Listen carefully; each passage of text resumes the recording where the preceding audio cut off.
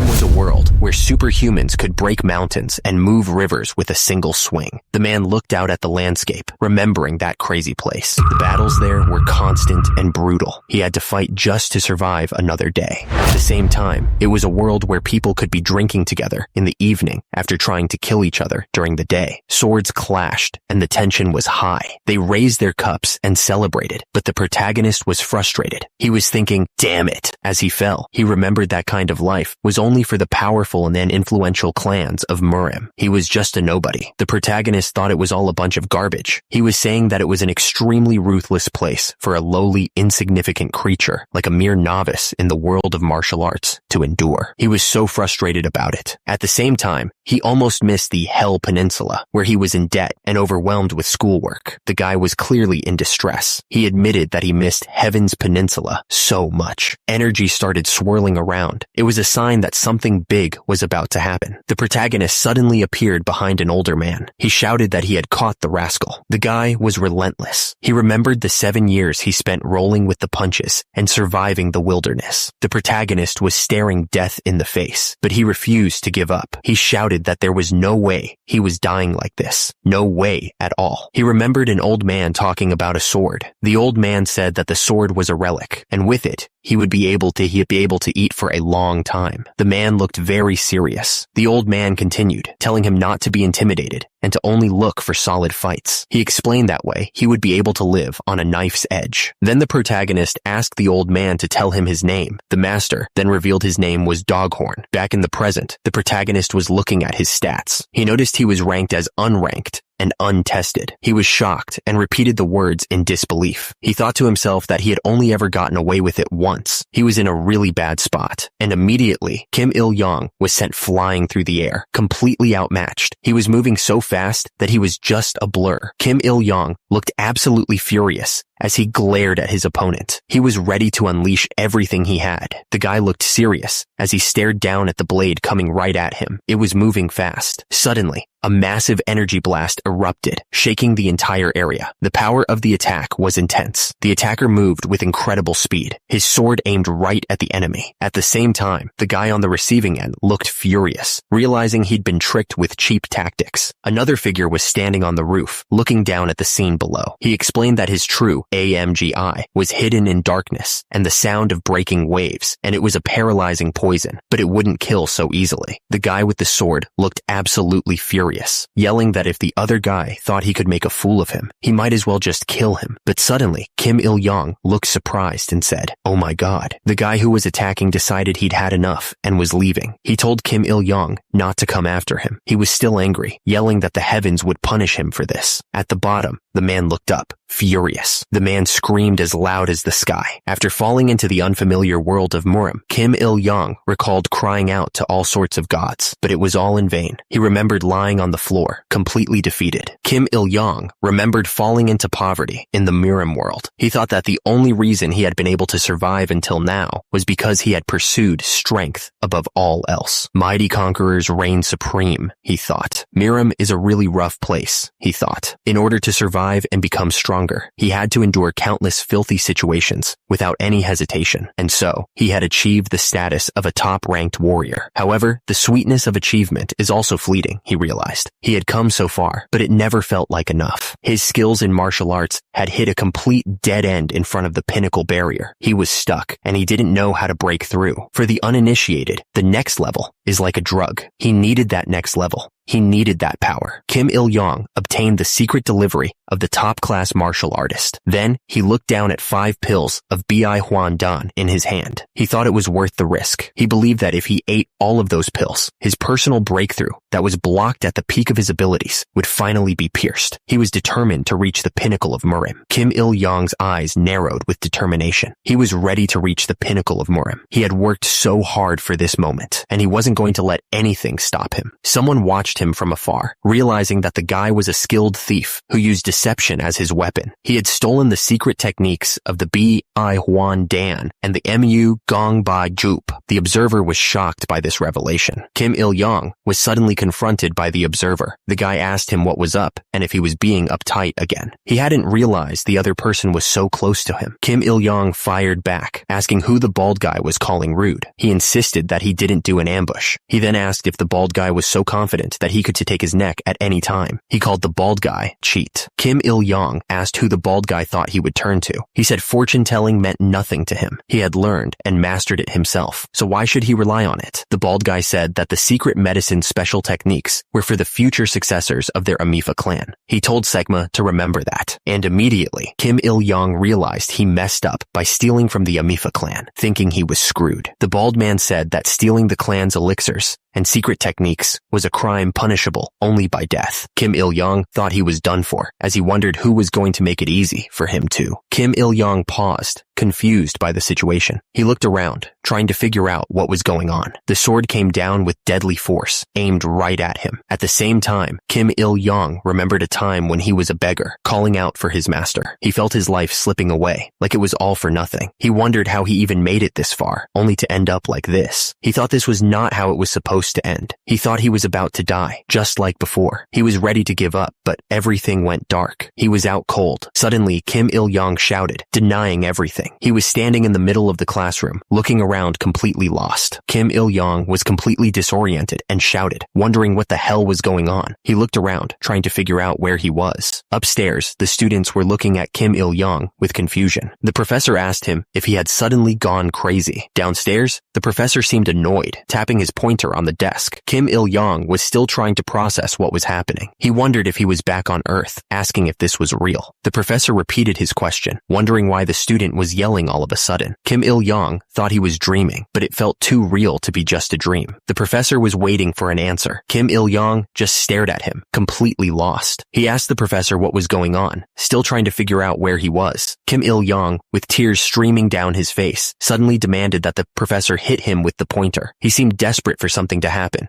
his expression a mix of pain and anticipation. The professor looked at Kim Il-yong like he was out of his mind, holding the pointer in his hand. He was clearly confused by the sudden outburst, and immediately, his expression changed to one of shock as he realized something. He mumbled, wondering what the hell this guy was, before realizing it could be another returnee. Kim Il-yong tilted his head, completely lost. He was even more confused by the professor's reaction, wondering what he meant by returnee. He just replied, yes. Kim Il-yong was lying on the bed, looking at his phone. He wondered if the dimensional rift was the reason he got caught up in all this. Below, the screen showed information about returnees. The screen explained that returnees from another dimension have high mana affinity and a good chance of getting an unique class upon awakening. Kim Il-yong started thinking about mana and unique classes. The screen also mentioned Travia being sought after by clans and nations, but only if they have a good class selection. A phone was on the bed, vibrating with notifications, but Kim Il-yong was already sitting in front of the TV. He was ready to see what the news had to say. The news reported that the crystal elixir, which was auctioned at a Geneva hotel in Switzerland, was sold for 303.8 billion won. Kim Il-yong was interested. The report described the elixir as a medicine that grants eternal life, like something out of a fantasy novel. The news announced that the winner of the bid for this Pangea leap was Chairman Lee Kang-ho of the Il-sung Group. The announcer repeated Lee Kang-ho's name. Before getting swept up in the world of martial arts, he was just a nobleman. But now, thanks to the crystal elixir, it seemed he could live a long life in this world. Someone was flipping through channels on the TV. The screen showed an ad for the Narangjin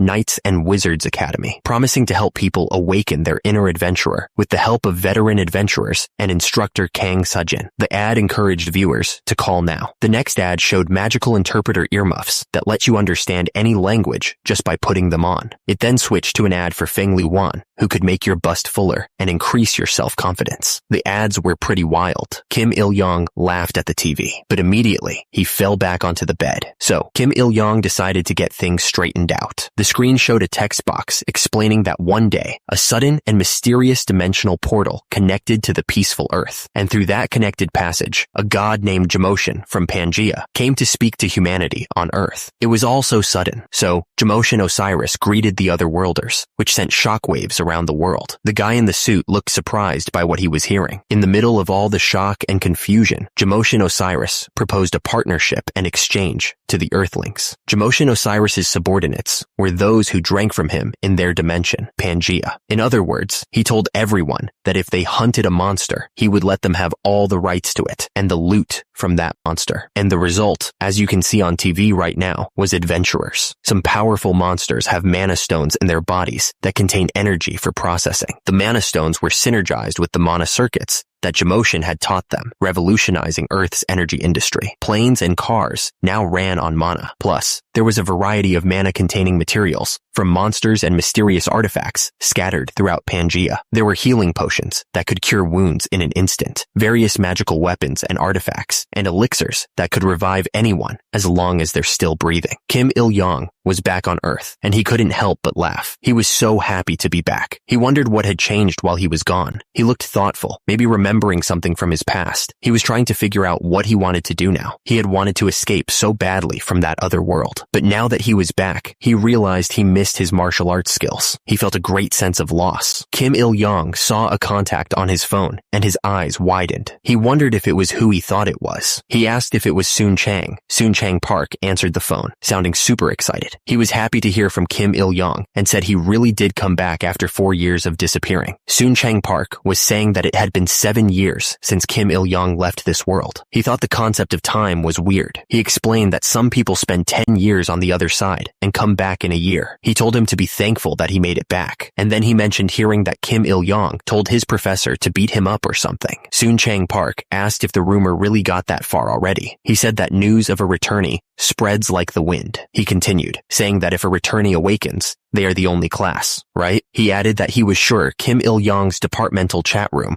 was going crazy right now. Kim Il-yong asked when Soon Chang Park was going to do the awakening test. Soon Chang Park asked why he ended his sentences with a question mark. He told Kim Il-yong that he should be an adventurer, too. He called it a life-changing lottery ticket and asked if he would scratch it. Kim Il-yong asked, "You too?" Then he asked Soon Chang Park if he was an adventurer, too. Soon Chang Park replied that that's why he called right away. Soon Chang Park said that it was really weird, by the way. Kim Il-yong asked what he meant. Soon Chang Park replied that their department alone had produced 2 of those rare returnees, including Kim Il-yong. Kim Il-yong then asked if Soon Chang Park made a lot of money as an adventurer. Soon Chang Park replied that he made a lot of money, more than he could imagine. The next day, the scene shows the Adventurers Association building. It was a beautiful day, and it was a good day to pass the exam, or so they said. It was like SAT day, apparently. The guy walked with his hands in his pockets, looking confident. The crowd was going wild, cheering on Adventurer of Applied Sciences Major Kim Jin-mo, telling him to challenge one of the major clans. Meanwhile, another guy was telling someone that his instructor said he had never seen a stone head like his before, and with that kind of hair, he was sure to get noticed by the gods. A woman told Jia that the god of magic had a high level of pride, so she must always behave politely around him. Jia replied that she had been working on everything for today, and that she was going to be a wizard just like the other woman. At the same time, a man was cheering himself on, saying he was the only one with no one else. Suddenly, someone yelled that there was a returnee. The crowd started pointing and whispering, confirming that it was indeed a returnee. The guy looked up, asking what the hell was going on. He was clearly confused by the commotion. At the same time, the crowd was going wild, shouting about a returnee and demanding the story. The guy put his hands up, saying that he hadn't even created a signature yet. He seemed pretty nervous about whatever was happening. Someone shouted, telling people to get out of the way. Meanwhile, another guy looked around with a confused expression, wondering if they were talking to him. The guy was surrounded by people, but he insisted that he was just standing there and not even looking at them. He seemed a little overwhelmed by the attention. Turns out, the crowd was swarming returnee Honghua Yan, who was apparently the second returnee from her family. But the guy who thought they were talking to him was relieved, realizing it wasn't him after all. The crowd swarmed Honghua Yan, asking if she had any awakening tips from her brother, who was apparently a S-class adventurer. They also wanted to know if her family specialized in awakening adventurers. At the same time, 2 guys were talking, with one asking where the hell the other returnees were. The other guy responded, letting them know he was right behind them, calling them jerks. The atmosphere in the team room was heavy. A guy was standing in the room, looking around. He seemed to be taking it all in. It was announced that the awakening tests for prospective adventurers were coming soon. The test was an adventurer awakening test, conducted with a divine stone, and they wished everyone the best of luck with their exams. Below, a man walked towards a podium, ready to speak. The crowd was running, creating a lot of noise. It looked like something had happened. Below, a man looked surprised, muttering that was fast. A woman spoke up, announcing that they were going to get started with the awakening test. She looked determined and ready to begin. The cloth was lifted, revealing a pedestal that seemed to glow from within. Everyone watched with anticipation, wondering what was about to happen. The instructor told the next person to put a drop of battle marks on the glowing orb. He waited patiently, watching as the next person stepped up. The drop of battle marks fell onto the orb, causing it to glow even brighter. As a result, the man's face was bathed in red light, and he looked nervous. The man felt a jolt as the orb reacted to his battle marks, and immediately, he yelled out that God had spoken to him. Overwhelmed by the experience, the instructor read the results, telling him he was in luck. Turns out, his name was Kang Baek-chul. He was level 1, and his class was Vanguard. The man was shocked, saying he couldn't believe it was all about levels and stats, like a game. The instructor congratulated Mr. Kang, telling him that his class was classified as a high-level Vanguard, and immediately, Kang Baek-chul started cheering, saying that his son had finally done it, and that he was set for life. At the same time, the Pangea guide explained that Vanguard was a fearsome class that leads from the front and crushes enemies. Meanwhile, the observers were already taking notes, saying that these rookies were worth keeping an eye on. They added that even though he might not have much hair, he was a talented young man. The representatives of the 5 major clans were starting to move, likely trying to recruit the new talent. But Kim Sang-ji was not having a good day. His status screen revealed that he was a level 1 porter, and he thought to himself that he was a low-class porter. Kim Sang-ji kneeled down, thinking that this couldn't be happening to him. As a result, the Pangea guide informed everyone that porter was the lowest class, practically a class that struggles with adventure activities, and that it was better to give up on Pangea and return to everyday life. Next up was Jia, and the instructor told her that she was a novice adventurer and a wizard class. She added that although her class was intermediate, her mana was measured to be very high, and immediately, Jia thanked her, saying that now she could be a wizard like her dad too. The man in the suit thought that mana was a natural gift, something you couldn't train like physical skills. He remembered that it was a good thing he had gotten some training in this area from that rascal, Sun Chang. The instructor called out for the next adventurer, Miss Hong Hua Yan. Hong Hua Yan had been called up to the front, ready to show off her skills. Hong Hua Yan dripped some battle marks onto the new stone, muttering ash under her breath. The drop of battle marks landed on the stone with a soft thud. As the battle marks soaked into the stone, a message appeared, Pangea's God System. A strange energy pulsed from the stone, reaching out into the cosmos. The system returned, bringing with it a message. Where a beautiful God is, beauty will also stay. Please keep order. The words seemed to echo through the very building. The first man yelled to get out of his way, saying that he had picked this one. He was ready to fight anyone who stood in his path, and immediately, a second man yelled back, telling him to get out of the way too. The first man asked what was going on, stating that he was done. He suggested that they make a deal. Below them, a cloaked figure demanded they get out of the way, wondering what that abomination was.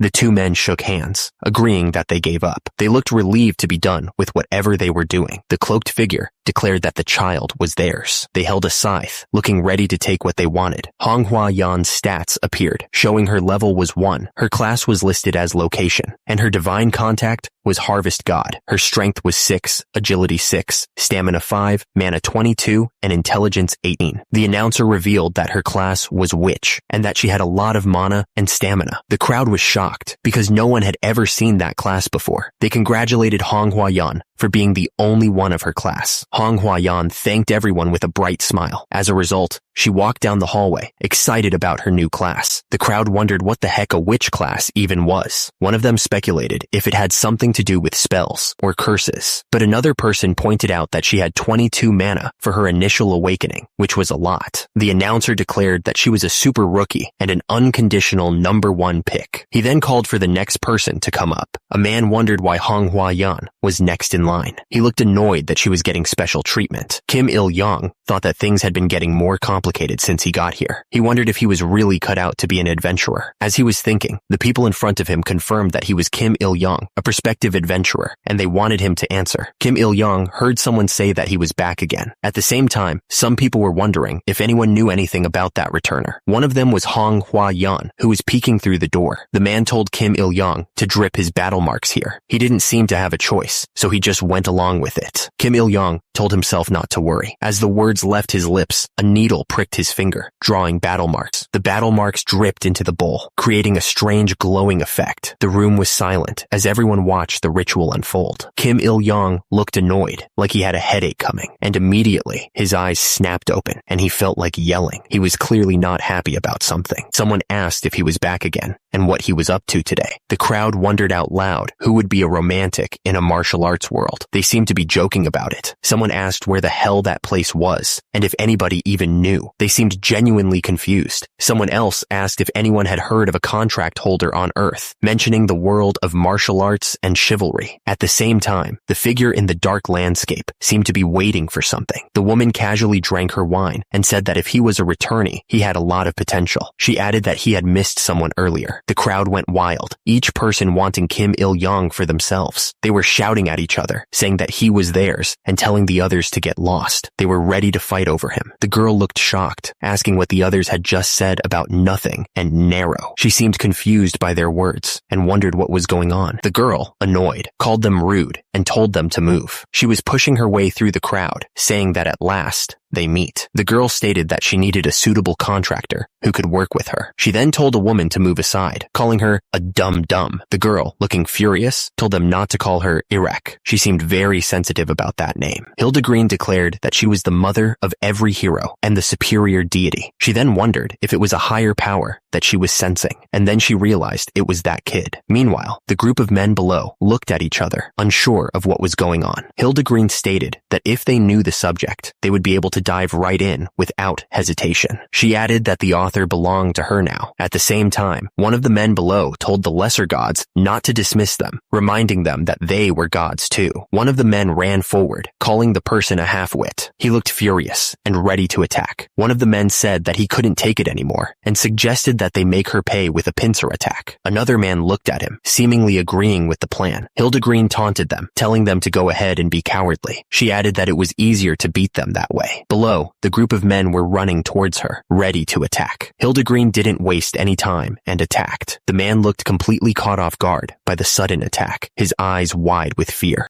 Kim Il-young felt like his head was spinning. He muttered, asking where he was. Hildegreen looked down at him and cheerfully asked if he had finally opened his eyes. She was grinning like she was really happy to see him. Kim Il-young was still trying to get his bearings, wondering where he was. He wondered if he was experiencing the legendary power he had only heard stories about. Hildegreen explained that they were somewhere among countless dimensions. She added that it was the anniversary of the founding of the heavenly land, and that this place was only allowed for today. She then asked him who he was, before quickly clarifying that she was asking about herself. Hildegreen declared that she was the mother of all heroes and a living legend. She was Hildegreen. She seemed to be thinking about something, wondering if the god of heroes was auspicious or inauspicious. Hildegreen asked the child of Earth, meaning Kim Il-young, what his name and dream were. She seemed curious. Kim Il-young wondered why she would ask that in the first place, confirming that she was talking to him. Kim Il-young knew that lies didn't work with gods of contracts. He'd rather go out with a bang. He stated that his name was Kim Il-young, and his dream was to live off his own skills in this life. Hildegreen was confused and asked what he meant by living off of life. Kim Il-young explained that he wanted to become a landlord who collected rent from adventurers every month. He was thrilled at the prospect. Hildegreen looked at him, wondering if those who were chosen by this heroic god were just going to let life walk all over them like that. Hildegreen explained that there was a catch to all of this. She said that he had to be from the world of nothingness and consultation. Kim Il-young replied to Ms. Hildegreen that there was martial arts where he was from, but there were no chivalrous individuals. He also admitted that he wasn't particularly skilled in martial arts either, just a lowly swordsman who scraped by during the day. But at night, he was a formidable warrior. At the top, Hildegreen was surprised that he was a lowly swordsman, defining it as a mercenary. She She thought that was a good thing because mercenary kings could be heroes too. But then she asked what an amphipasic group was. Kim Il-yong was standing in front of her. At the bottom, Kim Il-yong was standing in front of her, and Hildegreen was wondering what an amphipasic group was. Kim Il-yong explained that it refers to a person who tries to redistribute wealth by sneaking into other people's homes and stealing their riches and treasures beyond their walls. Hildegreen was shocked, realizing that it was just a fancy word for thief. She wondered if thief was the right word for him. Kim Il-yong confirmed that was right, realizing that maybe he was too honest. At the bottom, Hildegreen was furious, calling him a thief and asking what he was so proud of. Hildegreen was starting to panic because they had already met, so the contract was unavoidable. She realized she messed up. Because of that, she declared that she would tear him apart and fix his way of thinking to make him a hero. Kim Il-yong was confused, asking what that nonsense was supposed to mean. He pointed out that being a hero wouldn't help him get through life at all. He looked annoyed by the whole situation. Kim Il-yong asked if hero was just another word for sucker. He couldn't help it, so he declared that he would become a contractor in secret. He was floating away from Hildegreen. Kim Il-yong refused, saying that he needed a god of martial arts or a sword saint, not just a simple body transformation god. Hildegreen was completely shocked by his arrogance. Hildegreen called him a stupid, arrogant earthling, telling him to go home. She punched him hard, sending him flying away. Kim Il-yong was sent flying by the punch, and he couldn't understand why he had fallen. He wondered if he had even been hit at all. He looked around, confused. Immediately after, he was holding his neck, asking what kind of violent god would do that. Hildegreen declared that prospective adventurer Kim Il-yong's awakening was complete. Kim Il-yong was on the ground, wondering what his class was. Hildegreen pointed, showing Kim Il-yong's stats. It showed his name, level, class as Ronin, divine contract with the god of heroes, and his title, foolish and arrogant earthling, along with his strength, agility, stamina, mana, and intelligence. Kim Il-yong smirked, remarking that the little god had a way with words. He wondered if a Ronin class even existed. At the same time, some guys were overhearing the conversation, and one of them declared that it must be the only class. Kim Il-yong was surprised, wondering if another unique class had appeared. He thought he had seen a mana star, but he wondered if he was wrong. He then asked if he couldn't use a skill without mana. He checked his stats again. Kim Il-yong then realized he was wearing a pearl necklace around his spine and wondered what he could do with it, since he was the only one in his class. He seemed disappointed. The guy with the blonde hair congratulated Kim Il-yong on being the only one with the Ronin class, but then he added that his mana was terrible. Kim Il-yong just replied with a,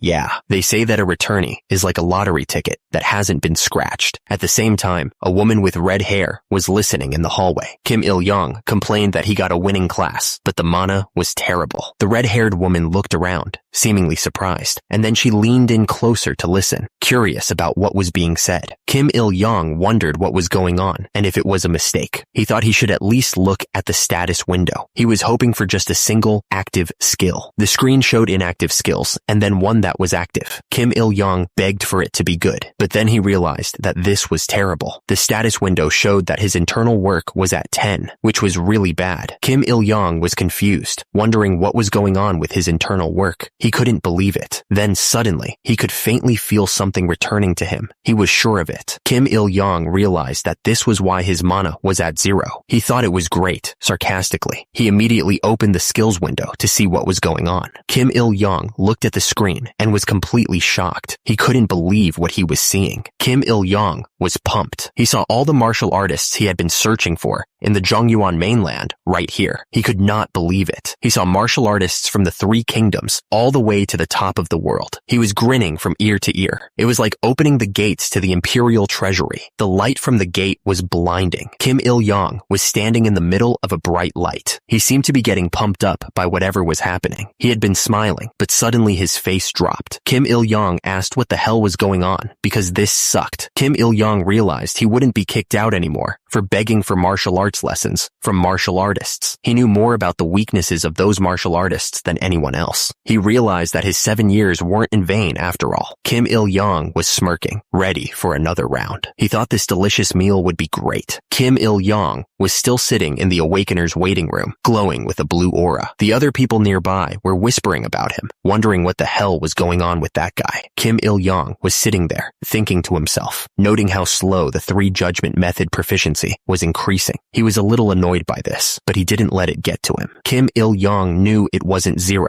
but it was still slow and steady. He realized that he needed a higher level inner core method, and he wondered if leveling up was the answer. He was determined to acquire all the martial arts he had only dreamed of. Do-yoon Lee addressed the prospective adventurers, acknowledging that the test was tough. He mentioned that the Taichiang clan had prepared a cheering drink for them. He then asked if they had any plans for the future. Hong Hua Yan explained that their clan was offering an unbeatable deal. Someone in the background was thinking that they were jealous of her because the snobby Big 5 clans were begging her to join. They also noticed Jia around Hong Hua Yan. It seemed like everyone was interested in signing Hong Hua Yan, calling her the princess of the group and a wannabe S-rank adventurer. They heard that she had the only class with perks that leveled up, and they envied her. Meanwhile, the crowd was getting a weird vibe, wondering what was going on. The crowd was clearly trying to figure out what was happening, but one guy thought that the situation was ice cold because even the Gunsu clan officials were out of business. The guy's face showed that he was not happy with the situation. He was clearly annoyed that the Gunsu clan officials were out of business. Suddenly, they heard a voice telling everyone to pay attention and that break time was over. All prospective adventurers were being asked to report to the clearing. It was time for adventurer aptitude training to begin. They were told that only after rigorous training and education could they move on to Pangea. Do-yoon Lee explained that the aptitude test was also a time for clan leaders to reaffirm the potential of prospective adventurers. He greeted everyone, introducing himself as Do-yoon Lee of the Adventurers Association, their instructor for this aptitude training. The instructor addressed the group, saying that there was an A-list adventurer among them. He added that he could smell the sunshine from there. The instructor continued, stating that no reporters were allowed on the training ground. From that point on, it was just them adventurers. The instructor told everyone to put on the adventurer bracelets they had been given. He explained that the bracelet was proof that they were adventurers. It allowed them to translate the Pangean language and look up each other's adventurer information. He warned that adventurers without it were likely to be outsiders or killers from other countries. The instructor warned them to watch out for those people in empty dungeons and hunting grounds unless they wanted to be reported missing. He clarified that outsiders and killers weren't monsters. They were human hunters. He added that the bracelet was embedded with a passivized divine stone, so they could talk to the Covenant gods if they were lucky enough. Meanwhile, Hong Hua Yan spoke, asking if someone could hear her and thanking them for their help, promising to do their best. At the same time, the instructor wondered if he had heard that little god. Someone was getting angry about something being empty. At the same time, the instructor told them to get started with the aptitude training. He explained that the prospective adventurers had to find the right weapon from the ones in front of them. The instructor continued, explaining that weapons were an adventurer's best friend, so they should choose carefully. He added that when they were done, they could just run back to where they were. Meanwhile, Kim Il-young thought to himself that he needed a sword that fit his hands and that there was no such thing as too much. Kim Il-young realized that, unfortunately, he had to compromise with reality for now. He noticed that the center of gravity was evenly distributed. Kim Il-young thought it was okay, but he needed a few more raindrops. He confirmed the weapon numbers, the steel sword, and the rain. The instructor warned them not to lose it because the weapon they had received was now theirs. At the same time, Kim Il-young told himself not to give up. The instructor yelled at them to stay strong and proceed with determination. He added that no one should be dumb enough to drop their weapon just because things got hard, because if they did, they didn't deserve to be an adventurer. He then told them to run. One of the wizards couldn't believe they were suddenly being asked to run when they didn't even have the arms for it. She huffed, clearly annoyed. One of the guys running with a sword felt like he was gonna die. He was clearly struggling to keep up. The instructor kept yelling that this was the training that all the amazing S-class adventurers had gone through. He told them to run, saying every drop of sweat was for building their future. He then mentioned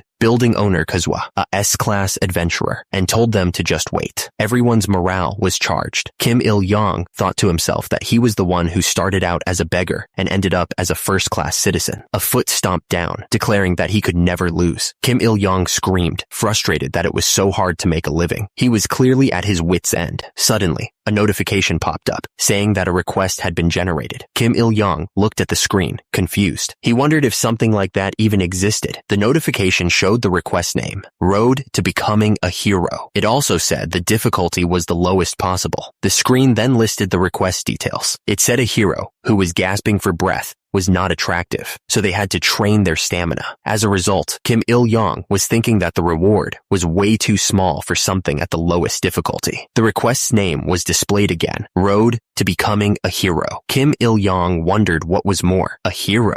Kim Il-young looked at the screen and said, wow. He seemed genuinely surprised by what he was seeing. Kim Il-young thought to himself that this nobleman was still dreaming the wrong dream. He was clearly frustrated by the whole situation. Kim Il-young looked at the training request with a serious expression. He was thinking about what he should do next. The screen showed the details, running, push-ups, and sit-ups. Kim Il-young was thinking, oh God, why did you give me such a trial? He figured gathering experience points little by little was better than doing nothing, right? The screen showed he needed to do 150 reps to get a muscle strength stat of 1. Kim Il-young realized stats were really important. The details of the request were still on the screen. Kim Il-young was getting annoyed and asked himself if he really had to do this. Kim Il-young was clearly not happy about this training. He was annoyed and decided to ask what the real intention was behind it all. Kim Il-young looked totally confused and asked Ms. Hildegreen what this was all about. He looked like he had no idea what was happening. The bracelet glowed as Kim Il-young thought to himself that this goddess was really persistent. He wondered if this was just her style as a brat. The screen showed the title of the request, The Second Path to Becoming a Hero. It also showed his achievements, like running 6,800 out of 7,000 meters and doing 290 out of 300 push-ups. He was so close to finishing. Kim Il-young kept running, but he felt like he was about to die. He was pushing himself to the limit. Even after finishing the sprinting exercise, Kim Il-young kept training. He didn't even know how to rest after completing the first request, so he just kept running. Kim Il-young felt like his body was completely numb. He couldn't even scream to stop himself. He was so tired. He felt like he was about to die right there.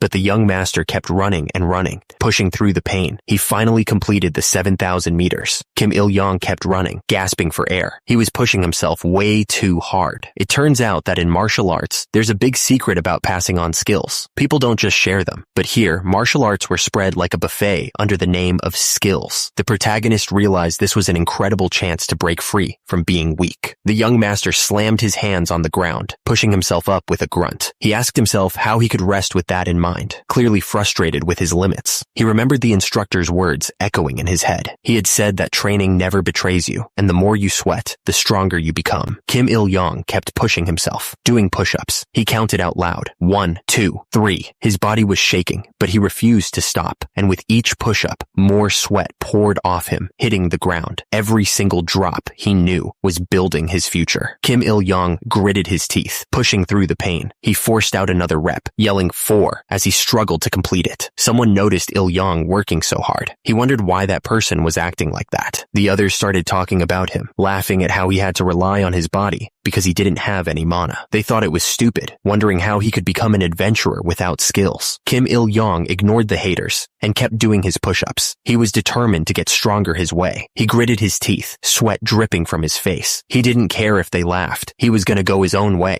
He pushed himself to 10.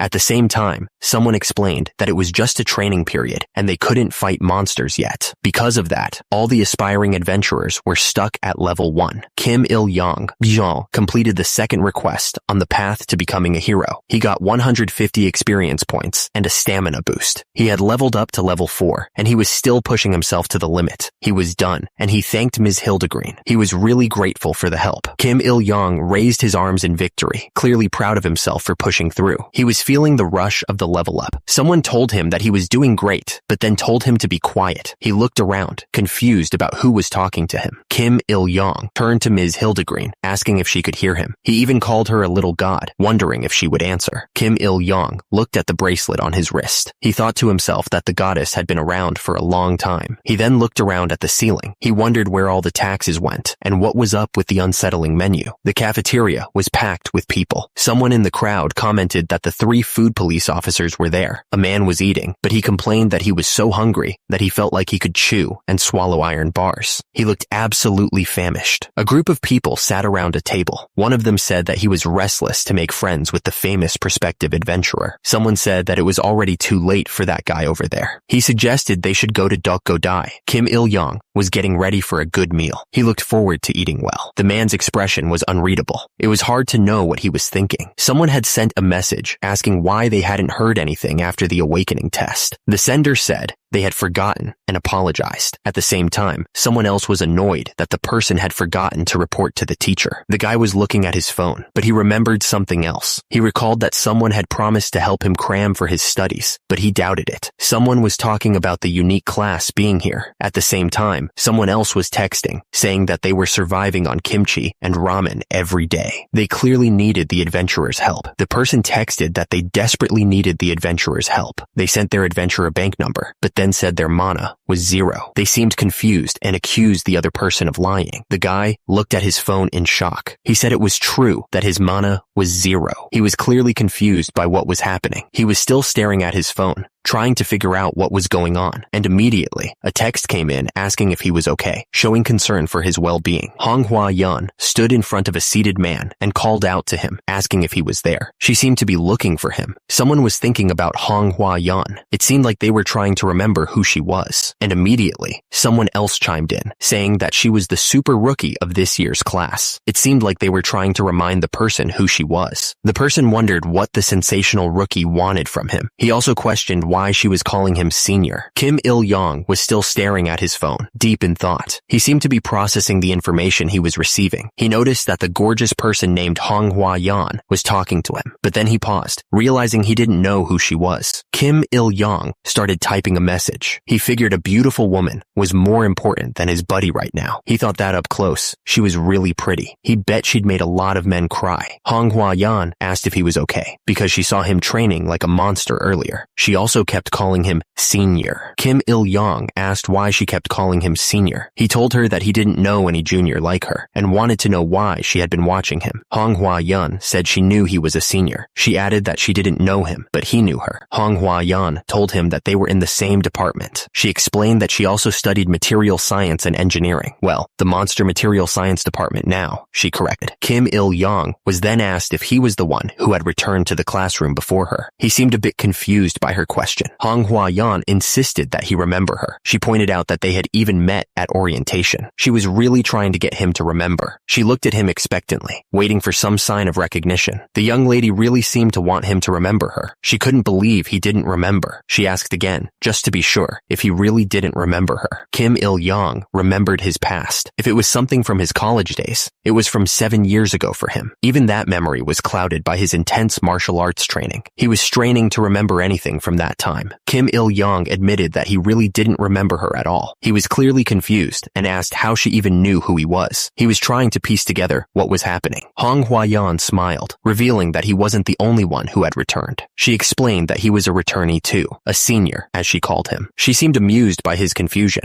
Hwa-yeon continued, explaining that the department group chat had been very noisy because of him. She said that there was no way she couldn't know who he was. She seemed to think it was obvious. Turns out it wasn't a surprise, considering 2 reincarnated students came from the same department. It was quite the coincidence, really. The situation was starting to make sense. Hwa-yeon revealed that there had been rumors about a senior high school student coming back. She seemed to be enjoying this bit of gossip. She continued, explaining that the senior had done a strange dance during a chess competition. She admitted that she couldn't forget his face after that. It was a flashback to a time when Kim Il-young was wearing a tiger suit. He was dancing with his arms raised, clearly not embarrassed at the time, and immediately Kim Il-young remembered. He realized it was his shameful history from 7 years ago. He was starting to regret his past actions. Meanwhile, Kim Il-young looked like he was in pain. Kim Il-young exclaimed that he almost forgot about what happened 7 years ago. Hwa-yeon asked if he had come back after all those years, clearly amused by his reaction. Hwa-yeon smirked, saying that it was no wonder Kim Il-young couldn't remember anything. She pointed out that she had only been back for a year. She seemed to be enjoying his confusion. Hwa-yeon continued, telling Kim Il-young that he didn't have to go around networking like the others. She smiled warmly, trying to make him feel at ease. Hwa-yeon leaned in slightly, suggesting that he just call her Hwa-yeon comfortably. She seemed to be trying to build a friendly relationship with him. She added that she found it more fun fun talking to her senior. She smiled, making it clear that she was interested in continuing their conversation. Meanwhile, another guy watched them from across the room, lost in thought. He seemed to be calculating something, his expression unreadable. Someone suddenly exclaimed, recognizing Hua Yan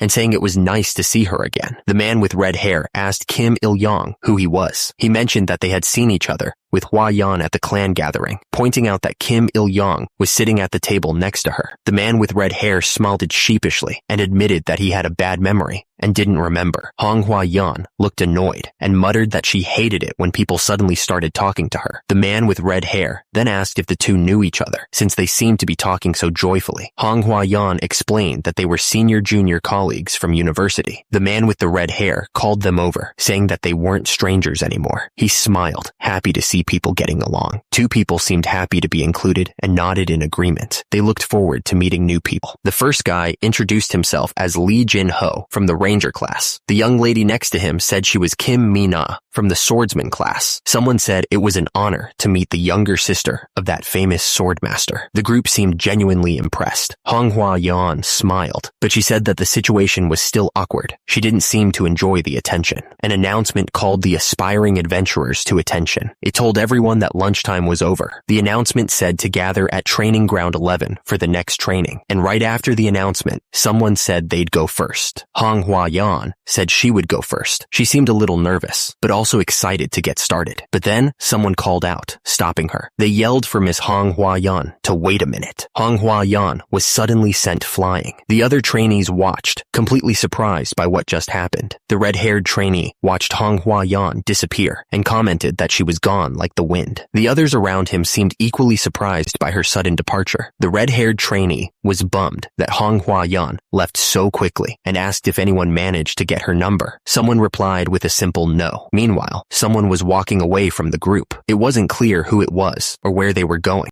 As the man walked away, the red-haired trainee changed the subject. He asked if anyone wanted to join him for training, saying that training was the only way to survive. The man glanced back with a slight smile, wondering if there would be another mission this time. He seemed eager to get started. The group started moving forward, their footsteps echoing in the training area. The sounds of everyone walking together filled the air. The instructor yelled, asking if everyone had eaten well before coming. The students responded with a loud, "Yes!" Another trainee shouted back, confirming that he was ready to go. The instructor grinned, telling them to digest their food now, because this training involved a mock dungeon. He looked like he was enjoying this. The instructor explained that ugly goblins were waiting for them inside the dungeon. He quickly added that it wasn't that dangerous, trying to reassure them. The instructor told the group that the enemies they were about to face were tough, but he added that they were perfect to show off the skills they had been training. The instructor then revealed that they would be fighting a training chimera. The chimera was made from the bodies of mutated slimes and goblins, which sounded pretty nasty. The instructor also warned them that the goblins had weak attacks, but strong defense. He explained that this was due to hardening magic on their skin. The goblins looked ready to fight. They were all crouched down, waiting for the signal to attack. Kim Il-yong was excited. He said he was already feeling restless and wanted to test the martial arts he had been practicing. Kim Il-yong smirked. He had registered some of the approved third-rate martial arts as skills, ready to level up. The screen showed his skills: triple blade technique at 4th rank, 6 harmony fist at 2nd rank, wind blade technique at 1st rank, triple heart technique at 2nd rank, and 5 element step at 1st rank. Not bad for a beginner. The instructor announced that the training would be done by forming a party autonomously. He looked pretty serious about it. Kim Il-yong looked surprised. He asked why he was so shocked. Because hunting in Pangaea was usually done in parties or clans. He realized they needed to experience group battles firsthand. He thought they would form their own group and proceed with the training, comparing it to a college group project. The instructor continued to explain the rules. The trainees listened carefully, trying to understand what was expected of them in this timed challenge. The instructor then announced that the training would be done in time attack mode. He added that the results would be visible to all clan members. The instructor gave them a knowing smile. He asked if they knew what they needed to do to impress impress everyone. Kim Il-young looked annoyed. He realized the faceless ones were grouping together, leaving him out. Kim Il-young cursed under his breath. He knew this would happen, and he regretted not working harder to build relationships with the other trainees. Hong Hua-yan spotted Kim Il-young in the crowd. She thought to herself that she had found the right person. Hong Hua-yan walked up to Kim Il-young and asked him if he wanted to team up with her. Kim Il-young looked surprised by the sudden invitation. Hong Hua-yan looked annoyed that Kim Il-young wasn't speaking properly. She told him not to skip words like that. Kim Il-young tried to recover smoothly, asking if they could have a party together. He was trying his best to sound like he knew what he was doing. Hong Hua-yan smiled, noticing his discomfort. She teased him, saying that he must hate this, and that his face was burning up. Hong Hua-yan seemed a little offended, asking if he disliked her that much, that he would reject her with just one look. Kim Il-young denied it immediately, saying that wasn't the reason at all. He looked a little nervous, trying to explain himself. Hong Hua-yan then asked if he would do it, looking at him with an expectant expression. She was waiting for his answer. Hong Hua-yan looked like she was thinking hard, but then Kim Il-young spoke up, declaring confidently that there was nothing he couldn't do. He was trying to sound cool. Hong Hua-yan smiled, saying, "All right, let's do it together." Kim Il-young then asked if he should gather people for the party, ready to get started. Kim Il-young thought to himself that with Hong Hua-yan on his side, recruiting people was easy. He shouted out, asking who wanted to party with him, and a bunch of people raised their hands immediately. Hong Hua-yan smiled, telling everyone not to fight. She seemed to be trying to ease the tension in the group. Someone in the crowd shouted to everyone, telling them to do their best. They sounded really enthusiastic. Another man raised his fist, declaring to Kang Baek-chul that he would repay his kindness with his best efforts. He looked really determined. Kim Oh-yeon then spoke up, introducing himself and mentioning that he was an assassin class. He seemed eager to get started. The group started discussing their positions for efficient hunting, but Kim Oh-yeon thought to himself that it was all kind of ridiculous. Kang Baek-chul would take the lead, while Lee Jin-ho and Kim Mi-na would bring up the rear. Kim Oh-yeon and someone else would take the center. At the same time, Hong Hua-yeon stared intently, planning their strategy. A man smiled, saying that he liked how they were expressing their interest. He seemed really pleased with their enthusiasm. Another man smiled, saying that it was fitting for a prestigious adventurer family. He seemed really impressed. A man smiled, commenting that she had analyzed everything in an instant and given sharp orders. He seemed impressed by her quick thinking. Hong Hua-yeon asked the young master where he wanted to stand. He replied that he didn't care. Anywhere was fine with him. He looked completely indifferent. The guy with the dark hair was clearly annoyed. He thought it didn't matter where the young master stood because he didn't even have any mana. He told the MC to please not disturb them and just stay out of the way. The man declared that he would stand guard with Mr. Kang. He added that his younger brother was also on the list, sounding a bit protective. Someone in the group asked if the young master was nervous. The group was gathered in what looked like the entrance to a cave, ready to start. The young master replied that he was okay, trying to sound confident. He then declared that they should all go, ready to face whatever was ahead. And just like that, a portal opened before them, swirling with energy. It was time to begin their adventure. The group moved forward into the dungeon, ready for whatever was ahead. Kim Il-young took the lead, holding his sword and shield, with the others following close behind. Kim Il-young turned back and declared that they would do their best and become the shield of the party. But to himself, he thought that this was so annoying. Water dripped from the ceiling, echoing through the dungeon. The silence was heavy, creating a tense atmosphere. Suddenly, Kim Il-young stopped the group. He announced that he sensed something ahead, looking concerned. Kim Il-young, preparing for a fight, asked how many enemies were out there. He looked serious, ready to protect his group. Kim Il-young was trying to figure out how many enemies were coming. He muttered to himself, wondering if there were 2, 4, or even more than 6. He focused his energy, his eyes glowing with a fierce light. He was ready for whatever was about to come. The air crackled with anticipation. Kim Il-young, seeing the enemies approach, shouted a warning. He yelled that they were coming. One of the other trainees looked absolutely terrified. He took a step back, fear written all over his face. The monsters were closing in. One of them screamed as it lunged forward, ready to attack. The goblins, a nasty-looking bunch, were ready to fight. Their leader shouted for everyone to prepare for the attack. One of the trainees wasn't going to wait and see what happened. He activated a skill, shouting that he was going to provoke the enemy. The trainee looked around, his eyes widening in disbelief. He realized there were goblins in the back too, and not just a few. Panic started to set in. It was clear they were completely surrounded by the monsters. It was a really bad situation. The goblins didn't waste any time and charged forward, looking like they wanted to tear everyone apart. They were moving fast and looked really angry. The rookies started to panic, realizing they didn't have any real combat experience. They were screaming and looked like they were about to run away. At the same time, Manhwa also looked surprised, like she wasn't ready for this kind of fight. It was clear this was her first time being this close to the action. Turns out, Manhwa was also taken aback because this was her first time in close combat. She was clearly not expecting it to be this intense. Meanwhile, one of the goblins was attacking with a crazy look in its eyes. It looked like it was about to hit someone. The others thought the association guys should hold back a little. The trainees were wondering if the instructor was trying to push them too hard. Turns out, the goblins were protected by some kind of magic, and their attacks weren't doing anything. The goblins were relentless, and one of the guys was getting attacked up close. At the same time, Manhwa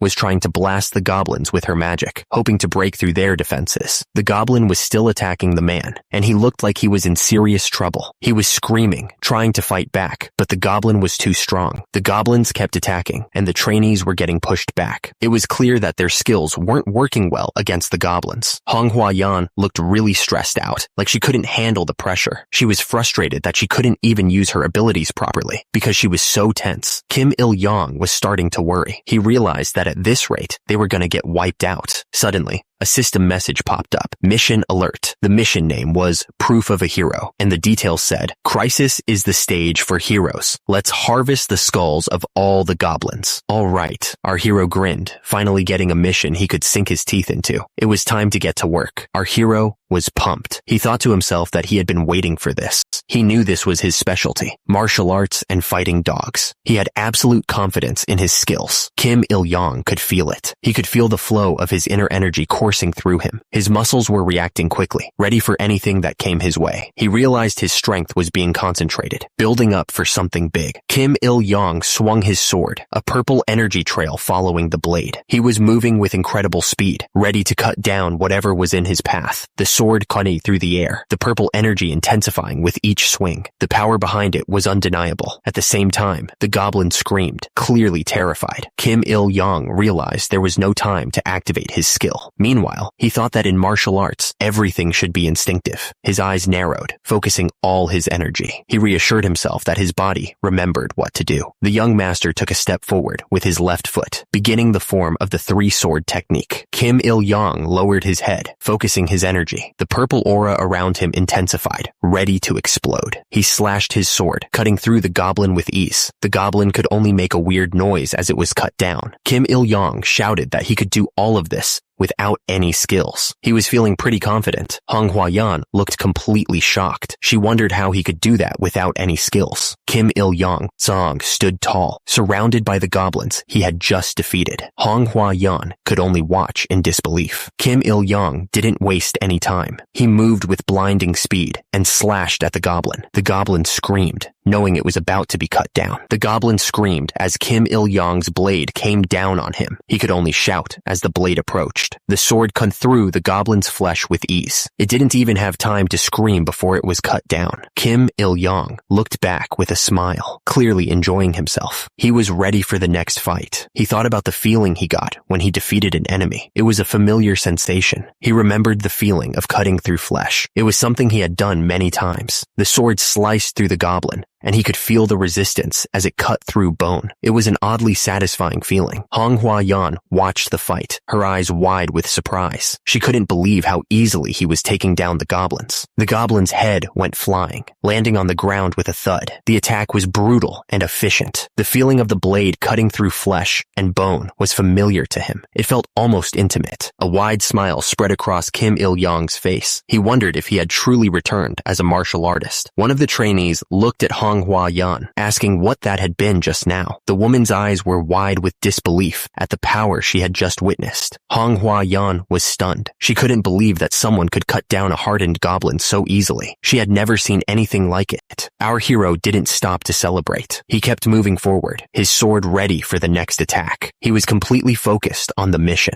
The remaining goblins were terrified. They screamed the name Kiyek as they saw him coming closer, clearly recognizing the threat. Someone shouted, asking where he was running away to. They added that even if he was going to leave, he couldn't just run off like that. Kim Il-yong screamed as he fought. He looked absolutely furious, ready to tear through anything in his path. The goblins got hit with a powerful strike. The force of the blow was enough to cut them down instantly. The young master advanced, remembering what his older brother had told him. He needed to stay calm, no matter what. Hong Hua-yan watched with wide eyes. She was clearly shocked by the scene unfolding before her. But as soon as they faced the goblins, everything went completely crazy. The situation was spiraling out of control fast. The guy was completely stunned, realizing that the young master had sliced the petrified goblin into 3 pieces. He couldn't believe that someone with no mana at level 1 could pull off something like that. Meanwhile, another man was looking with a grin, wondering where the senior was. The guy was smiling, wondering how the hero could be so calm like that. He seemed to be enjoying the show. He was still trying to figure out how the young master could be so calm. Kim Il-yong was still fighting goblins, moving with incredible speed. He was enjoying himself. The man was completely confused, wondering what the heck was going on. He couldn't understand what he was seeing. Someone was talking about Kim Oh-yeon, asking if he wasn't a loser, and if this was the only class like that. It sounded like they were trying to figure something out. The guys watching the fight looked completely stunned. They just couldn't believe what they were seeing. Their faces showed pure disbelief. Someone shouted that this was so unfair. They seemed really upset about something. The person speaking commented that there was no showmanship or pretense in the trajectory of the sword, comparing it to a machine. It was like they were analyzing the young master's fighting style. They continued, saying that he just takes the enemy's life. They seemed to be impressed by his efficiency. The sword moved with incredible speed, a blur of steel. Because of that, it was clear that he fought with the most efficient movements. The goblin didn't even have time to react before the blade cut through it. The young master had been fighting like this for 7 years. The young master grinned as he cut down another goblin. He was enjoying this way too much. Someone watching the fight was completely shocked by what they were seeing. They couldn't help but wonder what the heck he had gone through to become so skilled. The protagonist shouted as he continued his assault on the goblins. He was in his element, completely focused on the fight. The goblin screamed as the sword came down on it. It didn't understand how it was being overwhelmed so easily. At that moment, someone recognized the style. It was the most efficient, practical swordsmanship. The girl's eyes widened as she watched the fight. She thought it was just like her brother. She admitted that she wasn't as skilled as her older brother, who was a sword master. He was on a completely different level. The young master continued to cut down the goblins with ease. The red-haired girl could only watch in amazement at his overwhelming power. The young master felt a surge of confidence. He realized that his speed was still top-notch, even when it came to swordsmanship. Meanwhile, the red-haired girl was deep in thought. She was remembering that the senior had only awakened as an adventurer a few days ago. The protagonist kept his focus, ignoring the girl's thoughts. He knew he had to keep moving if he wanted to level up. She couldn't help but wonder what was going on. She questioned what exactly the senior's identity really was. Hong Hua-yan looked at her hand, trying to figure out the situation. She was clearly confused by the young master's power. She thought to herself that she hadn't expected much help. She admitted that they had only formed a party because he was a friend of Sun Chang, who she had a personal connection with. The god of harvest, Hildegreen, may be childish, but the god of harvest whispers that the girl is also good at calculations. She also has sharp eyes for people. The god of harvest quietly murmured that there might be some hidden benefits to the situation. The girl's eyes widened as she considered this. She wondered what kind of benefit could make up for 0 mana. What reward could possibly compensate for that? Kim Il-yong moved like a blur, slashing at the goblins with incredible speed. The purple energy of his blade cut through the air, making short work of the monsters, and immediately a voice echoed in the air, calling him an adventurer with boundless potential. It was like the system itself was acknowledging his strength. The voice continued, calling him a hidden gem. It was clear that someone or something was watching him very closely. Then the voice declared that the first one to pick him up would become the owner. It was a strange way to describe a person, but it seemed to fit the situation. Hong Hua-yan smiled to herself, thinking that her brother always complained he didn't have clan members good enough to use. She seemed to have an idea.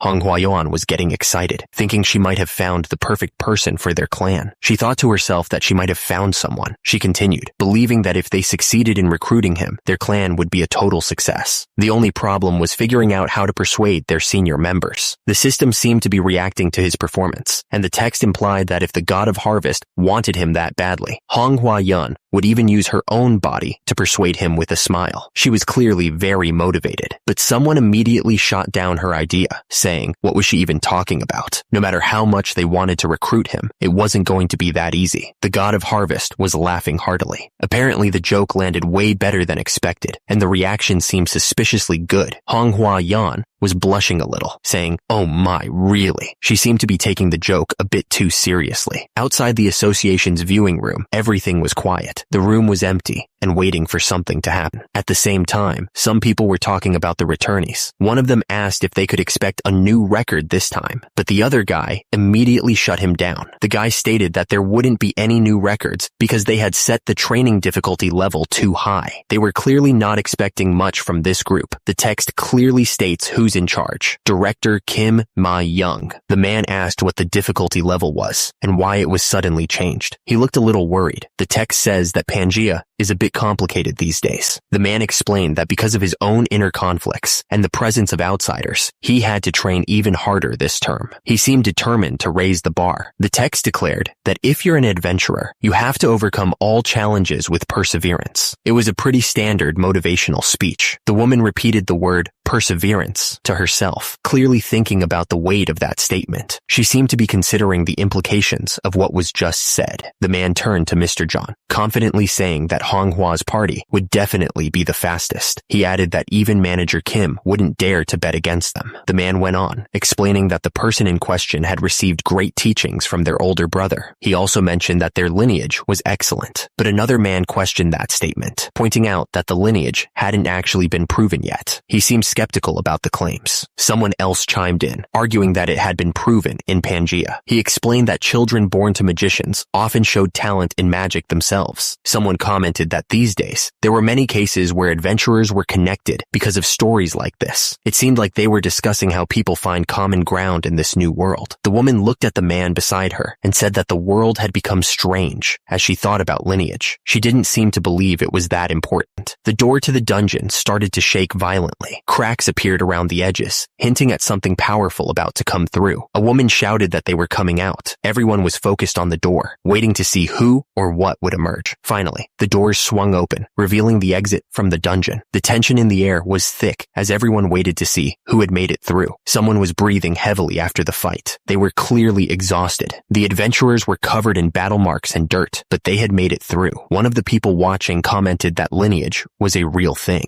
He seemed impressed by what he had just witnessed. The general manager told them to record everything. They needed to digitize the footage and send it to headquarters. Someone pointed out that the time was 9 minutes and 56 seconds, asking if that was a new record. They seemed impressed by the speed. The people watching were surprised. They asked if the association hadn't raised the difficulty level already. They were shocked that someone could clear it so fast. One of the guys scoffed, saying that they even had to carry that worthless baggage. He didn't seem happy about it. The group was still in disbelief. They pointed out that she had cleared the dungeon in under 10 minutes without using any mana. It was almost impossible. The general manager exclaimed that they had to recruit that woman no matter what. He was clearly impressed by her skills. Someone else agreed completely. He added that he would call the accounting team and increase the recruitment budget. They were determined to get her on their team. Kim Il-yong stood there, covered in battle marks, still gripping his sword tightly. He looked like he had been through hell, but he seemed completely unfazed by it all. The person watching the fight said that the guy's moral integrity was a mess. She wondered who he even was. Someone was doing pull-ups, clearly struggling with each rep. He was huffing and puffing, trying to push himself. Someone told the senior to avoid making strange noises. He sounded annoyed. The guy doing pull-ups complained that the sound was irritating. He said it sounded like someone was taking a dump, which made the whole situation even more awkward. Manhwa was catching her breath, clearly exhausted from the fight. She looked like she had used a lot of energy. Kim Il-yong looked down, lost in thought. He seemed to be considering his next move. Suddenly, an explosion of energy erupted. It was like something was being unleashed. Kim Il-yong moved with blinding speed, his swords flashing. The air crackled with energy as he attacked. A system window popped up, showing that his triple sword technique had reached the 6th stage at 16%. He was getting stronger fast. Kim Il-yong was smiling, thinking about how he had slaughtered goblins in the mock dungeon without leaving any trace. He was pretty satisfied with his performance. Turns out, his martial arts level had noticeably increased. He was really happy about that. Kim Il-yong looked down at his sword, knowing there was no substitute for actual combat training. He knew he needed to keep pushing himself. He knew that there was no substitute for actual combat training. He needed to keep pushing himself himself to get stronger. Kim Il-yong decided to double-check all his supplies. He wanted to make sure he was ready for anything. He was taking his time, making sure he did everything just right. He was moving slowly, but with absolute certainty. The system chimed in, letting him know he had nailed the move perfectly. His skill level was even higher than expected. Kim Il-yong looked surprised by the system's feedback. He hadn't expected such a good result so quickly. He was confident it wouldn't take too long to get back to his peak condition. At the same time,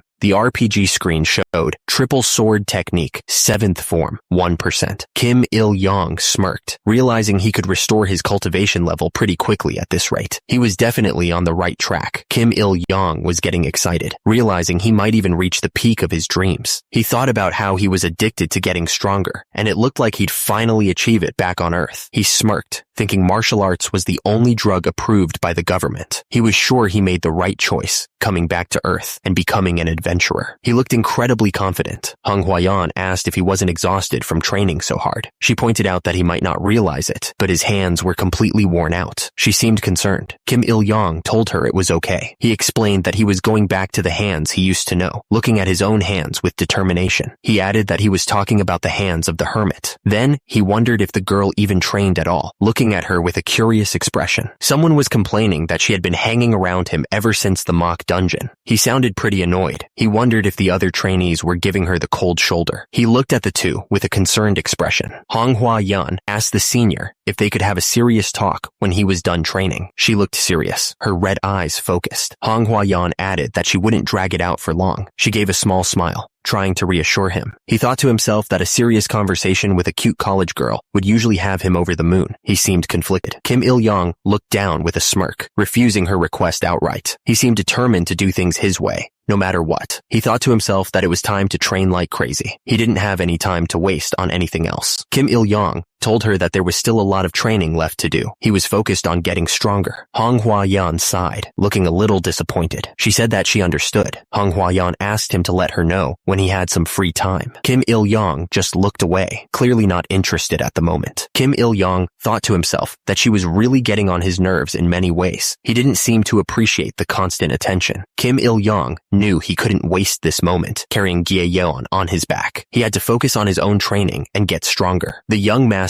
planned to train the wind technique, fist technique, and inner power technique. He knew that focusing on only one skill was a foolish act. Kim Il-yong started practicing his wind technique, moving with incredible speed. He was determined to master it. Suddenly, a notification popped up. Proficiency in the wind technique had increased. He was making progress faster than he expected. The young master continued to train, pushing himself to improve his skills. He saw that his wind technique was now at first stage, 15%. He was really happy with his progress and kept pushing himself. He thought to himself that he needed more and more training. Kim Il-yong smirked, ready and motivated to keep going. He knew he had to keep training to get stronger. He was determined to make the most of his unique class and its special benefits. The protagonist knew he couldn't afford to rest if he wanted to get stronger. The boy couldn't help but feel amazed by his good fortune. He thought Hildegreen might be an even more amazing god than he realized, giving him this chance. The hero god clicked her tongue, asking if he was just now figuring things out. Kim Il-yong looked up, a smile forming on his face as he asked if it was Hildegreen. The hero god simply nodded in response, confirming his suspicions. Kim Il-yong was still smiling, but he was also curious. At the same time, the hero god explained that it was because of the power of the gemstone on his bracelet. Kim Il-yong realized that she wasn't as all-knowing as he had assumed. He added that she could get angry like a human too, which he found interesting. Kim Il-yong looked at her, asking if she was completely angry now. He seemed to be pushing her buttons on purpose. The hero god exhaled through her nose, asking who was angry. She was trying to keep her cool, but it wasn't working. Kim Il-yong looked up again, and he declared that he had another question to ask. He was clearly enjoying this back and forth. The young master was smiling as he asked if the requests he sometimes saw were given by Hildegreen. He wanted to know how much control she really had. The hero god explained that her will was reflected to some extent, but most of the requests were based on unseen providence. She seemed a little annoyed to have to explain this. Kim Il-yong was ready to fight. He held his sword, and purple energy glowed around him, showing he was serious. He was thinking about what the hero god had said. He realized that if her will was reflected to some extent, Kim Il-yong asked if there were any easy requests where he could just swim and walk around. He wanted to find something something with low difficulty but high rewards, and he was smiling mischievously as he asked. The hero god firmly shook her head, denying his request. She explained that it was beyond her abilities to create something like that. Kim Il-yong was disappointed. He wondered if it was impossible to take advantage of her like that, and he seemed a little bummed out. Kim Il-yong looked down, thinking about what he should do.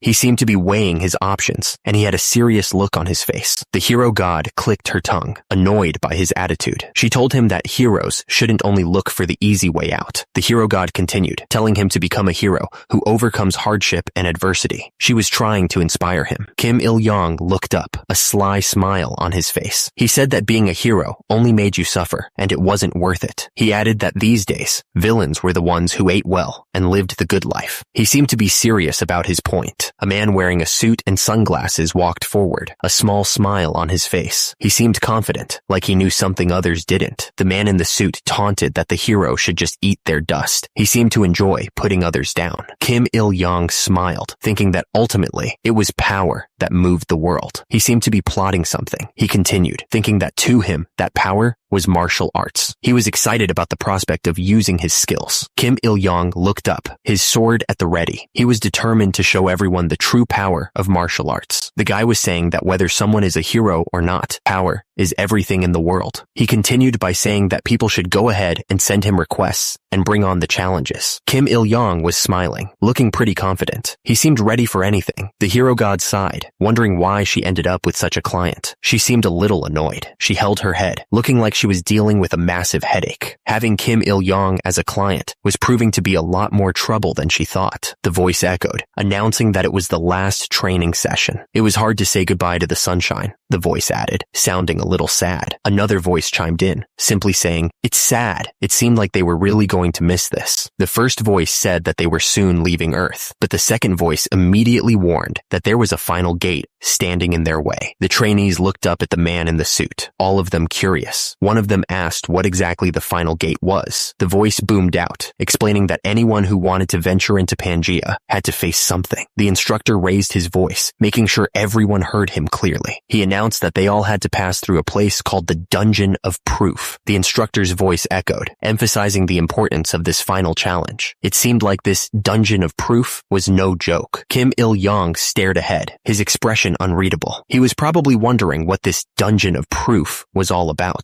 Kim Il-yong repeated the words Dungeon of Proof to himself, curious. He had no idea what to expect. So, the instructor was explaining that the Dungeon of Proof was in some kind of neutral dimension, not part of Earth or Pangea. It was also implied that some people can adapt to this new world faster because of something called the benevolent nature of Mother Earth. The instructor continued, saying this so-called tutorial dungeon was made to teach adventurers to be careful. Kim Il-yong looked concerned, probably realizing this wasn't going to be a walk in the park. The instructor's expression turned serious. He warned that there would be real monsters in there, monsters that actually wanted to kill and eat them. He challenged anyone who was scared to back off now, because this was a life or death profession. The instructor raised his voice, making sure everyone understood that only prospective adventurers could enter this Dungeon of Proof. He added that they would all be watching. The instructor reminded them that all their actions would be monitored in real time by clan officials. One of the adventurers thought to himself that this was a real-time assessment, which made him nervous because one mistake could get him disqualified. The instructor finished by saying they were lending them magical-grade armor for safety, so they should give it their all. The instructor kept talking, saying it was a relief to have a safety device, but he quickly corrected himself, clarifying that they were just borrowing the armor, and losing it would mean owing a lot of money. He then told them to hurry up and pick out the right magic-grade armor. Everyone started looking at the armor, trying to figure out what to pick. The armors looked old and worn, but they were probably better than nothing. One of the trainees asked the instructor if there was armor that gave just enough protection without being too bulky, like cloth armor. He seemed to be prioritizing mobility over defense. The instructor, looking annoyed, realized it was the same guy from before. He told him to just pick one from there. The trainee thought to himself that he had to compromise with reality again. The trainee decided he would get this one. The system window showed the armor was sturdy boiled leather with a magic defense of 11 and durability of 98/110 with no special effects. The instructor yelled, asking if everyone had picked their armor. He didn't wait for an answer, immediately declaring it was time for them to prove themselves. He continued, telling them to prove they were worthy adventurers adventurers. He welcomed them to a world full of life and death, urging them to break out of their shells and be reborn. The light pulsed as the instructor's words echoed. He was trying to hype them up for the dangers ahead, hoping they wouldn't chicken out. One of the guys turned to Jin, asking if they were really going in without an instructor. He pointed out that there was a real monster inside, clearly nervous about the whole thing. Jin smirked, saying that whether it was Murim or Pangea, the only thing that had changed was the stage. He was confident that he could handle whatever came their way. A bright light filled the area. Jin declared he was about to show them what he was made of. The light illuminated the other trainees. As Jin remembered his past, he recalled the 7 years he spent crawling in the dirt of Murim's world. Jin gripped his sword tightly. He looked confident, ready to prove his worth in this new world. Jin suddenly grabbed his head, feeling a sharp pain. He stumbled, losing his balance on the rocky ground. Jin wondered if the monster was already there, having not even taken a step. He gripped his sword tightly, ready to defend himself. Jin was in pain, but he heard someone shout. He was asked if he was all right by the young lady, Manhwa, who was standing next to him. The girl with black hair asked if Jin was the person they were talking about. She added that they were lucky because they must have been separated when they entered the gate. At the bottom of the panel, Kim Il-young looks up.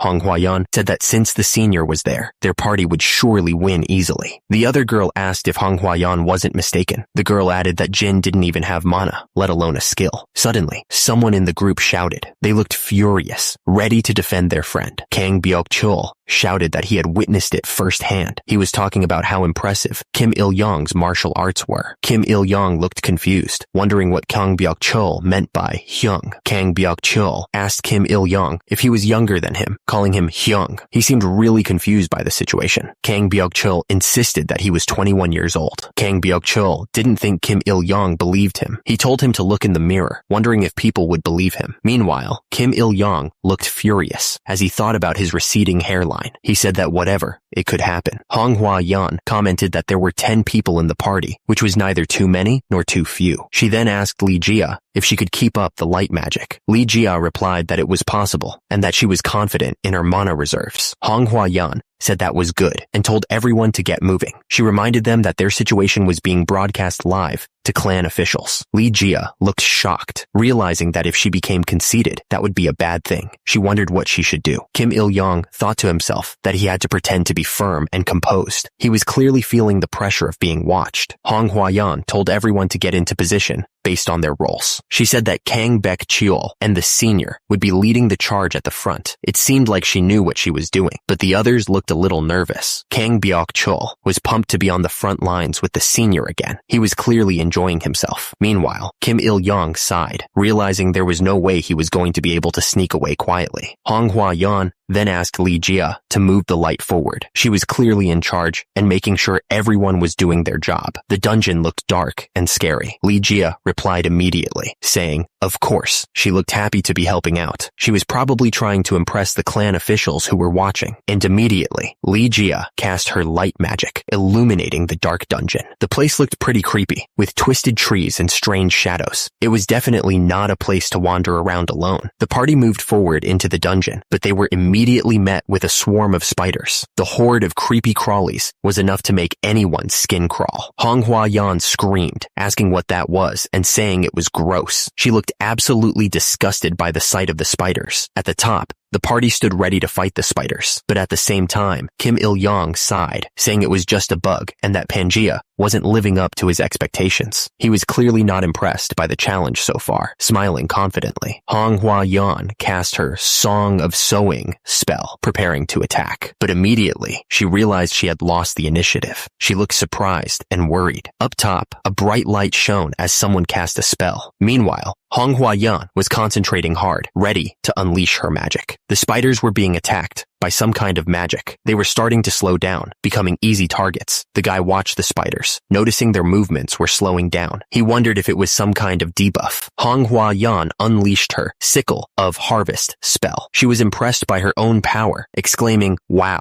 As the spiders were being destroyed, a system window popped up. It said that a request had been generated. The guy smiled, saying that the request was coming. He looked excited about it. A system window popped up, showing the quest details for Pest Extermination is also a hero's duty. It was a very easy quest, and the reward was 175 EXP and a slight increase in the proficiency of the triple divine sword technique. Because of that, the guy smiled, thinking he couldn't lose at all. He started to condense his energy, getting ready to fight the rest of the monsters. The energy around him started to glow. He swung his sword fast, using the rapid one-strike sword technique. The swing was so fast, it created a gust of wind. The guy attacked the spiders, striking twice every second. The spiders didn't stand a chance against the speed of his attacks. He continued his assault on the remaining spiders. He thought to himself that it was time to hunt the giant bug, since there were only 11 left. Kim Il-yong's sword crackled with energy as he prepared to strike. He was really feeling the battle. He even shouted out, saying this is how a battle feels. He was super hyped. Hong Huayan didn't waste any time. She yelled out, "Sickle of Harvest," and unleashed her attack. Hong Huayan's attack sliced through the spiders with overwhelming power. The spiders didn't even see it coming. They were instantly wiped out. Kim Il-yong was caught off guard by her sudden attack. He thought they were gonna fight together. Meanwhile, Hong Huayan was smiling, like she knew exactly what she was doing. Kim Il-yong looked annoyed. He asked why she kept saying things like that. He thought it was so burdensome, but Hong Huayan just kept smiling at him. Hong Huayan stared in disbelief. She wondered how that guy could compete with her on equal terms. With 0 mana, how could he even fight? And what the hell were those movements? The protagonist slashed through the enemies with incredible speed. He was panting, but then he got a notification. Quest completed. He leveled up, and his proficiency in the triple divine sword technique had increased. The guy smirked, asking why they were just watching. Didn't they want to become more appealing to the clan officials? He added that it would be a petty revenge. He then asked if they weren't going to level up. Hong Huayan looked annoyed, saying that he didn't even leave them with a single monster. The other man next to her looked just as upset. Meanwhile, the guy who spoke before was smirking, clearly enjoying their frustration. Suddenly, a bunch of monsters appeared, ready to attack. They looked fierce and hungry. The group of adventurers stood ready, facing whatever challenge the dungeon threw at them next. The guy in front spoke up, announcing that he would concede a little this time. He seemed to be trying to sound confident, but there was a hint of nervousness in his voice. At the same time, a horde of goblins charged forward, their eyes filled with hunger. They were ready to tear anyone apart. Meanwhile, someone watched from below with a creepy smile. He seemed to be enjoying the chaos. Suddenly, one of the girls screamed for help, clearly terrified by the sudden attack. Her hands were shaking as she tried to defend herself. She was clearly not prepared for this. The goblins swarmed around, their sharp claws and teeth bared. They were a terrifying sight to behold. Meanwhile, another girl wondered if it was goblins this time. She sounded relieved, like she could handle this. The girl smiled, a glint of excitement in her eyes. She declared that it was something she could fight against. She seemed eager to prove herself. Hong Huayan was not about to let anyone steal her spotlight. She wouldn't lose to those other two, she thought. She was determined to show her strength. The attacker laughed like a maniac as he went after the goblins. He challenged them to bring it on, ready for a fight. A notification popped up, announcing that a request had been generated. The guy looked surprised, wondering if more requests would keep showing up like this. The man thought that the Dungeon of Proof was really awesome. He smiled, clearly enjoying the challenge. The man changed his mind and decided to join in on this one too. He looked eager to test his skills. Kim Il-yong stared ahead, a determined look on his face. He was ready for anything that came his way, not backing down from this challenge. Kim Il-yong was surrounded by goblins, but he didn't seem worried at all. He swung his blade, ready to take them all down. Hong Huayan looked shocked, thinking,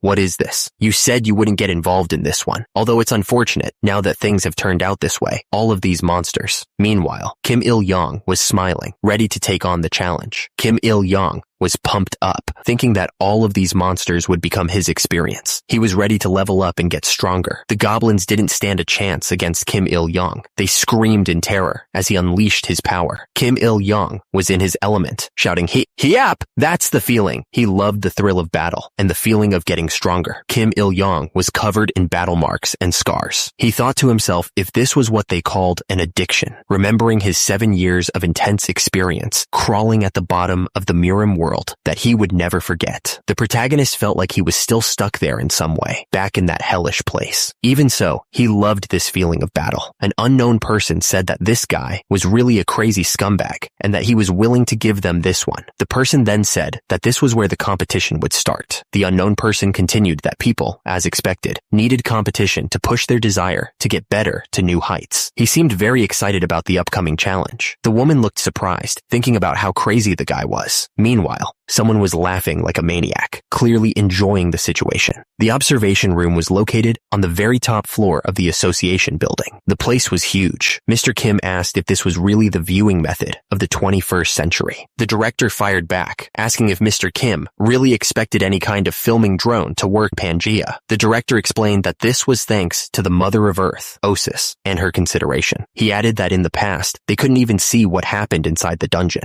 Anyway, the unknown woman asked who that guy was and where he came from. She seemed very curious about the new player. One of the men responded that if he remembered correctly, the guy was previously judged to have 0 mana. It was quite a surprise that he was now a powerful player. They noticed that his class was unique. It seemed that he had a special class called Ronin. The unknown woman wondered what kind of skills he used. She knew it was just a F-class monster, but it was almost like a massacre. She watched the protagonist slice through the monster with ease. She wondered if Manhwa could do something like that. The group was shocked by the protagonist's fighting style. They wondered how he could extend his blade like that. One of them asked how that was even possible, since he had 0 mana. The group thought that was definitely weird. They figured there must be some special benefits to his class that they didn't know about. They decided to start digging for information about him. The woman explained that he wasn't just a dummy grenade. Basically, she was saying that he wasn't an useless distraction like they thought he was. She ordered them to contact the recruitment team and add him to the checklist as well. The man replied that he would tell them right away.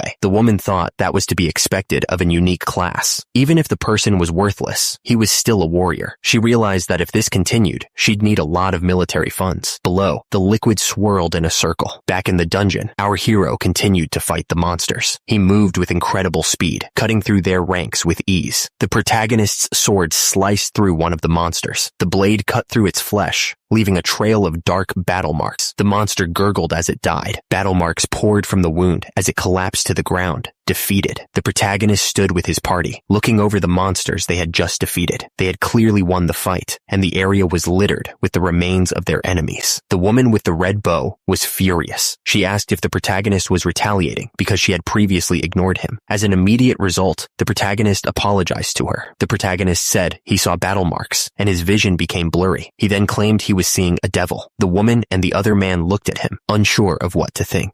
The woman said that since she felt a little sorry, she would give him some leeway for the next monster. She told them to continue. With a smile, she said that everything was fine. Really? The woman smiled, thinking that the senior was a really funny guy. Meanwhile, a strange energy swirled around them. The protagonist wondered what was coming next. He looked grim, like he was expecting something bad. The protagonist asked if it was just him who had heard something. He was confused why no one else was reacting to it. Manhwa asked the senior why he was stopping. She then told him to forget it and keep going. Meanwhile, the protagonist was focused on the sound he had heard. The protagonist thought about the sound again. He was starting to get concerned about it. The protagonist ordered them to shine the light in that direction. He was annoyed that no one else seemed to hear the sound. Manhwa looked around, trying to figure out where that sound was coming from. She seemed concerned, like she knew it wasn't good. And immediately, a horde of green slime monsters appeared. They were all squirming and looked pretty gross. One of the men with Manhwa looked around nervously. He asked if those things were slimes. The protagonist examined the monsters with interest. He wondered if his sword could cut through something so soft and squishy. Another member of the group shouted and activated his shield. He looked ready to defend against the slime attack. The guy looked intense, like he was about to do something crazy. He shouted that this was the time for him to show everyone what he could do, and immediately, the door exploded into pieces. The guy yelled about having a rush of trust as he charged through the opening. The slime monsters didn't stand a chance against him. He was mowing them down left and right. The guy was laughing like a maniac, saying he was going to get rid of all of them at once. The slime monsters were popping left and right. He was having the time of his life. The guy was laughing like a maniac, saying he was going to get rid of all of them at once. Manhwa watched Kang Baek-chul with a mix of admiration and embarrassment. She thought he was cool, but also a bit much. The guy watched the battle unfold with a smirk. He commented that the Vanguard class was also pretty good. Manhwa unleashed her marionette dance magic. She was ready to show off her skills. Manhwa grinned, feeling confident. She announced that she was also going to put on a good would show. The slime monsters were getting shredded. It looked like someone was having a field day with them. Manhwa cast her spell, Sickle of Harvest. She looked determined to wipe out the remaining monsters. The ice spears pierced through the slime monsters. The monsters didn't stand a chance against the sudden attack. Li Jia prepared to unleash her next attack. She announced that she was going to do a more perfect performance with her ice spear magic. The ice spears rained down on the slime monsters, piercing them. The monsters were getting destroyed by the ice magic. One of the guys watching complimented Li Jia, saying she was amazing. He added that it was just some simple skill for her. Then another guy announced that he was going to make his move too. He smirked, ready to show off his own skills. One of the guys shouted for them not to do anything. He demanded that they give up if they had any conscience at all. The other guy just stood there, watching the scene unfold. The guy smirked, saying he had already given them the little leeway he promised. Since they had reduced the slimes by half, he didn't see any point in listening to them any further. The woman screamed that it was time for slaughter, and immediately, the guy moved with incredible speed, slicing through the air with his sword. The woman yelled at the guy to just go and die already. Meanwhile, he continued to slash through the air with his sword, showing no signs of stopping. One of the people fighting the slimes said that they were gonna lose it. She desperately asked everyone to bear with it and keep going, clearly at her limit. Manhwa screamed for the monsters to die. She unleashed her magic with a burst of power. The ground was completely wrecked after the attack. It was a scene of total destruction. The other characters were surprised and excited. They realized they had leveled up because they were fighting real monsters. Kim Il-young wondered if he should check his level too. He saw that his level had risen to 12, and his stats had also improved. The group decided to check their techniques. They were excited, thinking they would soon be as strong as a third-rate martial artist. Manhwa pointed towards the end of the dungeon, announcing she could finally see the light. Everyone was excited, wondering if they were the first to reach the final destination. One of the guys declared that it had to be him who arrived first, not the others. Meanwhile, the rest of the group kept running, pushing themselves to the limit. The group finally reached their goal, exhausted but thrilled. They cheered, believing they had made it. They were shocked to find that other people had already arrived. One of them asked if they could still be first if they kept going at this pace. The two men realized this was an excellent chance to get the clan's attention, but they were confused. How did the others get here so fast? Did they use some kind of trick? Meanwhile, the other guy didn't seem to care and just picked his nose. Kim Il-young looked around, clearly confused. What? Out of nowhere? He muttered, trying to understand what was happening. Someone shouted that the kid was still alive. He declared that the Dungeon of Proof was no big deal, right? He added that he had won, but was still tripping for no reason. Manhwa looked determined and announced that it was starting now. She clarified that she was referring to the boss raid. The man asked what kind of monster usually appeared as the boss. Manhwa replied that it depended, but it was usually 1 or 2 hobgoblins or gnoll centurions. The man said that it didn't seem like a big deal. Manhwa explained that was usually the case. However, there were times when a dark orc chai or something more powerful was summoned, and the number of deaths was staggering at the time. She finished by mentioning the dark orc again. A dark energy started to fill the air. It felt like something big was about to happen. At the same time, the man felt an immense pressure bearing down on him. He looked up, sensing the danger. Meanwhile, the protagonist stepped forward, his eyes widening. He seemed shocked by what he was seeing. Turns out, it was a dark orc. The orc roared, and it looked like there were more than one of them. This was going to be a tough fight. The situation just got worse. One of the orcs pointed out that there were 3 of them, which was not good at all. One of the guys screamed, clearly terrified by the sudden appearance of so many powerful monsters. The people realized they were in way over their heads. They knew they couldn't beat the orcs. People were starting to panic. Someone shouted for everyone to run away, which seemed like the only option at this point. It was a free-for-all as people scrambled to escape. The orcs started attacking the fleeing people. It was a massacre, as the monsters easily overpowered them. Manhwa shouted at the others, telling them not to leave people behind, even if they ran. She looked desperate, refusing to let anyone die. At the same time, Kim Il-young looked determined, knowing they couldn't just abandon everyone. Suddenly, a powerful energy slash cut through the air. The force of the attack was immense, leaving a trail of destruction in its wake. An orc impaled one of the people with its weapon. The person coughed up battle marks, clearly in immense pain as he was being killed. One of the people was bleeding from the mouth after being hit. He was clearly in shock, not understanding what had just happened. At the same time, another person was also bleeding, looking equally terrified. Kim Il-young realized that if things kept going like this, they were all going to be wiped out. He looked worried, knowing they needed to do something fast. Meanwhile, one of the orcs roared, ready to continue the slaughter. One of the guys coughed up battle marks,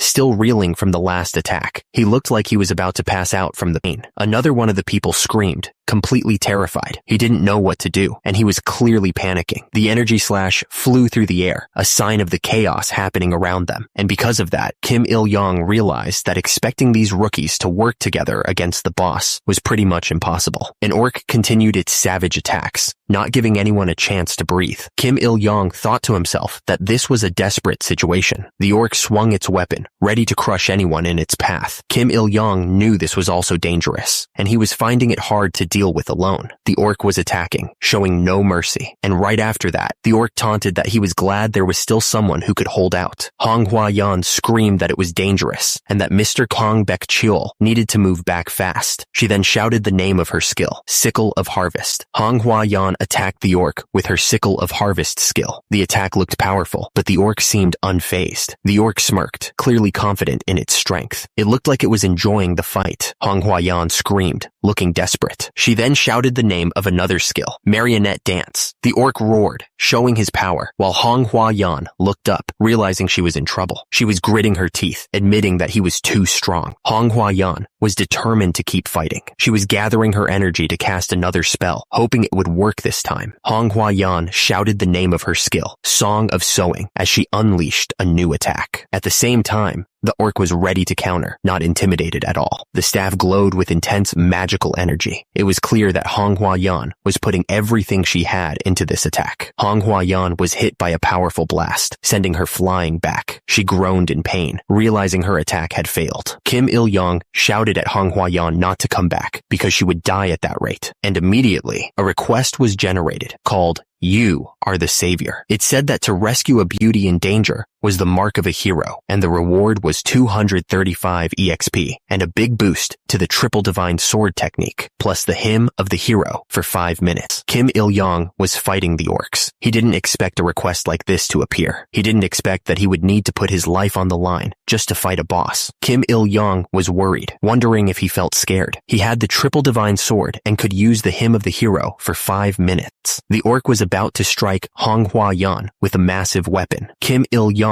wondered if he was willing to let her die. Kim Il-young decided that obviously he wasn't willing to let her die. He admitted he may be scared, but he was not a coward. The orc raised its weapon to strike Hong Hua-yan, and at the same time, Hong Hua-yan shouted for her senior. Kim Il-young moved forward with determination. He thought that he had been in this situation numerous times before. Kim Il-young ran across the battlefield. He remembered how fear and hopelessness overflowed in those battles, but he had survived time and time again. The orc roared, ready to attack, but Kim Il-young shouted that it was time to prove it. Kim Il-young dashed forward, thinking that his 7 years crawling at the bottom of the Murim weren't wasted. He was ready to use that experience. The orc roared and swung its weapon down, and immediately after, the orc roared and swung its weapon down, and immediately after, the orc roared once again, ready to crush anyone in its path. Kim Il-young was about to be hit right in the face. He yelled, knowing he was in danger. Kim Il-young grimaced in pain. He was pushing himself to the limit. The orc growled, clearly not happy. It was ready to destroy anything. Kim Il-young was aware that the orc wasn't just strong, but also skilled. He knew he had to give it everything he had, so he thought that it was do or die. Kim Il-young launched a counterattack against the orc. He was relieved that his plan had actually worked. The orc was surprised that even after getting hit,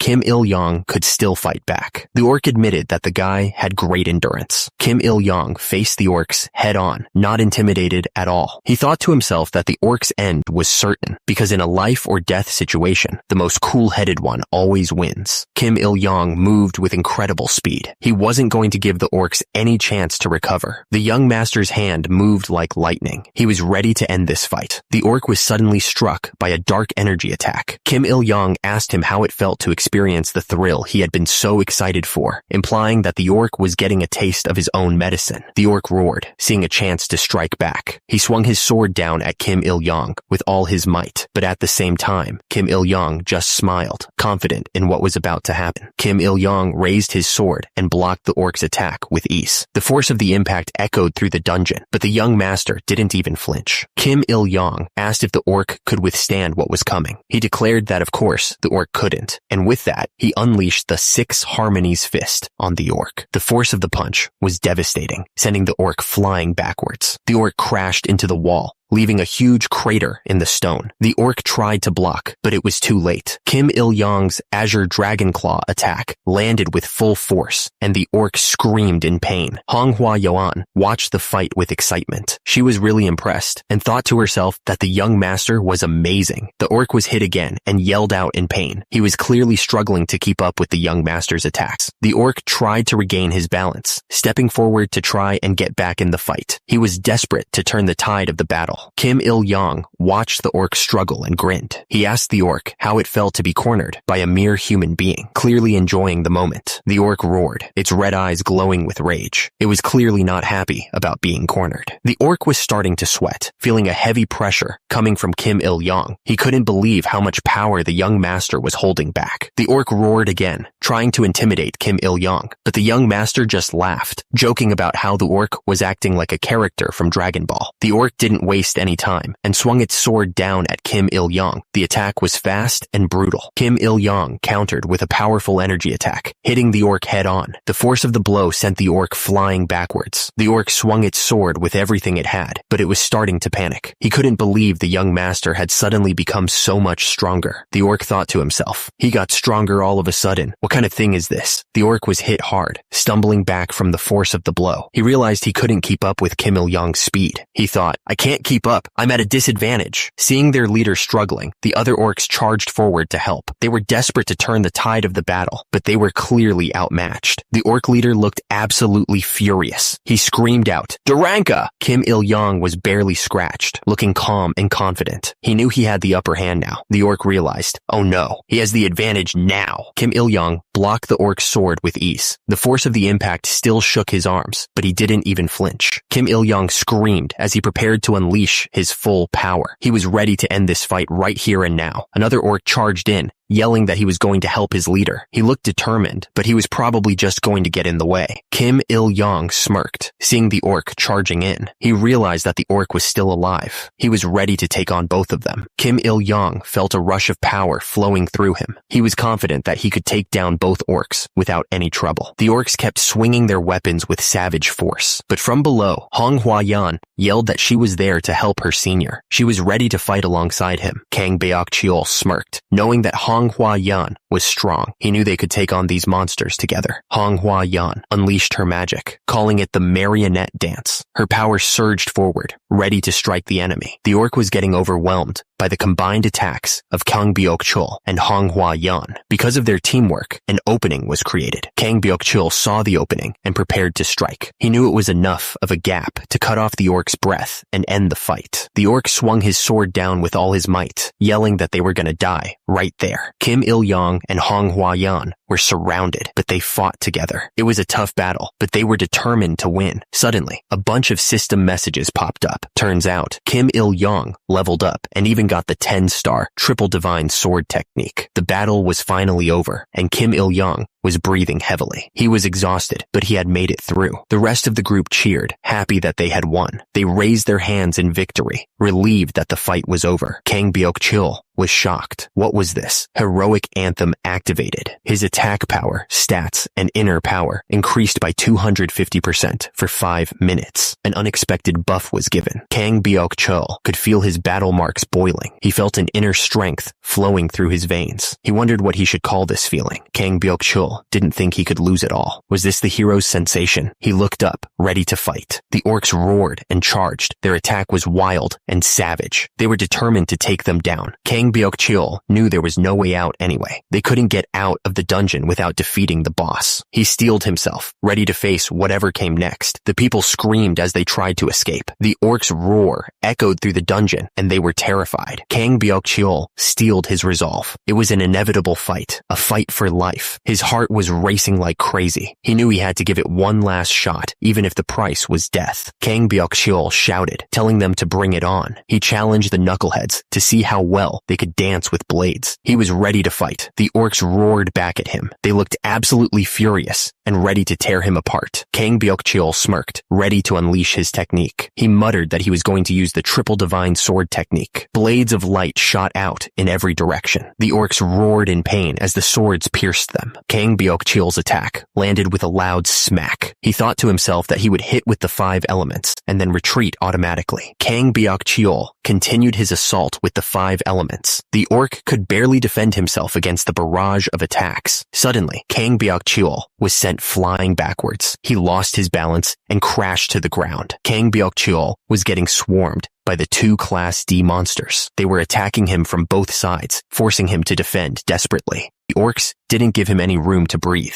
Their swords came down on him with incredible speed, forcing him to block and dodge. He was starting to feel the pressure. The orcs kept attacking, pushing Kang Byuk-chul to his limit, and immediately, one of the monsters screamed in pain. Kang Byuk-chul was pushing through his pain, landing a solid hit on one of the orcs. The monster roared, clearly hurt by the attack. The orc screamed, feeling the full force of Kang Byuk-chul's attack. He was in serious pain, but he wasn't giving up yet. He shouted in pain. Kang Byuk-chul was getting ready to attack. He knew his abilities were limited compared to the monster's power. He was determined to make his next move fast, closing the distance in an instant. The sword sliced deep into the orc. Dark battle marks sprayed as the blade cut through its flesh. The orc was hit hard, staggering backwards from the force of the blow. He coughed up battle marks, clearly in a lot of pain. The orc roared in anger, trying to shake off the pain. Kang Byuk-chul was still standing, but the 2 orcs were ready to keep fighting. Kang Byuk-chul was breathing heavily, sweat dripping down his face. He thought to himself that facing 2 opponents at once was exhausting, even with the heroic anthem buff. He felt overwhelmed. Kang Byuk-chul realized he was facing 2 Class D monsters, which was way too much for a novice like him. He was about to get wrecked, and immediately he kicked out with all his might, trying to take down one of the monsters. The orc roared, shouting some nonsense at Kang Byuk-chul. He looked furious. Meanwhile, the 2 orcs were ready to fight, standing their ground as they prepared to attack Kang Byuk-chul. Kang Byuk-chul wondered what was happening, trying to understand the situation. He was completely caught off guard. He wondered where that move even came from. One of the orcs roared again, showing his anger. At the same time, Kang Byuk-chul realized his buff was about to run out, and he was not happy about it. He knew this situation was bad. The orc roared, getting ready to attack again. He looked like he was enjoying this fight way too much. Kim Il-yong stared down the orc, ready for whatever was about to happen. He wasn't even fazed by the battle marks splattering around him. He was calm and collected. The battle raged on, and the group was running to join the fight. They were determined to help their senior. They were going to arrive just in time. Hong Hua-yun shouted that it was killer timing. She looked determined to turn the tide of the battle. She was ready to unleash some serious power. Kim Il-yong smirked, a glint in his eye. He seemed to be enjoying the chaos unfolding around him. He was ready to show them what he could do. Hong Hua-yun shouted, "Sickle of Harvest," as she unleashed her magic. The orcs didn't stand a chance against her power. She was a force to be reckoned with. Hong Hua-yun shouted, "Swift Strike," as she unleashed her attack. Her eyes were full of determination as she prepared to strike. The orc was hit by a powerful blow, and he screamed in pain. The force of the attack sent him flying back. The orc shouted back, ready to retaliate with his axe. He looked absolutely furious. The battle raged on as the group fought against the monsters. Someone cried out in pain, showing how intense the fight was. The man swung his sword, struggling to survive. He was clearly overwhelmed and shouted that it was like like hell on Earth. The fight was pure chaos, a whirlwind of blades and magic. The group was giving it everything they had against the orcs, but it was still a tough fight. Manhwa shouted the incantation for her spell, unleashing a powerful magic attack. The orc screamed as the magic struck him, clearly in immense pain. The orc kept screaming as the magic coursed through him. Meanwhile, Manhwa looked on, seemingly unaffected by the monster's pain. The scene shifted to Kim Il-yong, his expression unreadable. He seemed to be deep in thought, his eyes narrowed slightly. Il-yong gripped the hilt of his sword tightly, his knuckles turning white. He thought to himself that his body felt as heavy as a water-soaked sponge. Kim Il-yong stood his ground, his stance firm and ready. He looked determined, prepared for whatever was about to come next. Kim Il-yong wondered if the so-called Mother of Heroes was just going to stand by and do nothing. He asked himself if he should abandon this crucial fight because she wasn't supporting him, but then he remembered that he lives by the sword and can't back down now. At some point, a moment of adversity will come, an old man thought, and at that moment, no trick will work. He knew. Kim Il-yong remembered some advice. Just trust in the martial arts you've built up. He took a deep breath, trying to focus. He recalled being told to steadily cut down each enemy before him, without wavering. The man in the memory said that in doing so, the martial way would surely respond. He remembered those words clearly.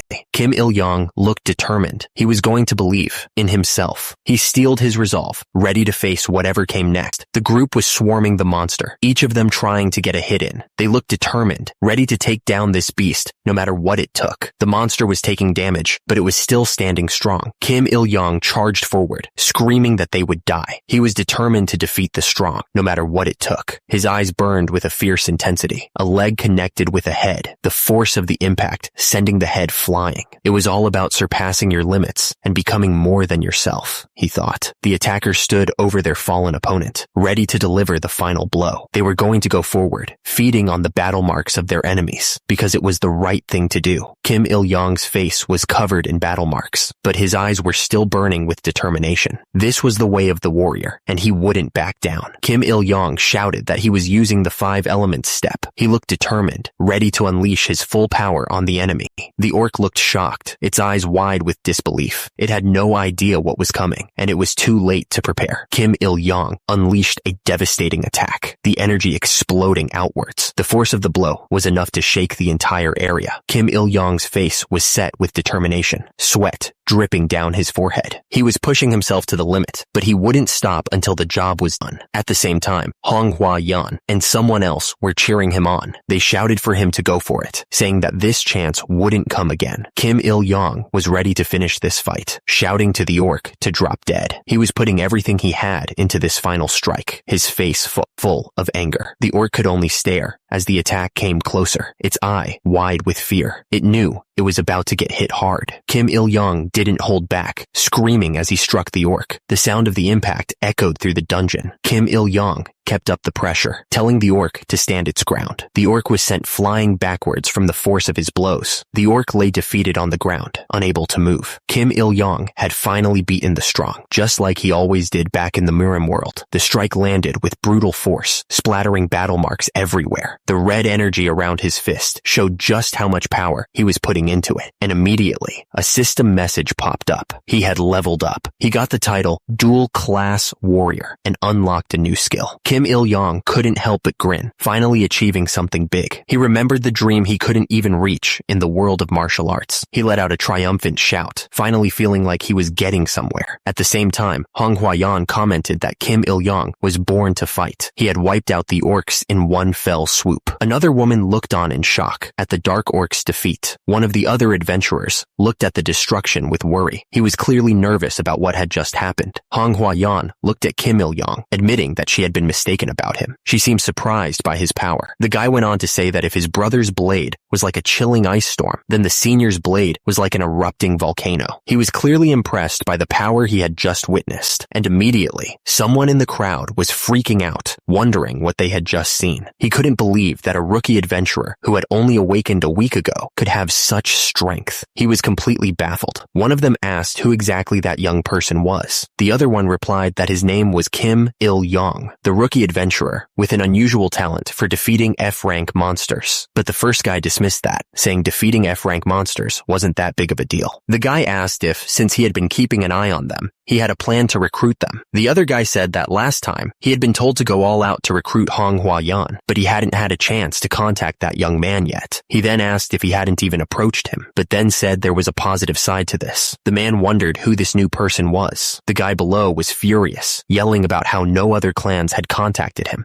so at least the playing field was level. He then asked if that was supposed to be a good thing, since he was supposed to be scouting. He was getting paid a fortune, but he was just talking about waiting. What a waste. The man ordered them to quickly gather more information about them and find some recruits. He knew there was something special about them when they slaughtered the ground beetles and orcs. But then, he thought about the dark orc. Executive Director Lee Hani thought that the competition would intensify after the graduation ceremony. The other person replied that it would be more like a war zone. Their value would likely skyrocket beyond Manhwa Yan's. The guy asked if they were really more valuable than Manhwa Yan. The woman said absolutely. Manhwa Yan couldn't take down 3 dark orcs either, so she wanted them to bring them in, even if they had to dismantle the Ilsung Group's foundation. She added that they were just adventurers chasing wealth. If they presented an irresistible offer, they would eventually join them. The woman thought they wouldn't suffer a loss. As her grandfather always said, the foundation of this business was talent. Super rookies like them didn't yet know their true value, the potential and growth they possessed. The man let out an of relief, saying he was really worried about how things would turn out earlier. They managed to avoid a major setback. Even experienced adventurers couldn't have helped in that situation, and it could have been a massive disaster. He added that if an entire group had been wiped out without making progress, things would have been much worse. Meanwhile, the man continued, if an entire group had been wiped out without making progress, the man continued, South Korea's Pangea industry competitiveness would have suffered significantly. He thought he should suggest to the government to increase the armor rental rating this time, but then he wondered if they wouldn't reject it due to budget issues, like last time. The woman wondered who knew. If they mentioned this incident, they might just downplay it, saying that it wasn't a big problem after all. She sighed, frustrated by the cursed bureaucracy. The government always seemed to be reactive rather than proactive. The man was so frustrated right now. He knew it was understandable that there wasn't a guild that wouldn't take in a rookie adventurer who defeated 3 D-ranked monsters consecutively. It was every man for himself. He added that they would also like him to join, but someone like him probably wouldn't be accepted into the association. The man sighed, saying it was obvious adventurers these days lacked the adventurous spirit and were driven by money and power. He seemed pretty bummed about it. The energy orb pulsed with a strange light. It was hard to tell what it meant, but it definitely felt important. Suddenly, a group of rookie adventurers arrived. They announced their presence with confidence, and right after, another group appeared, looking much rougher. A man started chanting, asking for healing. He was clearly trying to help someone. Down below, the group of adventurers seemed to be receiving some kind of blessing. Someone wondered why the group looked so worn out. They seemed clueless about what had happened in the dungeon. And at the bottom, a man with dark hair realized that someone almost died and was miraculously saved. The man with dark hair asked if the rookie adventurer's shoulder was okay.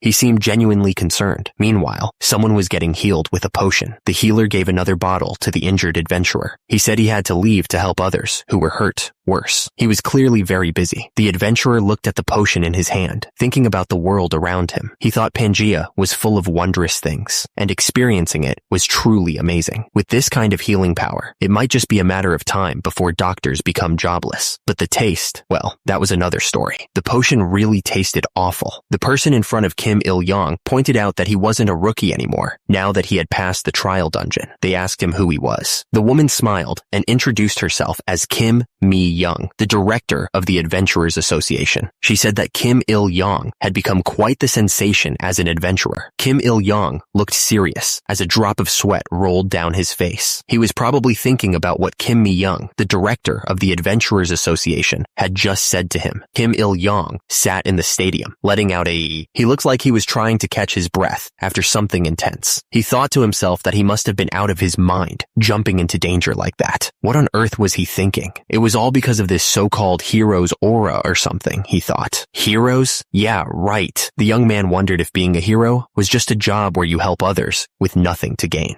The mother of heroes seemed to be telling him not to ignore his inner heroic instincts. It was a bit much for him to take in. Instincts? Please, don't make a fuss at a time like this, Kim Il-young thought. Heroic instincts in someone with a rough background. Even a passing dog would laugh. The mother of heroes was still messing with him, claiming that martial arts would answer his call. She just stood there in the bubble, making fun of him. Kim Il-young was getting seriously annoyed. He yelled, wondering why he had even bothered doing that in the first place. It was all because of this stupid hero mindset, he thought. The mother of heroes kept smirking and even started imitating him. Because of that, he cursed that damn god under his breath. Hildegren was laughing while looking at his flustered face. It felt like his list of embarrassing moments just kept growing, which made him feel even worse. Kim Il-young looked over, surprised. He wondered who this prospective adventurer was supposed to be. Kim Mi-young introduced herself as the director of the Adventurers Association. She said it was nice to meet the adventurer everyone was talking about. Kim Il-young looked at her, realizing she was a high-ranking person from the association. He seemed a bit surprised by her sudden appearance. The camera panned to show the empty auditorium. It was silent and still, waiting for something to happen. Kim Mi-young asked if Kim Il-young would consider working for the country, but he immediately turned her down, saying he was good. Recently, things had gotten hectic for Kim Il-young. He thought that all this stuff about becoming a hero and working for the country was getting really annoying. The young man looked stressed. Kim Il-young was thinking that he should visit a powerful shaman at least once. He looked serious, like he was weighing a very important decision. The director, Kim Ma-young, chuckled, asking him to take a look around. She pointed out that there was hardly any room left to squeeze him into their organization. Then she asked if he was joining a guild after all, but immediately changed her mind. Kim Mi-young was surprised. She said he turned out to be more determined than she thought. She was referring to those who had ignored him, treating him like a loser. Kim Il-young apologized, saying he would pass. He explained that his pride wouldn't let him bow down to those who looked down on him. The guy smiled, saying he'd rather hunt in the wild. He added that it had been a while since he'd seen a real man. He told him that he deserved a reward for that and asked if there was anything he wanted. He then wondered what was up with Kim Il-young. Kim Il-young was wondering why he was suddenly getting so much attention. He thought to himself, was it because he stopped the Dark Orc massacre? He looked confused. He continued thinking, was it because he said he didn't need a clan? The young man reminded himself that there was no pride when free stuff was involved. Kim Il-young realized it was one of those habits from his penniless days. He then asked if he could take something. The man in the suit said that he would cover the equipment cost personally. He added that this wasn't against the Kim Hyung-ran Act, right? He reassured him not to worry. It wasn't. The lady said to just accept it as a gift to maintain a good relationship with the association. Kim Il-young was surprised and thanked her so much, saying free stuff was always right. Kim Il-young was sitting on the stairs, looking at someone. He told them not to brag too much. He looked pretty smug about it. Two people were watching a group of people running towards them. One of them commented that the restless ones finally couldn't resist joining them. They seemed amused by the sight. The man suggested that they should step back now. He thought that the group would probably have a hard time. The lady added that she would leave too, wondering if this was really happening. A huge group of people was running towards something with incredible speed. The ground was shaking from the force of their steps. It looked like a stampede. Kim Il-young was suddenly surrounded by a bunch of people. He told them to come on out and asked why they were standing in such an awkward place. He looked annoyed. Kim Il-young glanced back at the crowd behind him and wondered if they were all talking about him. He was getting a weird feeling about this whole situation. The crowd surged forward, all trying to get his attention. They were shouting for him to join their clan, promising him a brilliant future as an adventurer. Kim Il-young found himself completely surrounded by the eager crowd. He realized this was what everyone had been talking about, and honestly, it was kind of a pain. Suddenly, a system alert popped up, telling him that a hero doesn't ride on others' coattails, and to reject them all. He scoffed, realizing that Hildegren's true intentions were now clear. The crowd's gazes intensified, and they looked like they were ready to devour him whole. It was clear that they wanted him badly. Kim Il-young thought about how those who had ignored him before were now making a big deal out of him. He hadn't forgotten how they had treated him in the waiting room, not one bit. He said that he was a person who holds firm to grudges and resolves them. The crowd was pushing him around, and he shouted at them to stop. He wondered who had so much strength that they could push through like that. A woman introduced herself as Li Hani, executive of the Ilshung clan, and offered a handshake. She seemed confident and eager to recruit him. Kim Il-young just sat there silently, leaning back against the stairs. He didn't seem too impressed by the offer. Li Hani asked if he was going to leave her hanging like that. She warned that if he was already shocked, he should wait until he saw what she had in store for him. The crowd of people were shouting at Kim Il-young, saying that their clan didn't request such evil deeds. They offered him a huge contract fee, saying that they didn't realize his true value until now, begging him to stop. Kim Il-yong put his hands up, looking annoyed. He said that if everyone talked at once, he wouldn't be able to understand them. He asked what was going on now. Kim Il-yong told them that he couldn't talk to everyone. He would only discuss things with the clans he had prior contact with. He wondered who had approached him first and which clan it was exactly. Kim Il-yong thought to himself that there probably wouldn't be any. He wondered when they would stop treating him like an invisible person just because he was Mana Zero. The young man figured they probably thought they could manage without Mana, since he couldn't use skills as an adventurer. Kim Il-yong opened his arms in disbelief. He sighed, saying that everyone seemed to lack an eye for talent. He was clearly disappointed that no one had approached him before. Kim Il-yong said that he had no choice but to leave if no one was interested in him. He remembered how they had ignored him as if he was nothing of value, and now they wanted to recruit him. The young man was not impressed by their sudden change of heart. Kim Il-yong continued, saying that they only wanted him now because he seemed valuable. He added that they had spat him out when they thought he was bitter, and now they wanted to pick him up again. The fighter found the situation laughable. The crowd started coughing, realizing there was dust everywhere. They wondered where he had gone, shocked that he had just left like that. The people were completely bewildered by his sudden departure. The crowd watched him walk away, murmuring in shock. They couldn't believe that he didn't need a party to go on this adventure. The people were left speechless by his confidence. Kim Il-yong was walking down the hallway, realizing that he wasn't at the gate yet. He figured he had some time before he arrived at his destination. The young man decided to check his status window. Kim Il-yong looked at his status window. It showed that he was level 14 and a second-class martial artist. He was finally getting somewhere. The young man felt a surge of excitement. He realized that leveling up was the answer. The number of martial arts skills he could register had increased since he reached the second-rate level. Kim Il-yong smirked, knowing he was on the right track. He needed to discard the useless color arts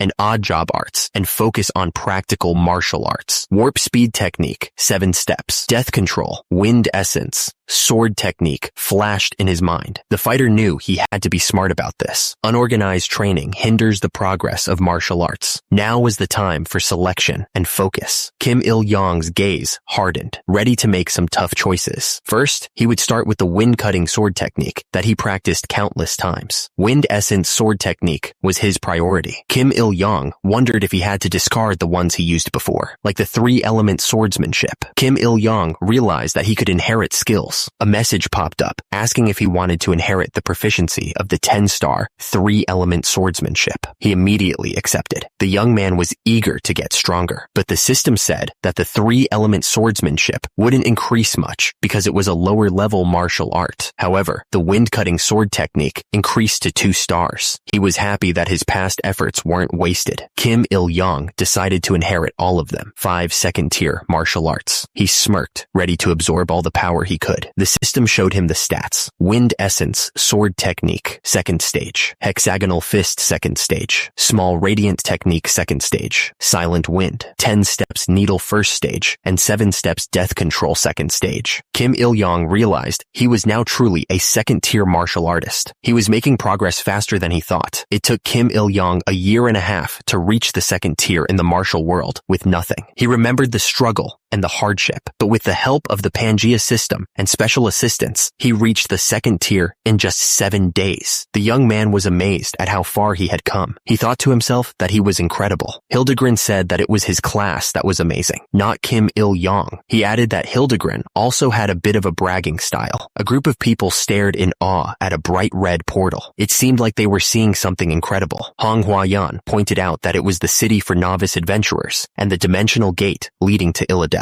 She then asked Kim Il-yong when he had gotten there, to which he replied that he had just arrived. Hong Huayan looked at Kim Il-yong suspiciously and asked what he was staring at. She seemed a little annoyed by his gaze. Kim Il-yong asked if she was staring at the face of the hero who saved her. He then told everyone to look at this girl, saying that she casually spouts such bold words. He looked amused by her reaction. Hong Huayan asked what he meant by that, saying that he had appeared like a hero in the nick of time, defeated the Dark Orc, and saved her. She then clearly cleared her throat, looking a little embarrassed. Manhwa added that she still couldn't believe his swordsmanship skills against the Dark Orc. She then asked Kim Il-young what on earth had happened during those 7 years. Looking curious, Kim Il-young thought about how he had returned after experiencing the filthiest depths of another world. He then said that a hero's life was like wading through sticky mud. Looking grim, he continued, saying that the word hero was far from describing him. Kim Il-young stated that he was a swordsman, driven by money and profit, and that's what a hero really was. Manhwa asked if he didn't want to talk about it. She then said that she understood, as it was quite embarrassing to brag about one's own good deeds. The woman asked if he was pretending to be aloof, like a tsundere.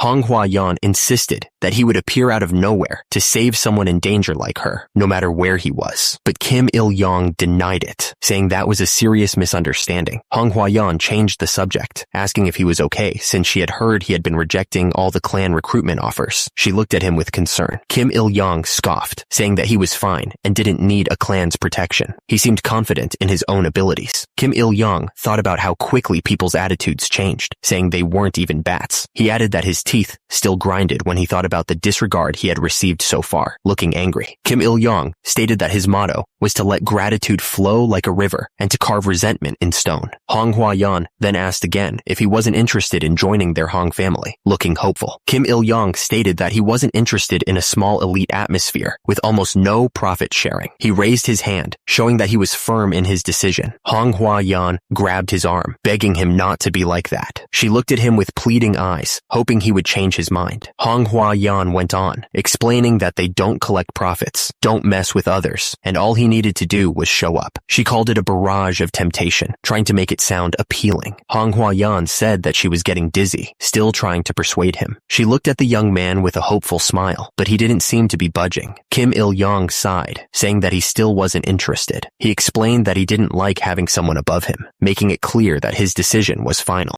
Manhwa asked why he cared so much about that. She looked at him with a serious expression, waiting for his answer. Kim Il-young explained that there were countless masters in the martial arts world who could trample him. He said he was done with that life, preferring to be with a snake's head than a dragon's tail. He added that he had always been tense, afraid his head would be taken. Manhwa suggested that he create his own clan and become the head of his own organization. The woman looked hopeful, thinking he might consider it. Kim Il-young said he would think about that. Kim Il-young said that if that happened, she should join too and bring that thick-headed shield along as well. He added that he would think about that too. Manhwa replied that he should, looking pleased. The crowd gasped, exclaiming that it was opening. Everyone stared in anticipation, wondering what was about to happen. The text described a mysterious otherworld that one might only see in fantasy novels. It said that although danger and hardships are inevitable, those who overcome them can enjoy great wealth and fame. The man announced to the adventurers that the test was over. He declared that they were now all full-fledged adventurers. He then told them that before them was Pangea. The man continued, saying that there would be adventures and crises. He said that he believed they could all overcome them. The leader looked at them, his eyes full of hope. The man reminded everyone that they had defeated a dark orc. The crowd looked back at him, listening intently. They seemed to be ready for anything. The man said he didn't want to receive any heated gazes from them. He looked a little uncomfortable, like he was trying to avoid something. Maybe he was nervous. The man shouted for the adventurers to go forth, declaring that Pangea awaited them. His booming voice echoed through the hall, and below, the crowd cheered in response, ready to embark on their adventures. Some of the new adventurers were already eager to get started. They asked their senior to go with them. They were ready to explore the dangers that awaited them. The god on the screen snapped her fingers, beckoning them to come. She seemed to be amused by their enthusiasm. Meanwhile, the man responded that he would go, even without being asked. He looked determined to face whatever challenges lay ahead. Turns out, an adventurer must embark on adventures. That's how Sun Chang responded when asked what an adventurer was. The group seemed to be listening intently, ready to take on the world. He declared that they should face the challenges and endure the risks. In return, they would get wealth and honor befitting the effort. He was ready. Crossing dimensions felt like sinking endlessly into the deep ocean. It was a chilling sensation, like being pulled down into the abyss. Upon opening his eyes to this chilling sensation, he felt a surge of cold water around him. He was waking up in a new world. A fantastical new world awaited Kim Il-young, a city of wonders in the distance. He felt a sense of anticipation and dread. One of the new adventurers looked down, asking if the senior was okay. He seemed genuinely genuinely concerned. Turns out, when you first dimension hop to Pangea, it might cause nausea, as Honghua Yan's older brother said. She looked like a mess and didn't seem like she was in a state where she should care about others right now. Kim Il-young looked around at everyone suffering. He found it a little annoying, to be honest. Kim Il-young patted Honghua Yan on the back, trying to help her feel better. She thanked him, saying it was almost too much to handle, but the pat on the back made it even more intense. Honghua Yan, still leaning on him, asked Kim Il-young how come he was doing fine. He just shrugged, saying he didn't know. Kim Il-young looked around at the others, all lying on the ground. He thought to himself that he had felt a little dizzy, but not nearly as bad as these guys. The system told him to think about his level and stats. Kim Il-young wondered if that was why he felt okay. Kim Il-young thought to himself that with high physical stats, one would likely benefit from better balance. Come to think of it,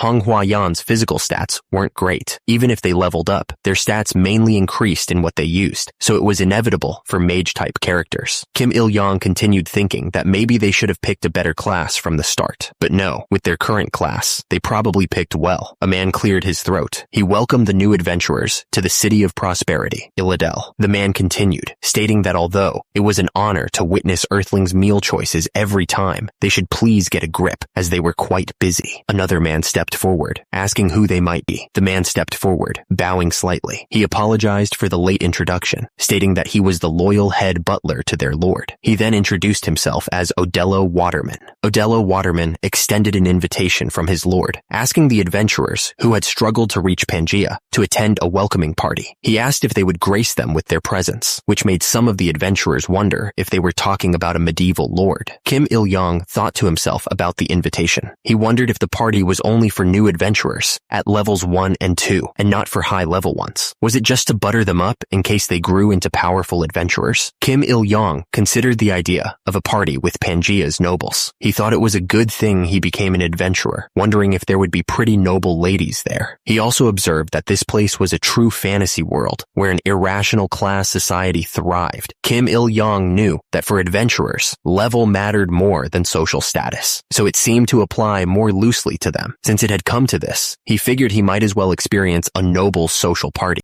Yahello Waterman announced that adventurers without contracts with clans weren't invited to the party and should leave. Kim Il-young was shocked, wondering what the hell they were saying, since he was looking forward to seeing noble ladies at the social party. The other adventurers started complaining, asking why only those who signed contracts with clans were invited, and what about them. They realized a line was being drawn, and some were already saying that those without contracts were useless. Kim Il-young thought he understood. Not having a contract with a clan basically meant you lacked class and talent, which wasn't a good look. The adventurers realized that to the locals, they seemed like they had neither skills nor connections, putting them at the bottom of the ladder. Kim Il-young understood why aspiring adventurers tried so hard to join big clans. It was all about status and connections, even in this new world. Turns out, the big clans take a huge cut of the money that the adventurers make. It's supposed to be a good thing for both sides, but it's really just the clans ripping them off. With all that cash, they buy their way into the good graces of the rich and powerful Pangea. Pangea's upper class gets richer, while everyone else struggles to climb up to their level. These clans secure their power early on, using their influence to keep anyone else from getting in. That's their growth strategy, basically. Kim Il-young thought it was a dirty way to play the game, kicking away the ladder like that. Completely disgusting. It didn't matter if they knocked down a few ladders, though. Kim Il-young knew he had his own inner strength and martial arts. Just jumping over those ladders would be enough for him. But because of that arrogant way of thinking, the country ended up losing a big fish. Too bad for them. Honghua Yan tried to reassure Kim Il-young, telling him she was fine and that he shouldn't worry about her. But Kim Il-young couldn't help but frown, knowing how these things usually went. Honghua Yan asked Yahello Waterman if he could possibly bring one more person who hadn't made a contract with a clan. But Yahello Waterman shut her down immediately, saying that only those with clan contracts were invited by their lord's strict order. Honghua Yan clenched her teeth, clearly frustrated by the situation. Kim Il-young then asked Yahello Waterman where those who couldn't sign a contract with a clan should go.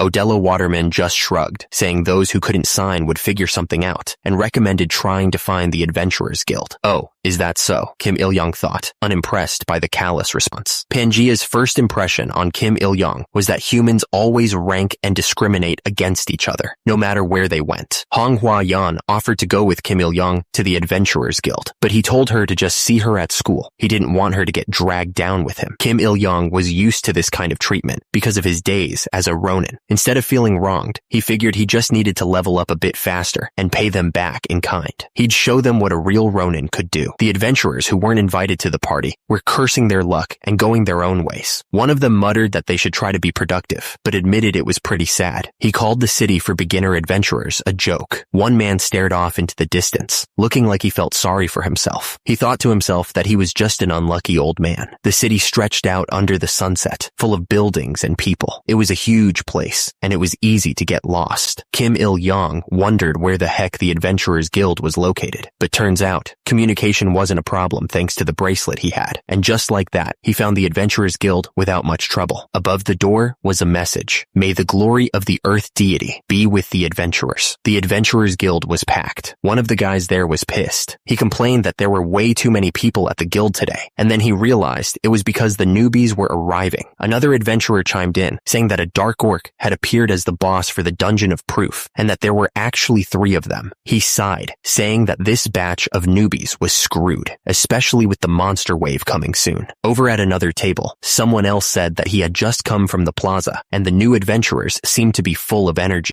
He was surprised to hear about the 3 dark orcs. One of the adventurers scoffed, saying that the other guy's news was slow. He wanted to know what was up, but then he pretended his throat was dry and asked for a cold honey wine first. After getting his drink, the adventurer finally revealed that there were 2 potential unique class adventurers in this batch. He said that one of them, with a single sword, had cut off the heads of all 3 dark orcs. The adventurers were buzzing with excitement about what they had just heard. One of them was practically bouncing in his seat as he asked who the guy was that had taken down the dark orcs. The other adventurer admitted he didn't know the guy's name, but he had heard of him. He wondered if the guy's class was the Ronin class. He figured it had to be unique, and that made him jealous. He was clearly envious of the guy's power. Kim Il-young realized that only a unique class could pull off that kind of feat. It was practically a cheat class. He sighed, thinking that rumors really did spread faster than one's feet. He hadn't expected the news about him to reach the guild before he did. As expected in a beginner's city guild, most of the adventurers inside were F or E rank. Every now and then, you could spot adventurers wearing D rank badges. An adventurer called out for service, but no one came. He complained that he wasn't expecting the best service, but this was a whole new level of non-existent hospitality. He was getting annoyed. The new adventurer complained that some rude old man told him to come here. He added that the old man loved bossing people around while riding on the Lord's coattails. Turns out, the other man had fallen for the same trick. The other adventurers started gossiping about the new guy. They said he had just been scolded by the butler and told to make his way here. They figured the poor guy must have been so excited to come here, but reality was harsh. The new adventurer asked if they were laughing, imagining the embarrassment he went through, and clinking glasses. He was furious and asked if they were enjoying themselves. The man tried to calm down the new adventurer, telling him not to mind the others. He explained that their personalities had become a bit strange after fighting monsters, but they weren't that bad once you got to know them. The man wondered if the Adventurers Guild was always this crowded. He looked around, waiting for an answer. One of the adventurers spoke up, explaining that it was monster wave season. He said that after the monsters were born, they moved around a lot more. The adventurer scoffed, saying that the monsters were just a bunch of weaklings. He said most of them were F and E rank, so they could handle them without any problems. The adventurer continued, saying that according to some philosopher, this wave seemed unusually large. He mentioned that the scale had been gradually increasing every time they invaded. He got flustered and started rambling about how he should have studied swordsmanship instead of wasting time on other things. He then told the Ronin to shut up if he wasn't going to say anything, but immediately regretted comparing himself to the Ronin, realizing that Kim Il-young was standing right there. Another adventurer turned to the newcomer and suggested he register as an adventurer since he was already there. He asked for his name and class. The adventurers started making bets on what class the newcomer was. One of them guessed he was a porter based on his size, but then changed his mind and said he might be a tanker. He finally settled on warrior adventurer, betting 5 silver coins and 1 gold coin. He looked nervous, like he was about to lose all his money. Kim Il-young stepped forward, his expression serious. He announced to the group that his name was Kim Il-young. He explained that his name came from a dream his mother had. In the dream, a dragon had ascended, but she was sad that it wasn't holding a Sintamani, so it couldn't enter the immortal realm. Kim Il-young paused, then declared that he had finally grasped the Sintamani. The tavern buzzed with the usual energy. Adventurers were talking, laughing, and drinking, the air thick with anticipation for the next big score. Then Kim Il-young stated clearly that his class was Ronin. Everyone in the place froze. They were clearly stunned by what they'd just heard. You could hear a pin drop. One of the adventurers finally spoke up, her voice trembling. She asked what he had just said his class was. Kim Il-young looked annoyed. He repeated that he was a Ronin. He asked how many times he had to say it. The man with a scar on his face looked around the room. He asked if Kim Il-young was really the one who took down the Dark Orc's head. A woman with blonde hair stepped forward. She explained that to register, they needed to verify his information and asked him to show his info window. Kim Il-young held up his hand, displaying his info window. The system confirmed his name and class, Ronin. The woman looked surprised, saying he really was the one with that class. The man with the scar looked excited. He realized Kim Il-young was right in front of him. He told the newbie to tell everyone the story about the Dark Orc. Kim Il-young stared at the crowd, a bit surprised by the sudden attention. He hadn't expected so many people to be interested in his story. The scarred man looked at Kim Il-young suspiciously. He wondered if he was the only one with the Ronin class. Shouldn't he be getting a title from the castle? Why was he hanging around here instead? Kim Il-young shrugged. He explained that titles were only for higher-ranked clan members, and he hadn't signed a contract with any clan, so it wasn't his problem. Another man in the crowd looked completely shocked. He couldn't believe Kim Il-young had defeated 3 Dark Orcs and still hadn't signed with a clan. Why on earth hadn't any clan taken someone like him? Kim Il-young just smirked. He said they just didn't know how to judge people. To be precise, it wasn't that he couldn't join a clan, but rather that he didn't want to. Kim Il-young paused, a distant look in his eyes. He said he learned something during his Ronin days, hinting at a past that was about to be revealed. The image flashed through Kim Il-young's mind. The fate of a swordsman rested on his employer, who could choose his enemies and allies overnight. It was a life of not making friends, not forming connections, and not registering anywhere. One of the adventurers scoffed, saying that those clan kids just had a narrow view. He added that was why he couldn't sign with a clan either. He asked Kim Il-young what his excuse was, implying he deserved to be stuck there. He assumed that Kim Il-young had a clan, but at best, it was a small clan of beginners, with no real power. Kim Il-young asked if there was a dungeon nearby with E-rank monsters. The adventurer replied that there was, before asking how many people were in his party. Kim Il-young answered that he was planning on going alone. The woman's eyes went wide in shock. Another adventurer chimed in, calling Kim Il-young a newbie. He warned that dungeons were not for soloing, and asked if he had any business there. Kim Il-young looked at the other adventurers with a bored expression. He simply stated that it was their opinion, not his, and clearly didn't care what they thought. The adventurer with the ponytail scoffed, warning that if Kim Il-young died at the entrance, he'd be a nuisance to the next party. He then offered to help him, since he seemed to grow quickly, and suggested he join their party. Kim Il-young crossed his arms, looking more annoyed than grateful. He muttered, questioning who was really going to help who in that situation. Another adventurer, a burly man with a beard, told Kim Il-young to stop joking around. He insisted that the newbie join their party, boasting that they had an almost clan-level composition and systematic hunts, and even offered a 10% increase in profit share. Another adventurer chimed in, saying that their party may be small, but they had lots of beauties. He asked Kim Il-young what he thought, hoping to sway him with the promise of attractive company. The other adventurers started yelling over each other, each trying to get Kim Il-young to join their party. They promised they'd take good care of him if he came with them, trying to pull him in their direction. Another adventurer chimed in, insisting that Kim Il-young should join their fixed party. It was getting pretty noisy, and everyone wanted the new Ronin. Kim Il-young watched them all, his expression unreadable. He figured that different people liked different things, so there was no point in getting too worked up about it. The system was brutal, and it turns out that all the useful rookies were snatched up by large clans like ghosts. It was a feeding frenzy out there. The system warned that A,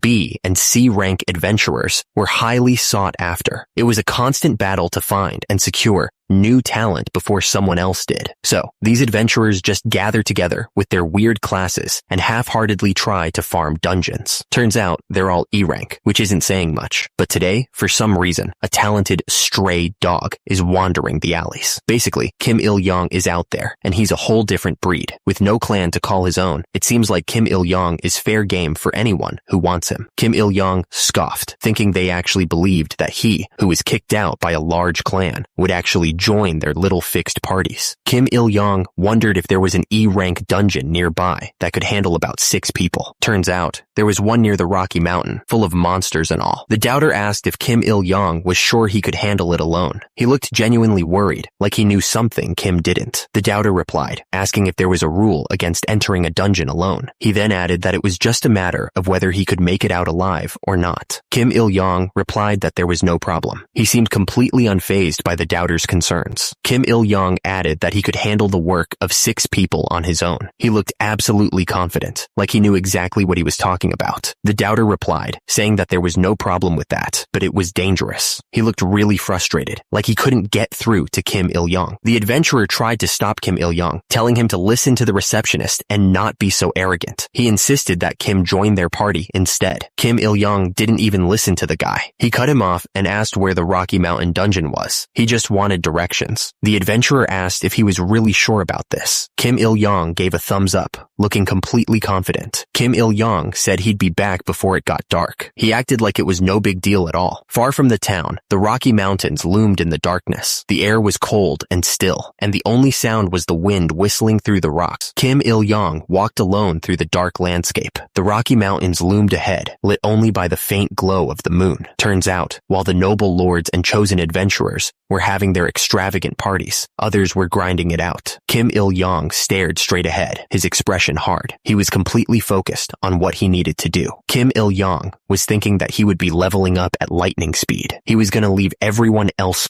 in the dust. Kim Il-young noticed deep footprints in the dirt. He figured that meant they were wearing heavy armor, while the lighter ones must be lightly armored or even unarmored. Kim Il-young scanned the rough path ahead. His eyes narrowed. He wondered if anyone else was already trying to get to the dungeon. Kim Il-young stared ahead, his eyes filled with determination. He knew there was only one reason to climb this dangerous mountain, to take over that E-rank dungeon. The rocky path was cracked and dry, with only a small stream cutting through it. It was a tough climb, even for someone as experienced as him. Kim Il-young followed the deep footprints in the dirt. He figured they would lead him straight to the dungeon entrance. The jagged peaks loomed in the distance, their dark shapes cutting into the sky. The whole place felt dangerous, like anything could be lurking just out of sight. The mountain pass was narrow and steep, but there was a faint light ahead. It seemed to be coming from the entrance to the dungeon itself. As he got closer, he could see figures standing near the entrance. A group of adventurers had already arrived. Kim Il-young sighed. Turns out there were people ahead of him after all. Kim Il-young wondered what he should do now. It's not like he could just find another dungeon at this point. Suddenly, one of the adventurers turned around, looking surprised. The adventurers turned to look at Kim Il-young, studying him carefully. One of them spoke up, demanding to know who he was. Kim Il-young didn't even flinch at their stares. He asked if they were there to clear the dungeon. He added that he had come alone, like it was no big deal. One of the adventurers, a guy with short hair, looked at Kim Il-young like he was crazy. He asked if he was suicidal, if he was trying to die in the dungeon. Kim Il-young just stood there, listening to them talk. He didn't seem bothered at all by their concerns. A female adventurer stepped forward, a smirk on her face. She said he must be a newbie F-rank adventurer. She wondered if the test dungeon was too easy for him, because he was acting all arrogant. Kim Il-young thought to himself that they didn't seem to know what was really going on yet. He wondered if they even realized that his batch had faced the hardest certification dungeon ever. One of the adventurers stepped up, telling the rookie that this was an E-rank dungeon. He insisted that they were there first, so he should just leave and not waste their time. The other adventurer just yelled for him to get going. The adventurer kept yelling, demanding that he leave right now. Kim Da-young stepped in, telling the other adventurer to calm down. She said they could at least hear his story. She then told someone named Park to get lost, clearly annoyed. Kim Il-young realized that Kim Da-young must be the party leader. Kim Da-young spoke up, asking if he was a new F-rank adventurer. She told him it was dangerous, and that he should join a party to start with a F-rank dungeon. Kim Il Il-yong told her that he appreciated her concern, but he was confident he could clear it on his own, which was why he came there. One of the adventurers laughed, saying that these rookies didn't know their place. He added that it was no wonder the death rate of beginner adventurers was skyrocketing every year. Kim Da-young then spoke, telling someone named Park to please stop. Park then pointed at Kim Il-yong,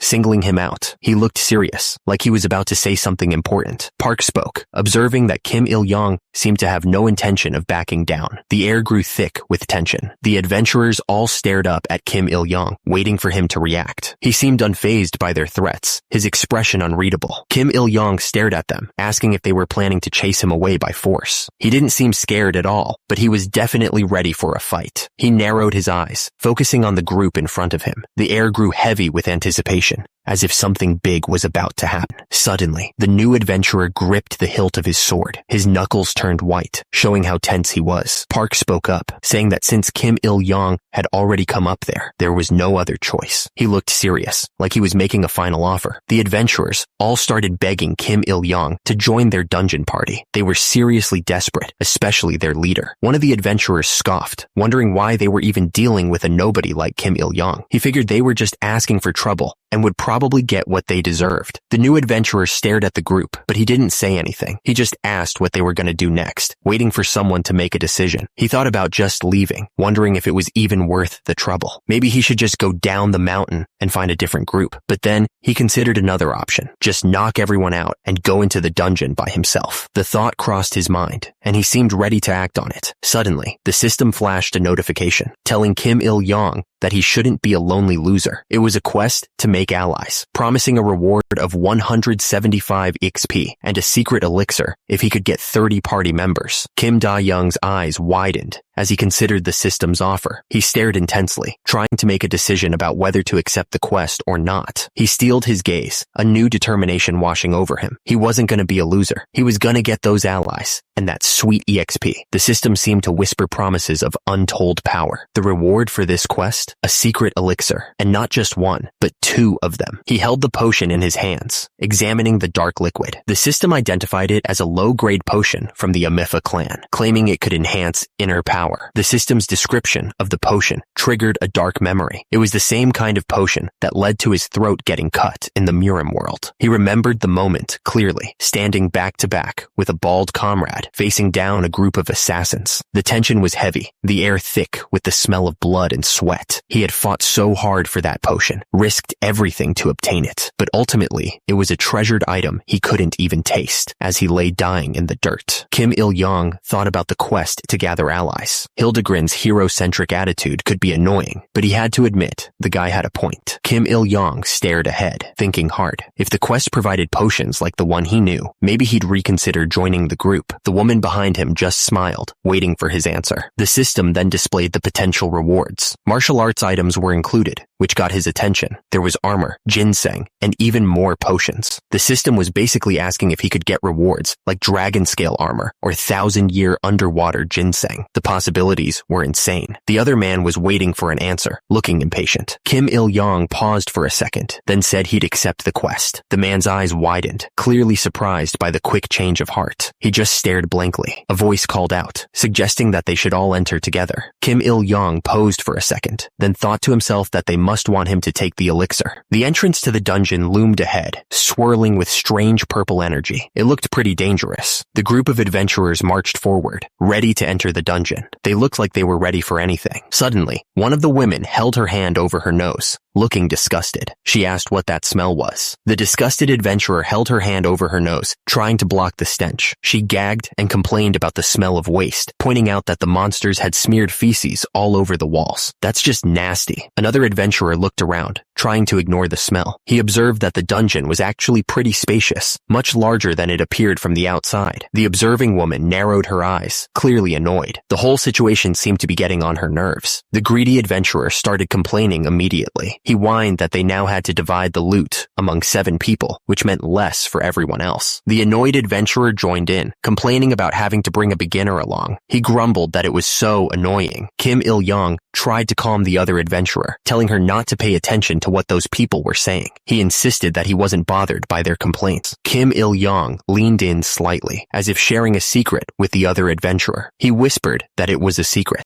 Turns out, the other adventurers couldn't find a party for various reasons. No one wanted them. The party leader felt bad for them and let them join the group. He told them not to be disheartened. Kim Il-young thanked the other adventurer for the kind words. He promised that he'd pull his weight and wouldn't be a burden. Kim Il-young thought to himself that he could easily do the work of 6 people. He was that good, no doubt about it. Kim Il-young then asked what he should call the party leader. He realized he hadn't even introduced himself yet. Lee Desum introduced herself as a healing priestess, adding that she was a blooming 29-year-old. She seemed a little embarrassed by that description. Lee Desum paused for a moment, as if gathering her courage. She was about to ask a question that had clearly been on her mind. Lee Desum asked what the various reasons were for not being able to find a party. Turns out, it was because of rumors. Lee Desum seemed surprised, questioning the mention of rumors. She tilted her head slightly, waiting for an explanation. Kim Il-young listened carefully. He wanted to know what kind of mess he was walking into. The speaker paused for a moment, building suspense. This was clearly something they didn't want everyone to know. Turns out, Kim Da-young had a bit of a reputation. The speaker explained that she had lost a rare artifact containing lightning magic when she was with her old party. And since Kim Da-young's class was a thief, people were suspicious. Kim Il-young's eyes widened slightly. He hadn't expected to hear something like that, so that's why they were having trouble finding party members. The words hung in the air, a lightning artifact. It sounded like a big deal, and Kim Il-young wondered if this was the real reason for the party's bad luck. Someone else chimed in, saying they'd suspect the rude person first. Then they pointed out the archer, mentioning that he was the only survivor after his entire party got wiped out. The speaker emphasized that an archer's job was to scout and keep the party safe. So how did he end up being the only one to make it out alive? The speaker figured the archer either had a terrible past or just the worst luck imaginable. Either way, it was a bad sign. Someone else spoke up, asking about the party leader. They admitted they hadn't been with the group long enough to know much. One of the adventurers wondered if the party leader was a good person, considering how he took in people with nowhere else to go. But the other one wasn't so sure, thinking he could be someone with a dark side. The man's expression hardened as he thought that the party leader could be someone with a dark heart. He didn't trust him at all. Another adventurer snapped, telling someone to shut up. He didn't want them advertising their presence to the monsters by being so noisy. The adventurer grumbled that he was already struggling to pay off his magic equipment loans. More people meant more sharing, which just made things more frustrating. The group seemed to agree on one thing. That rude person was really starting to get on their nerves. The adventurer looked at Kim Il-young, waiting for him to speak up. He asked if Kim Il-young wasn't going to introduce himself to the group. Kim Il-young spoke up, introducing himself to the group. He said his name was Kim Il-young, that he was 24 years old, and that his class was Ronin. The adventurer seemed surprised to hear about Kim Il-young's class. He muttered that there was a Ronin class as well, clearly not expecting that. Suddenly, Tae-seok shouted, interrupting the introductions. He announced that he had spotted enemies up ahead, his voice full of urgency. The others turned to Tae-seok, waiting for more information. He said there were about 12 of them, and judging by the lack of heavy sounds, most of them were lightly armored. The party leader sized up the situation, deciding on a strategy. He told Dasum to provide support, and Tae-seok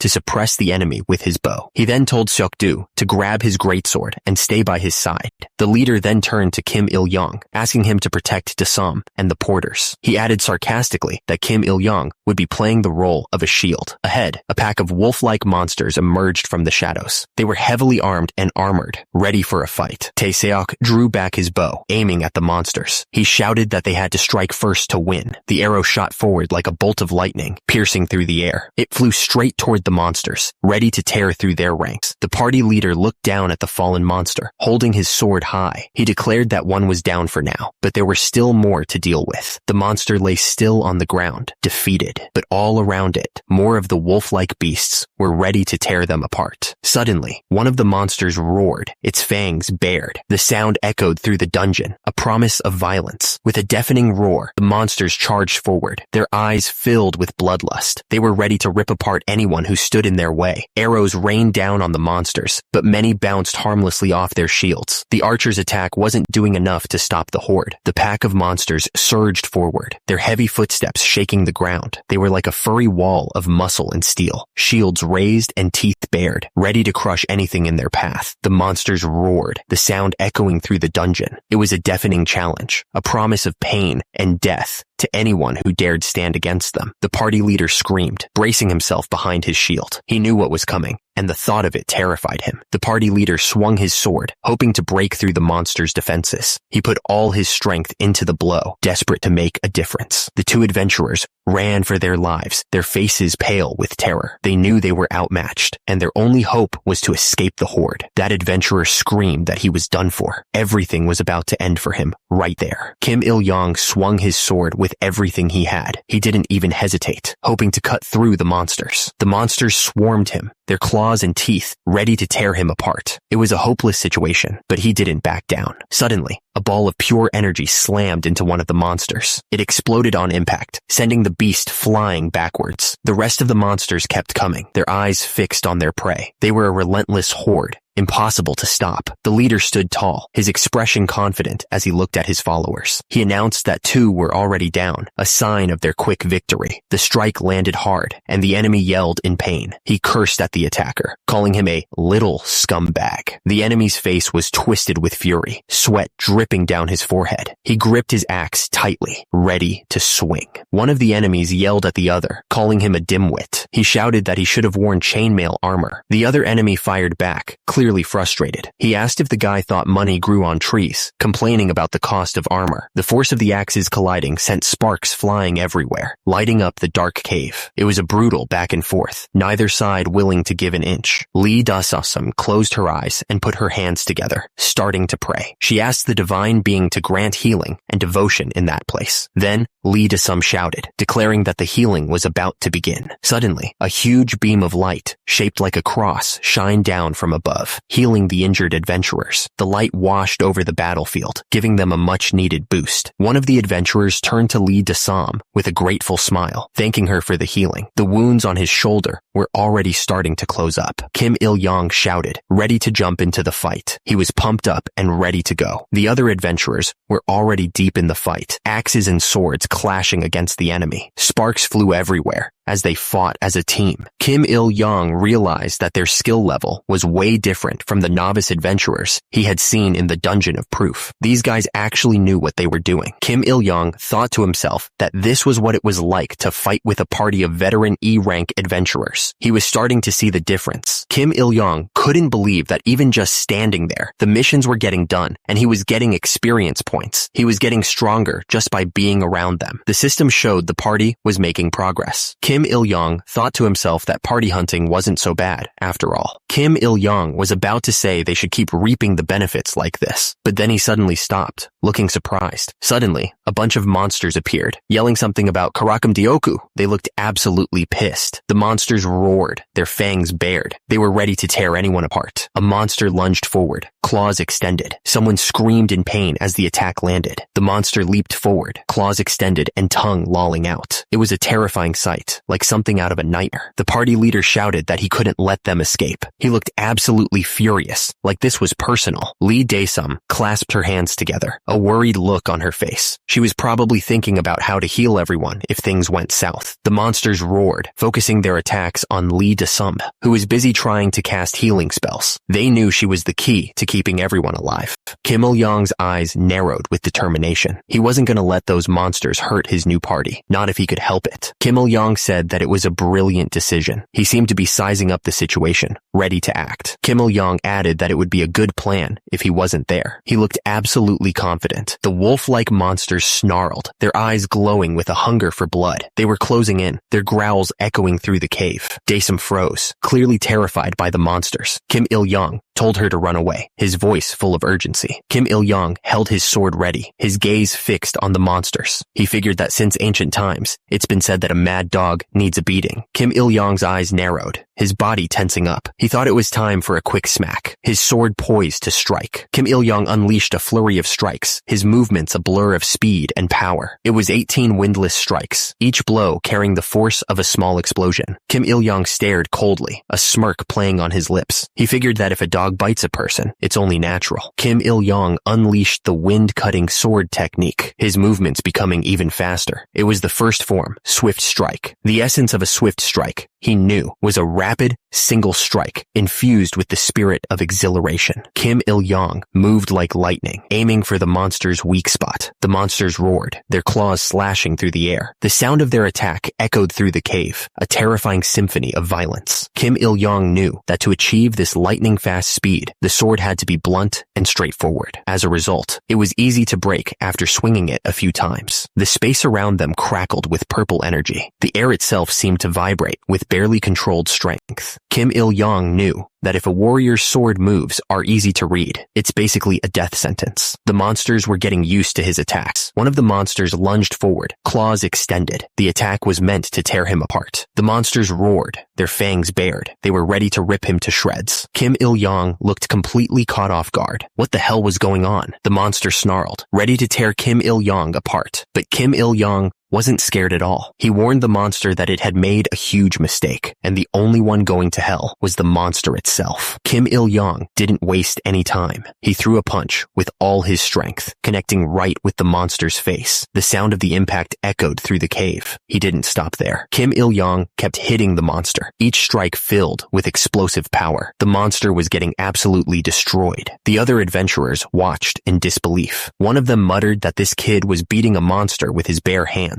He couldn't believe that an E-rank monster was getting beat like a dog. The monster was a mess. Its face was covered in blood, and it could barely stand. Kim Il-yong had completely wrecked it. The system chimed in, saying his octagonal fist proficiency had slightly increased. Each punch was getting stronger and more effective. Kim Il-yong kept up the pressure, not giving the monster any room to breathe. He was determined to end this fight quickly. One of the adventurers watched, absolutely stunned. He thought to himself that Kim Il-yong was beating the monster so well. It was refreshing. He wondered who Kim Il-yong was, and if he was the new recruit. The adventurer thanked Kim Il-yong for saving her. She was glad to see someone who knew how to be polite. Kim Il-yong told her not to mention it, saying protecting them was his duty. He admitted that this whole situation was honestly beyond his expectations, and then introduced himself as adventurer Kim Il-yong. The adventurer asked how Kim Il-yong knew her name. She remembered him talking with Dusum earlier. She admitted that when he said he came to an E-rank dungeon alone, she thought it was just a beginner's bluff. She realized that Kim Il-yong was a skilled adventurer. Kim Il-yong replied that he just got lucky. He said that if she felt uncomfortable when their group treated him like a beginner earlier, he apologized on their behalf because he was a beginner who just came to Pangea. The adventurer asked what kind of newcomer could play with 6 gnolls like that. He asked if today was really his first day in Pangea, and then seriously demanded to know what his deal was. The adventurer stared at Kim Il-yong, and then asked if he was an outsider hiding his identity after committing murder. The adventurer remembered Kim Il-yong mentioning his class was unique. Now that he thought about it, wasn't it the only class? Then, it made sense that he was this strong. The adventurer admitted he was jealous of Kim Il-yong's unique skills and power. The adventurer eyed Kim Il-yong suspiciously, wondering why someone with a unique class would wander around without a clan. Kim Il-yong admitted that he had some issues with those clan guys, but didn't elaborate. The party leader stepped in, reminding everyone that they all had their own stories. He suggested they move on, saying that having someone as strong as Kim Il-yong in their party was a good thing. He looked at the group, hoping he was right. The other adventurers agreed, the tension slowly fading. The party leader declared the introductions over and asked the porters to take care of the cleanup. The porters quickly responded, eager to get to work. Kim Il-yong looked puzzled, wondering what they meant by cleanup. He had a feeling he was about to find out. The cave was huge, the ceiling disappearing into the darkness high above. It looked like the cleanup was going to be a big job. The porters started cleaning up the monster corpses, a grim but necessary task. The air hung heavy with the smell of blood and death. The party member asked if the monster parts had any value. Kim Il-yong explained that these creatures contained mana, which could be melted and reforged into armor or weapons. The party member then inquired about the gnoll teeth, and Kim Il-yong explained that they could be used for magic and potions. He added that the value of the equipment depended on the purity and conductivity of the mana, as well as the material of the defeated monster. One of the party members wondered if an iron sword was made on Earth, asking if there was a difference between Earth-made and Pangea-made equipment. Kim Il-yong admitted that Earth-made stuff was more comfortable and looked nicer. Kim Il-yong added that Earth-made equipment was expensive, which was a big problem. He said that Pangea-made equipment could be defective and itchy, and the finish could be messy. He recalled that the brutal wind cape he wore back in his unique class days reeked of a foul stench, implying he could handle a little itchiness and a rat smell. Kim Il-young remembered that even the hairband he wore back then leaked rainwater. He explained that any equipment of legend, rank, and above was made in Pangea. He added that people from Earth hadn't been able to copy that level of craftsmanship yet. Kim Il-young paused, then asked if someone had found something. He looked up,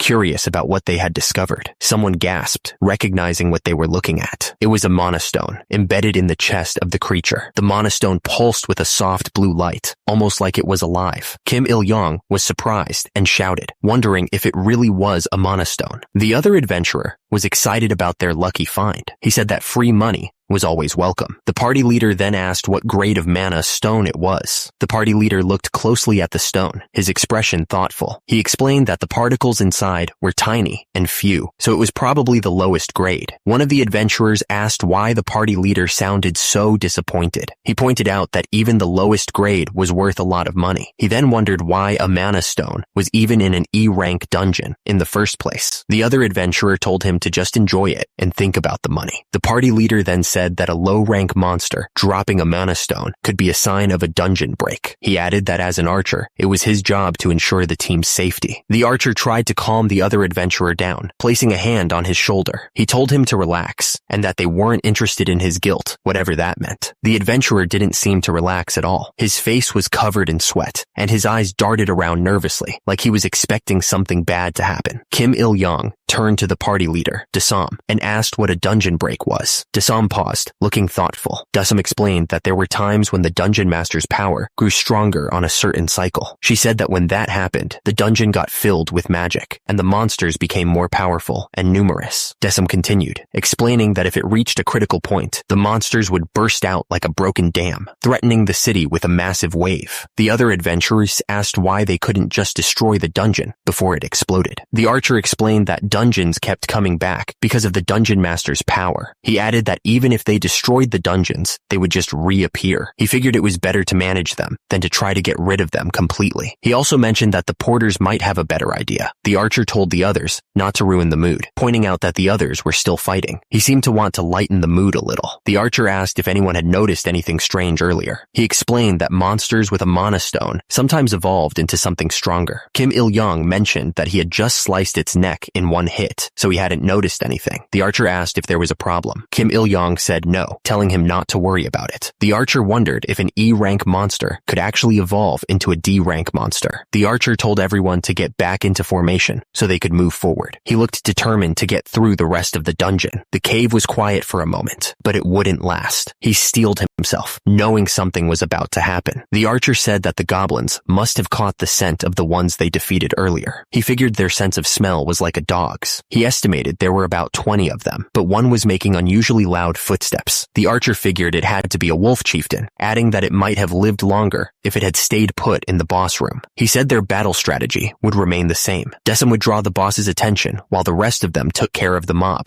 and then they'd regroup. One of the adventurers hoped another mana stone would drop. The other one scoffed, saying that wasn't going to happen easily, but the first one replied that you never know. Suddenly, a massive howl echoed through the cave. One of the adventurers looked terrified, wondering if it was really a wolf chieftain. He was worried it could be a wolf warlord instead. A guttural growl echoed through the cave, sending chills down everyone's spines. The sound was coming from a pack of wolf-like creatures, their eyes glowing menacingly in the darkness. The adventurer scanned the area, his sword at the ready. He wondered where the boss was hiding. The archer was getting frustrated, saying he didn't see the boss anywhere. He added that it was impossible since they had just heard that terrifying howl. He wondered where the boss was hiding. The wolves snarled, their fangs bared and ready to strike, their eyes burned with a savage hunger. The leader shouted for everyone to focus on the wolves in front of them. She then called out to Il-young, asking him to help out. The archer aimed his arrow directly at Il-young, his face set with a grim determination. He didn't even hesitate, ready to shoot him down without warning. Il-young didn't even flinch. In a flash, he deflected the arrow with a powerful strike, sending it flying away. The force of the impact echoed through the cave. The wolves didn't stand a chance. Il-young stood in the middle of the carnage, surrounded by the bodies of the dead wolves. It was a clean sweep,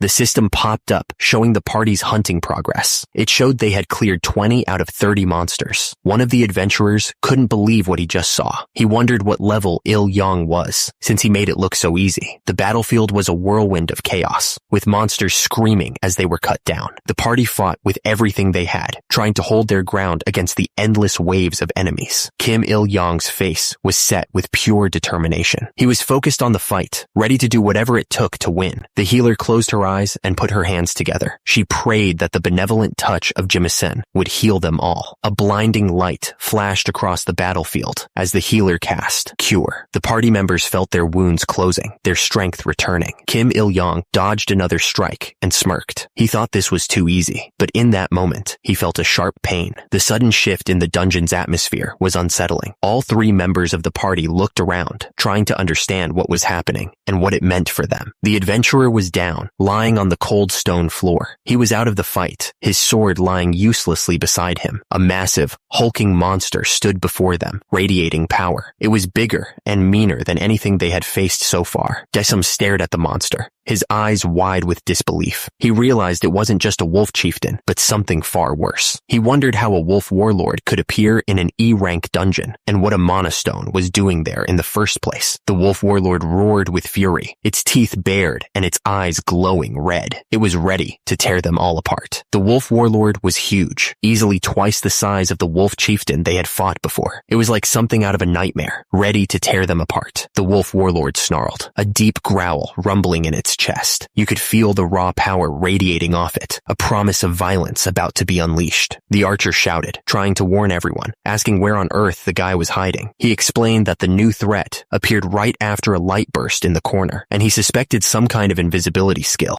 The wolf warlord roared that it would chew them up, demanding they dodge. It was moving fast, ready to tear into anyone who couldn't get out of the way. The wolf warlord charged forward, its massive frame shaking the ground. The adventurers scattered, trying to avoid the beast's path. An adventurer urged another strike, warning that even a graze from the creature would be trouble. He told his teammate to stop talking and attack again. The man stared up at the wolf warlord, his eyes widening. He was shocked, realizing there was no protection above the creature's neck. He wondered what kind of monster they were dealing with. The wolf warlord lunged forward, claws extended. It was moving with surprising speed, a blur of fur and teeth aimed right at the adventurers. The wolf warlord continued its assault, forcing the adventurers to scramble out of the way. The monster was relentless, not giving them a moment to breathe. High above, the wolf warlord was still on the attack, tearing through the dungeon. But below, the archer notched an arrow, preparing to strike. The man swung his weapon, putting all his strength into the blow. The wolf warlord roared in pain, the sound echoing through the dungeon. Il-yang didn't hesitate. He swung his sword with all his might, a flash of metal against the dim light. At the same time, the wolf warlord lunged forward, its claws tearing through the air. Il-yang poured all his energy into a punch, his fist glowing with power. The force behind it was enough to make the air ripple. The wolf warlord snarled, its fangs bared in a vicious display. It was clearly not happy about taking that hit. The wolf warlord's claws connected, slamming into Il-yang. The impact sent shockwaves through his body. The monster roared in triumph, its breath hot and foul. Suddenly, a shout echoed through the dungeon. It was Otai Seoke, yelling his own name at the top of his lungs. What the hell was he doing? Otai Seok spotted something. He yelled, full of fury, "That bastard!" The wolf warlord didn't waste a second. It lunged forward, claws extended, striking with incredible speed. Otai Seok realized how bad this was. He understood that with that much force, even one hit from the wolf warlord could be lethal. Daesum looked completely shocked. Darn it, she thought. Where did it come from? The wolf warlord roared with fury, its fangs bared and its eyes burning with rage. Otai Seok moved with incredible speed, leaving streaks of light as he attacked the wolf warlord. He thought to himself that one flash wouldn't be enough.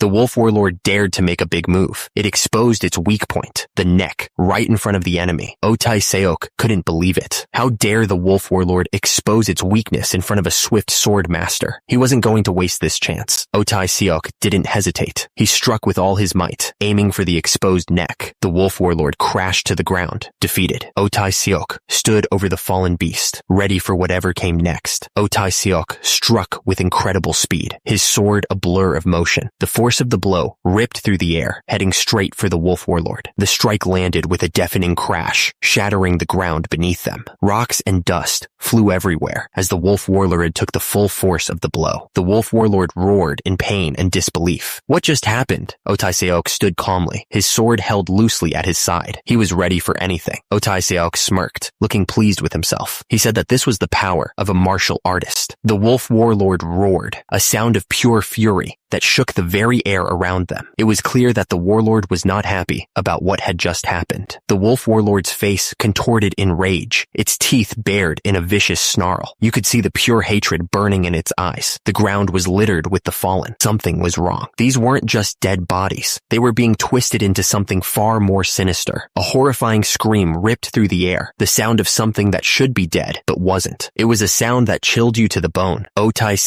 looked absolutely shocked. He asked what this was, seeing the undead creatures rising around him. A horrifying shriek echoed through the cavern as the undead creatures surged forward. They were everywhere, their grotesque forms filling the space around the warrior. The warrior stood his ground, his eyes narrowed as he assessed the creatures surrounding him. He realized they weren't even Jiangshi, which made the situation even stranger. Otai looked around in alarm. He shouted that they'd turned these guys into undead and wondered if there was a necromancer nearby. He immediately ordered Desum to bless the weapons. Desum closed her eyes, her hands clasped together in prayer. She begged the merciful Mother Earth to bestow her grace upon their weapons. A surge of divine energy coursed through the weapons, bathing them in a brilliant, holy light. The system announced that they were now holy weapons. The sword was now glowing with holy light, blessed by Dasum's magic. Otai stared at the blade, feeling the surge of power coursing through it. The others stood ready, their blessed weapons gleaming in the dim light of the cavern. Each of them gripped their weapon tightly, waiting for the attack to begin. With a horrifying roar, the undead creatures charged towards them. Otai yelled for everyone to get ready, bracing himself for the coming onslaught. The lead creature lunged forward, its eyes burning with a malevolent green light, its claws extended, ready to tear into anyone who stood in its path. Otai looked absolutely furious. He couldn't believe these pests dared to show their faces. The creature screamed that they were gonna die. Kim Il-yong realized that at this rate, things were getting too dangerous. The monster's roar echoed through the cavern, shaking the very ground. Kim Il-yong stared intently, his expression unreadable as he watched the beast. Kim Il-yong shouted that he was going to give it his all and go for it. He charged forward, a blur of motion against the monstrous foe. Kim Il-yong explained that striking the same spot twice hurt them the most. He unleashed his one flash wind slash, a technique he'd honed over years of brutal combat. Suddenly, the system announced that the quest was complete, telling him to claim his reward. The battle was over. Kim Il-yong stood over the corpse of the wolf, staring down at it. He thought to himself that this was what real martial arts felt like, a power he hadn't truly understood until now. The wolf-headed monster lay dead on the ground, its teeth bared in a final, silent snarl. The air was thick with the smell of blood and the stench of death. Kim Il-yong stared intently at something. His eyes narrowed. A cold smile played on his lips, a hint of the ruthless warrior he once was. The scene felt familiar to him. A figure stood amidst a field of corpses, a grim reminder of battles past. The only difference was that it wasn't a human he was facing this time, but a wolf-headed creature. The monster's eyes glowed with a feral intensity. The man was shocked by the speed of the sword. He wondered what kind of sword was that fast, before realizing it was a swift strike. The undead creatures started to crumble. Their bodies turned into dust, and their bones fell apart, leaving nothing behind. The man watched as the undead fell apart. He was confused and wondered what was happening to them. Turns out, the leader of the 1,000 demons was a spellcaster. That was the secret to their power. The man explained that normally, a control curse loses its effect when the caster or the medium dies. It was a basic rule of magic. The others thanked Kim Il-yong for his help. It seemed he had played a key role in defeating the undead. Kim Il-yong waved off the thanks. He said it was nothing, just party members helping each other out, as they should. Kim Il-yong stared intently. His eyes narrowed. He was focused on something, but it wasn't clear what had caught his attention. Kim Il-yong wondered aloud if the 1,000 demon leader was weak. He even asked if the leader had been recently promoted. The other man listened, arms crossed. Kim Il-young added that the fight had been easier than he thought it would be, especially considering how the others reacted. He seemed suspicious. Kim Il-young pointed in a certain direction and said, "Over there." Someone responded, asking for confirmation. Kim Il-young stood with his arms crossed, looking at the other man. He told him to just say what he wanted to say, without holding back. Oh Tae-seok explained that the woman wanted to thank Kim Il-young for saving her, but she was too embarrassed to say it directly. She was just stuttering instead. The woman, clearly annoyed, told Oh Tae-seok to shut up and called him an idiot. Kim Il-young realized what was going on and said, "So that's what it was." Kim Il-young dismissed the situation, telling her not to worry about it. He said it was just a normal thing to do as a party member.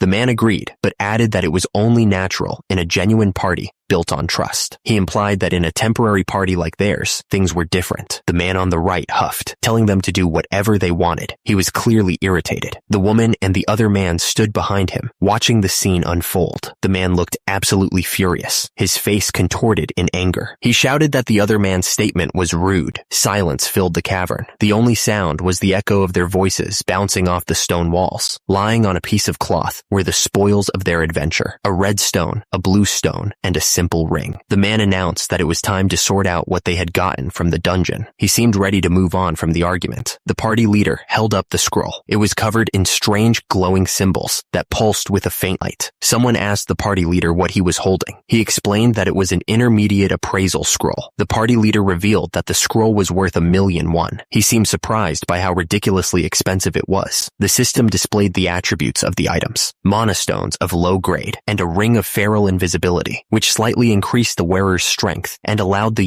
use of the invisibility skill for 3 minutes, but only 5 times. The system confirmed that it was, as expected, a low-grade mana stone. The blonde guy looked surprised. He figured that the leader of the 100 demons must have been promoted to 1,000 demon leader. The man with the scar looked serious. He explained that it wasn't the lowest grade, but just low, so the price was usually around 30 million won. He kept going, pointing out that the small mana stone was worth the price of a medium-sized car. He seemed impressed by the value. The man with the scar paused, then said that wasn't all. This ring, being a rare grade and an uncommon accessory-type artifact, was probably worth between 60 and 70 million won. He looked impressed. The group cheered, realizing they'd hit the jackpot. They were all smiles and high spirits, celebrating their good fortune. The party leader looked annoyed by the commotion. He told everyone to calm down, reminding them that they needed to discuss how to split up the loot first. On a white cloth lay their prizes from the dungeon: 2 shimmering mana stones, 1 red and 1 blue, and a silver ring that pulsed with a faint light. The items seemed to glow with power. The party leader looked down at the loot, calculating the total value. He announced that, including the miscellaneous items, the total came to about 120 million won. One of the party members looked impressed. He commented that it was an impressive amount for just 1 day of work. The blonde man nodded in agreement. He said that it was an abnormal income, but then again, the dungeon they explored was also abnormal, right? One of the party members bragged about their success. He said that even though they might have a bad reputation, they still cleared the dungeon because they were so skilled. The speaker continued, saying that if another party had tried to clear the dungeon, they might have been wiped out. He was serious. Another party member chimed in, looking concerned. He wondered if all dungeons were in such a dangerous state, and if so,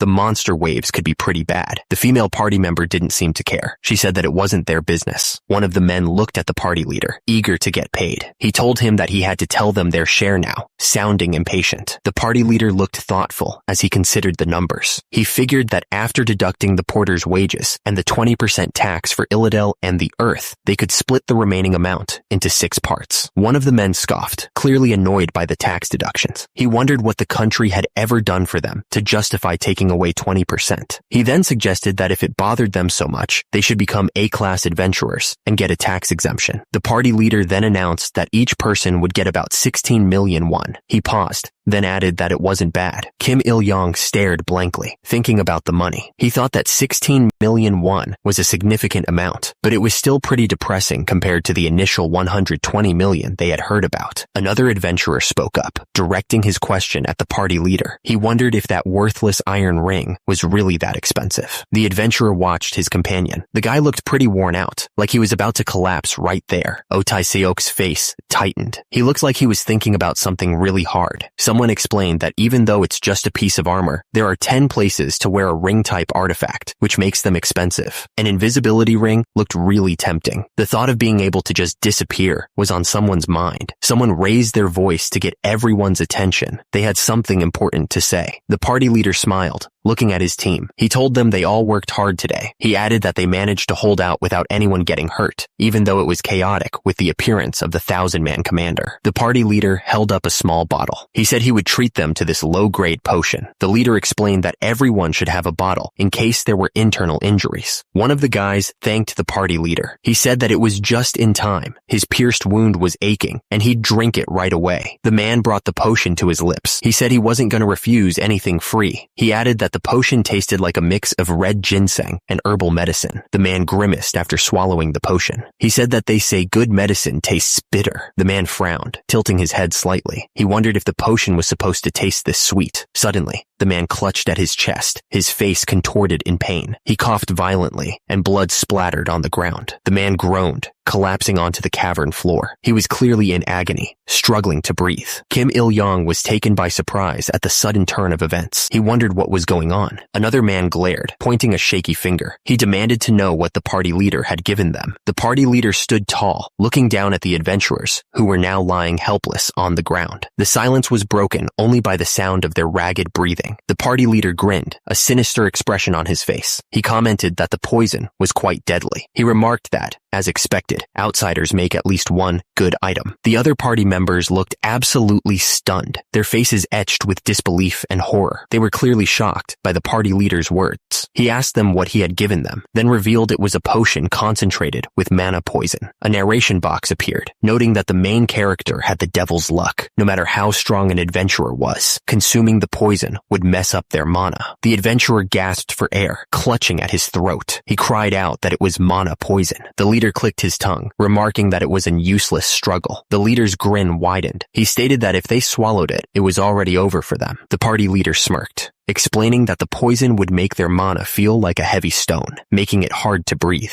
Below, the adventurer clutched at his throat, struggling against the poison's effects. Kim Il-yong looked down at his hand, wondering if the poison was something that dispersed internal energy. He felt nothing, but remained cautious. Kim Il-yong looked shocked, wondering what was happening. He could feel the poison in his system, but it wasn't doing anything. The party leader clicked his tongue, calling Kim Il-yong a fool. He sneered that Kim Il-yong didn't even have mana to begin with. Kim Il-yong's eyes narrowed in response. The party leader grinned, boasting about how lucky he was. Not only had he gathered loners like them, but he'd also hit the jackpot. He couldn't believe the party leader. Kim Il-yong's eyes widened, his face contorted in disbelief. He couldn't believe what he was hearing, wondering what on earth was happening. The party leader stood over the poisoned adventurers, a sinister calmness washing over him. He explained that adults are never wrong, and people should live without causing problems, or they'd end up facing an outsider like him in an unidentified party. Kim Il-yong cursed, realizing the party leader's true intentions. He asked if that was why the party leader accepted a wanderer like him. The party leader admitted he loved drifters like Kim Il-yong because no one would look for them, so it's easy to deal with their disappearance. Kim Il-yong shot back, asking if the party leader was really going to kill 7 people for just 120 million.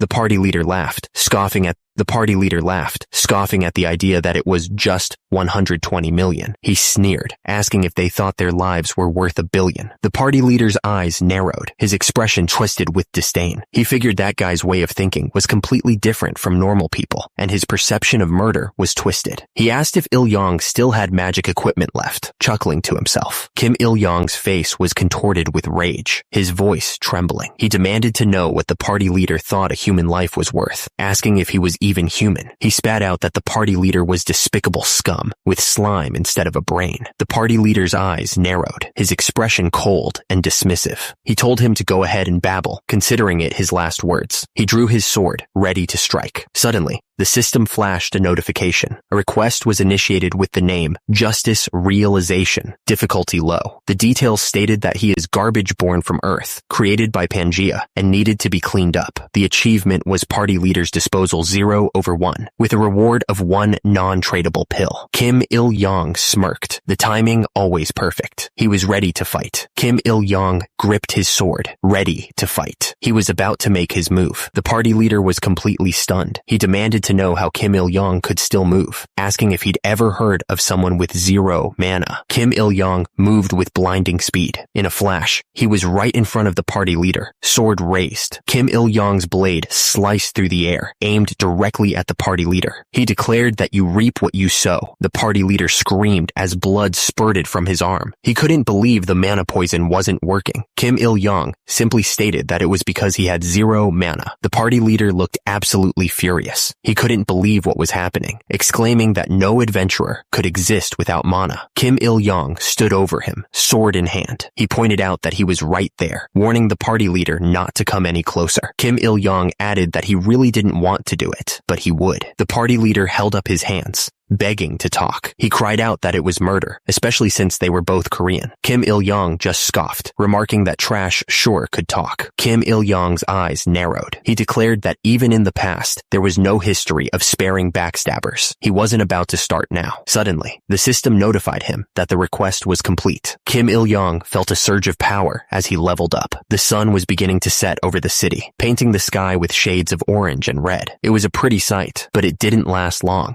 A plaque hung on the wall, bearing a message of hope. It wished glory to the guardian spirit and safety to any adventurer who passed by. Someone wondered if he was still alive. They were worried they'd feel guilty if they accidentally killed him by sending him to the dungeon. Suddenly, a door creaked open. Someone was there. Someone recognized the person in the doorway as Mr. Kim, the adventurer, Il-yong. The receptionist greeted them with surprise. She asked if they'd given up already, then told them not to be too sad. She suggested they find a stronger party next time. Whatever they were going to say died in their throats. All they could do was stare at the lost head, its lifeless eyes wide with shock. Life went on as normal in the city. People walked the streets, chatting and laughing, completely unaware of the violence that had just taken place. One of the adventurers asked what the receptionist had said. Apparently someone had been asking about whose head it was. Another adventurer confirmed that the head in question had a bounty of 100 million on it. They were all shocked. That guy was dangerous. The adventurer figured that with the party leader out of the way, there would be one less person to split the money with. He offered the bounty to Il-yong, explaining that they had settled their issues. The woman explained that since Il-yong saved their lives, they'd give him the dead party leader's share, equipment, and the bounty. She added that if he wasn't greedy, she'd make sure the money was used for a good cause. Il-yong replied that once the money was in his pocket, there was no going back. He mused that the party leader was an outsider, and he'd thought he was a kind-hearted adventurer. He then stated that there were no good people here, and everyone only acted for their own interests. One of the adventurers worried that their reputation was already bad, but now it was even worse with the outsider involved. He suggested they stick together. He pointed out that the party leader had been human, at least, and an outsider, but his skills were decent. He then asked what they were worried about, because they had new power, the strong power that cut off the party leader's neck in one strike. He reminded them that they had Il-yong with them. The mother of heroes shook her head, disapproving of the hidden intentions she sensed. She questioned what was wrong with being a bit selfish as a human. The mother of heroes warned him not to think about running away, since this wasn't the same as the martial arts world he knew. Kim Il-yong figured he didn't have a choice, not with a strict divine contract like that. He asked how the settlement would work. The other man explained that he'd handle it, and the money would be deposited into each person's account when they returned to Earth. Il-yong realized that he wouldn't have to worry about his basement apartment loan for a while. Another adventurer approached Kim Il-yong. Kim Il-yong looked thoughtful. He pointed at a ring over there, then asked if it was this one. He said he'd buy it. Kim Il-yong confirmed that he would buy it. He explained that according to the advice of the Sage of Sapphire, an escape plan was crucial for an adventurer who risked their life. For him, that escape plan was this ring. Kim Il-yong imagined himself using invisibility and silent wind with 10 steps needle, confident that no one could catch him. He thought it would even make him look like a gentleman. But then, he heard the mother of hero's voice in his head, warning him not to even dream about being a hero if he was going to steal. The man said that if Kim Il-yong bought the ring, it would make settling easier for everyone. He then told him the price was 7 gold coins. Il-yong protested protested, reminding him that the party leader's share was supposed to be between 1,500 and 2,000, and asking why he was charging the highest prices. He even asked for a party member discount. The man stated that settlements should be clear to avoid disputes. Kim Il-yong tried to reason with him, suggesting 6 gold coins since they had fought together. The man simply repeated 7. Il-yong attempted to meet him in the middle at 6.5, but the man was stuck on 7. Kim Il-yong looked absolutely furious as he asked if he was talking to a parrot. He wondered why the man was suddenly acting like that. The man explained that it was an after effect of fighting the party leader while under the influence of mana poison. The man pointed out that Kim Il-yong didn't even have mana. Il-yong grumbled about fighting so hard for a cold-blooded party member who wouldn't even lower the price. It was like talking to a brick wall. Kim Il-yong looked completely fed up. He told the man to just stop it already. Kim Il-yong opened his status window. He was now a level 15 Ronin with the title of second-class martial artist. His stats showed strength 16, agility 16, stamina 10, mana 0, intelligence 8, inner strength 13. He wondered if he had leveled up when he killed the party leader, thinking it was a bit cruel that killing fellow adventurers also raised his level. Delete entire panel. Delete entire panel. The system announced that his inner power stat had increased twice. His inner strength jumped to 15 thanks to the ancient inner strength manual. Kim Il-yong asked what the man planned to do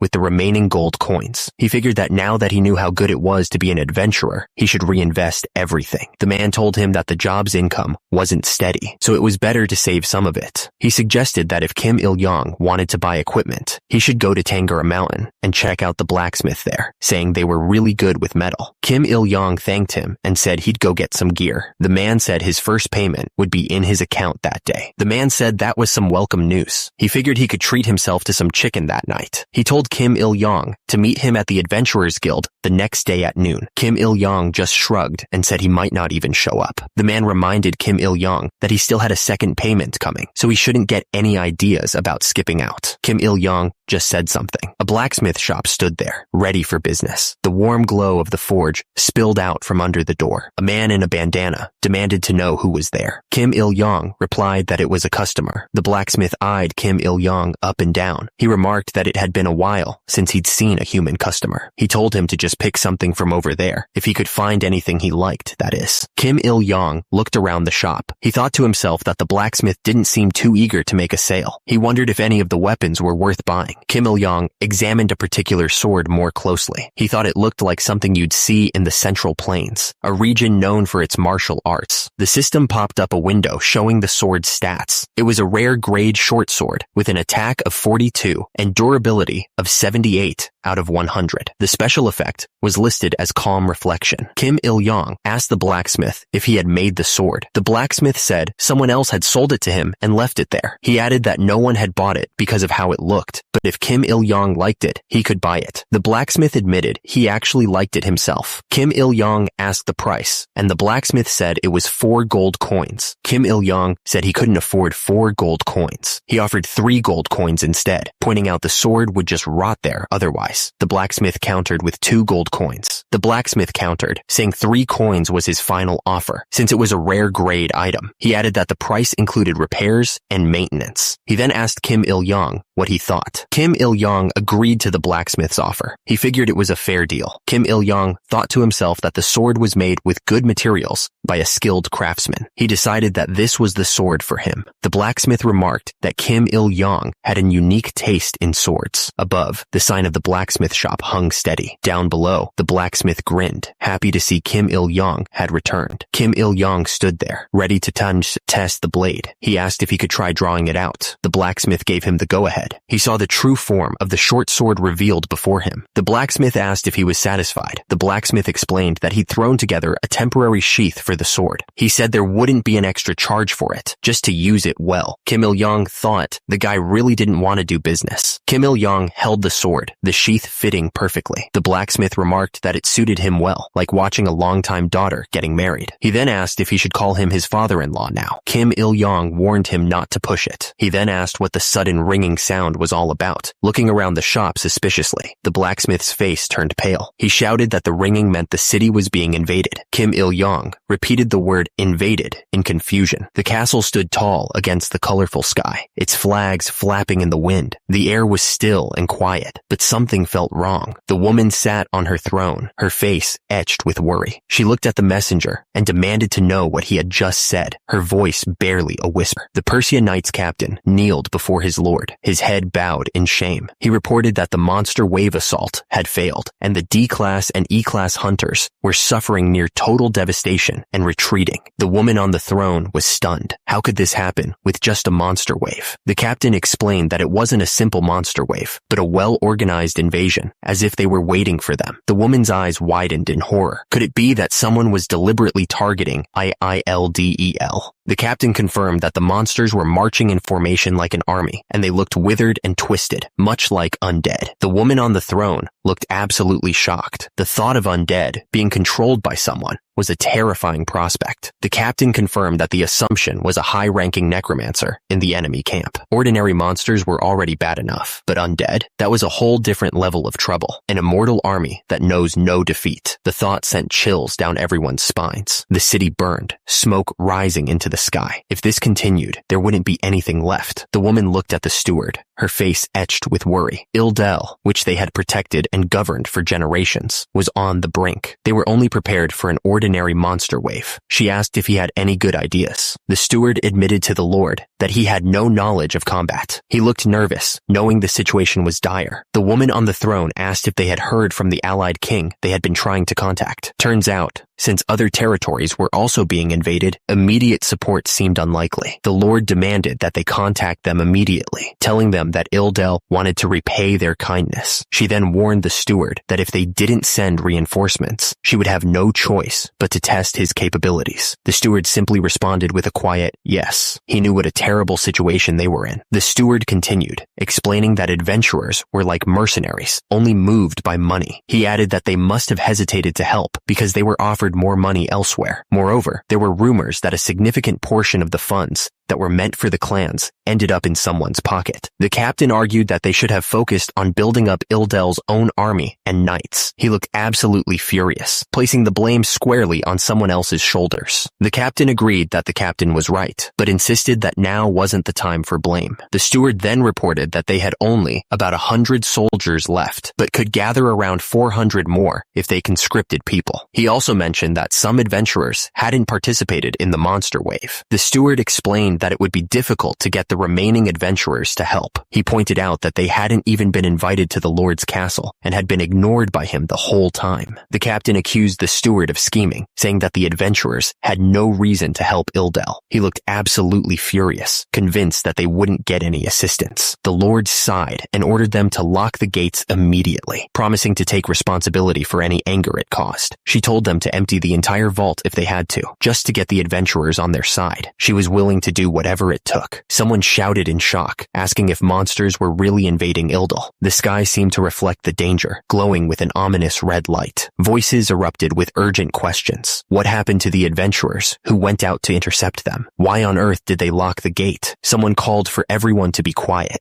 saying he had a proposal worth considering if they would just close their mouths for a moment. The director acknowledged the skepticism with a tisk, saying he understood their precarious situation. He warned that if his proposal wasn't truly eye-opening, he wouldn't bother mentioning it. He continued, noting that most would likely abandon IILDEL without a second thought, but leaving wouldn't change the situation. The director explained that the situation was dire everywhere, not just in Ildel. He said that other places were also being invaded, and there were even rumors of C-rank monsters roaming around. The director addressed the crowd, saying that they mostly faced low-level monsters, so he told them he had a proposal to make, hoping to sway them to his side. The director held up 2 fingers, emphasizing his offer. He would pay 2 gold coins in advance to anyone who participated in the battle, and another 2 to those who fought to the end. Someone in the crowd wondered if they even had a chance of winning. Another pointed out that the enemy was undead, so they just needed to take out the necromancer. But the problem was, no one knew where the necromancer was, and even if they did, could they actually behead him? He was probably heavily guarded, so how could they break through?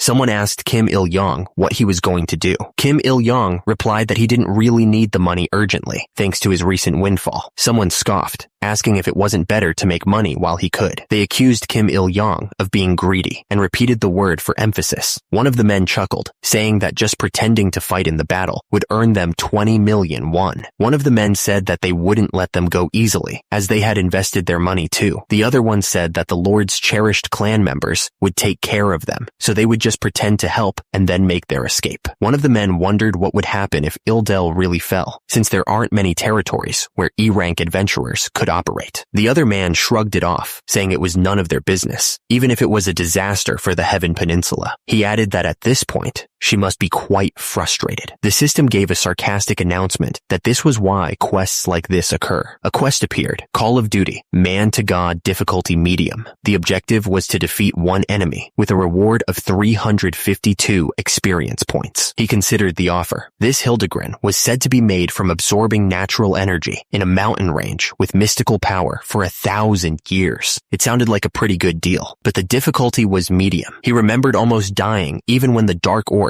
was medium-low difficulty. The thought made him hesitate. It was going to be a siege battle against monsters, a massive horde of them. High risk, high return indeed. The Mother of Heroes kept asking him what he was pondering, telling him that a true hero should stand at the peak and ignore some risks. He was getting annoyed with all the talk about heroes. Wait a minute, it didn't specifically say to defeat thousands of enemies or win a war, right? It might actually be doable. Alright, decision made. Someone asked if he was crazy and why he was talking to himself, questioning if he was talking to his divine contractors. Other party members enthusiastically agreed to participate. Someone else questioned why there was suddenly a sense of justice. Another member of the group wondered if they should participate, looking unsure. Suddenly, someone recognized a voice and called out, "Senior, brother." Someone analyzed the situation, saying analysis was their only weapon. Then, another person declared they were now a proud member of the Cheong family. The MC, referred to as brother, seemed surprised by this. Someone, likely Kang Baek-chol based on context, asked if he was going to participate in the battle and offered to let him join their group. Kang Baek-chol flexed his muscles and told Il-yong to leave the bear to him, promising to support him like before. Someone else looked up at him, clearly annoyed, and wondered how he could be so proactive. He couldn't believe what Kang Baek-chol was saying. Honghwa Yeon and another woman glared, asking who these people were. The newcomer wondered who these guys were. He thought that when annoying things meet, they create double the synergy, and he should make a note of it.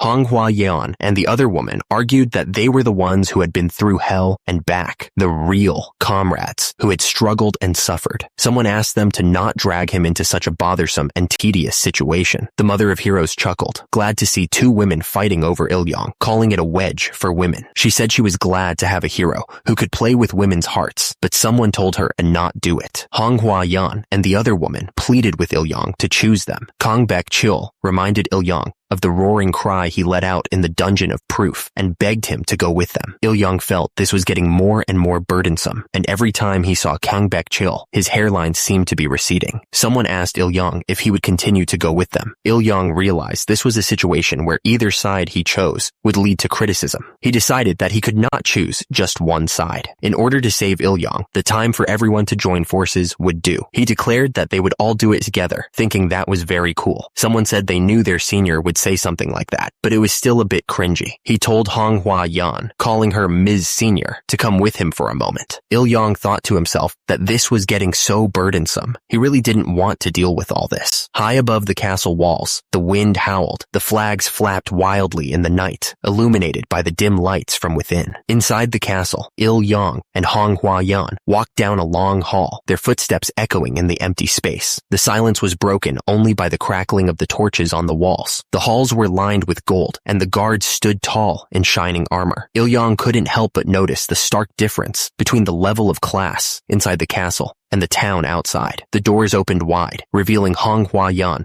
waiting for him. She called out to Il-yong, telling him to come over. An advisor asked if Honghwa Yeon had arrived and inquired about the Hong family's support. Lady Oriana apologized that it didn't go well. Then, someone realized that the kid sitting on the throne was the Lord. The advisor announced that he had brought the strongest person in Illidel to the special forces. Everyone wondered who the strongest person was. Someone exclaimed that it was him. Another person protested, saying they couldn't accept that guy into the special forces. He realized it was the same butler who had shoved him in front of the dimensional gate and asked why. The advisor spoke, telling the Lord that Honghua Yan was lying. He accused her of calling Il-yang the strongest in Illidel when he was just a newbie with no clan, who had only arrived on Earth a few days before. Il-yang looked annoyed, finding the whole situation unbelievable. Il-yang thought to himself, wondering if they didn't recognize experience in the same field. He admitted he was a newly arrived adventurer in Pangaea, but he had spent 7 years in the martial world, battling with swords and gaining experience. Honghua Yan was about to speak, but the advisor cut her off. He told the Lord that Il-yang hadn't been in Pangaea for long, and that they needed to expel him immediately, no matter what Honghua Yan's intentions were. The Lord asked if there was a special reason she wanted Il-yang in the special forces. Honghua Yan asked if she had mentioned the person who saved her life before. She recalled that this person wiped out half the monsters as soon as he awakened, and even blew up a black dragon in a single blow. Honghua Yan insisted that Il-yang was a returnee like her. She explained that he had a wealth of combat experience because he had licked the dirty bottom of another world for 7 years. She pleaded with them to stop. The advisor was completely thrown by her description of Il-yang. He couldn't believe that someone who had suffered so much in another world would choose to remain clanless. He just couldn't understand it. Honghua Yan explained that Il-yang didn't like groups and preferred to be alone. The Lord looked confused, wondering what that was all about. He was trying to understand why Il-yang would choose to be alone, despite his power. Il-yang stepped forward and formally introduced himself to Lord Oriana. He explained that due to various reasons, he had chosen to join the special forces. He asked the Lord to take care of him. My Lord looked at the adventurer and admitted that he didn't think he saw him at the welcoming party. He wondered if his memory was failing him.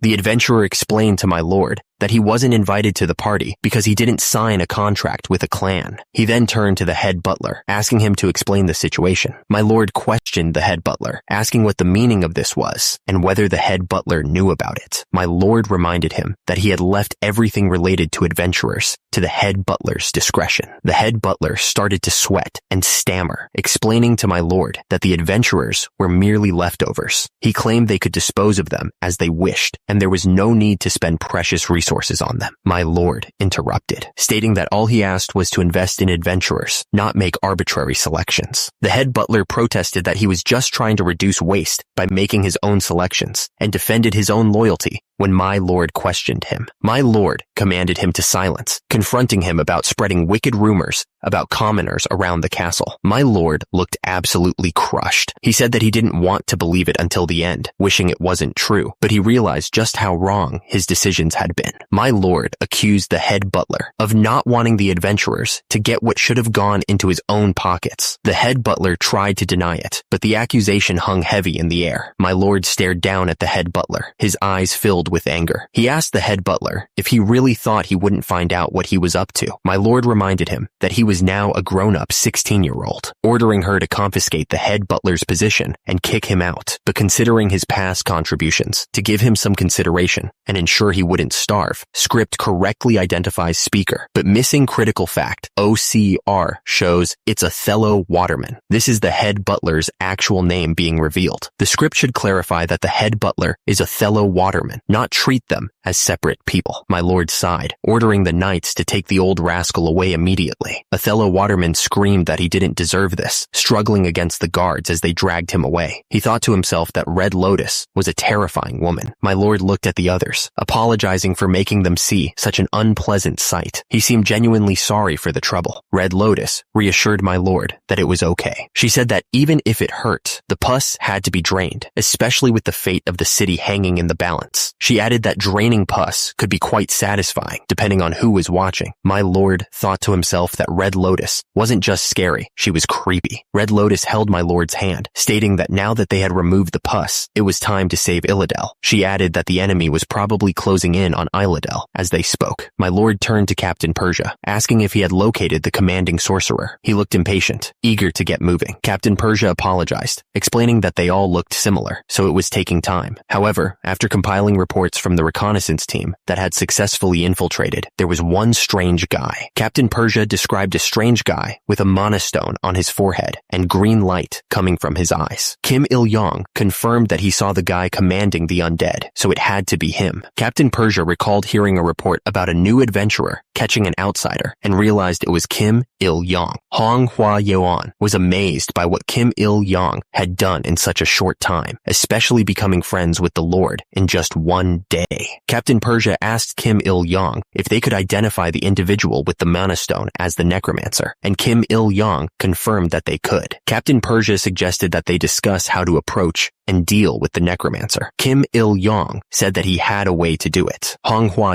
seemed surprised that Kim Il-yong had a method already. She looked at him questioningly, wondering what he was planning. Kim Il-yong showed off the rare ring, explaining that it granted him invisibility. With the power of this ring, he planned to sneak up on the necromancer and take him out at close range. Kim Il-yong asked Captain Persia if it was true that the undead were mixed in with regular monsters. Captain Persia confirmed that the orc groups on the battlefield were probably escorts for the necromancer. Captain Persia warned that even if the assassination was successful, Kim Il-yong would be surrounded by monsters. That's why the separate unit was so important. As soon as the necromancer fell, they had to move in and rescue him, or he'd be done for. Kim Il-yong said that was the maximum amount of time he could endure. Kim Il-yong explained that he was doing it for a request called the Millennium Elixir. He turned to the Lord and said that it was exactly as he had told him. Kim Il-yong admitted that Manhwa was different from the other adventurers. He figured that the more members the separate unit had, the better his chances of survival would be. So, he asked if he could bring some more adventurers he knew to join the separate unit. Kim Il-yong's proposal was accepted. The response came that they welcomed any adventurers he recommended. The speaker noted that they should be responsible, since Kim Il-yong was seen as a fixed party member, so they should bear some of the responsibility. The adventurer looked absolutely shocked. He stammered, asking what she had just said. He couldn't believe that she had recommended them as a separate unit to the Lord. The adventurers were furious with Manhwa.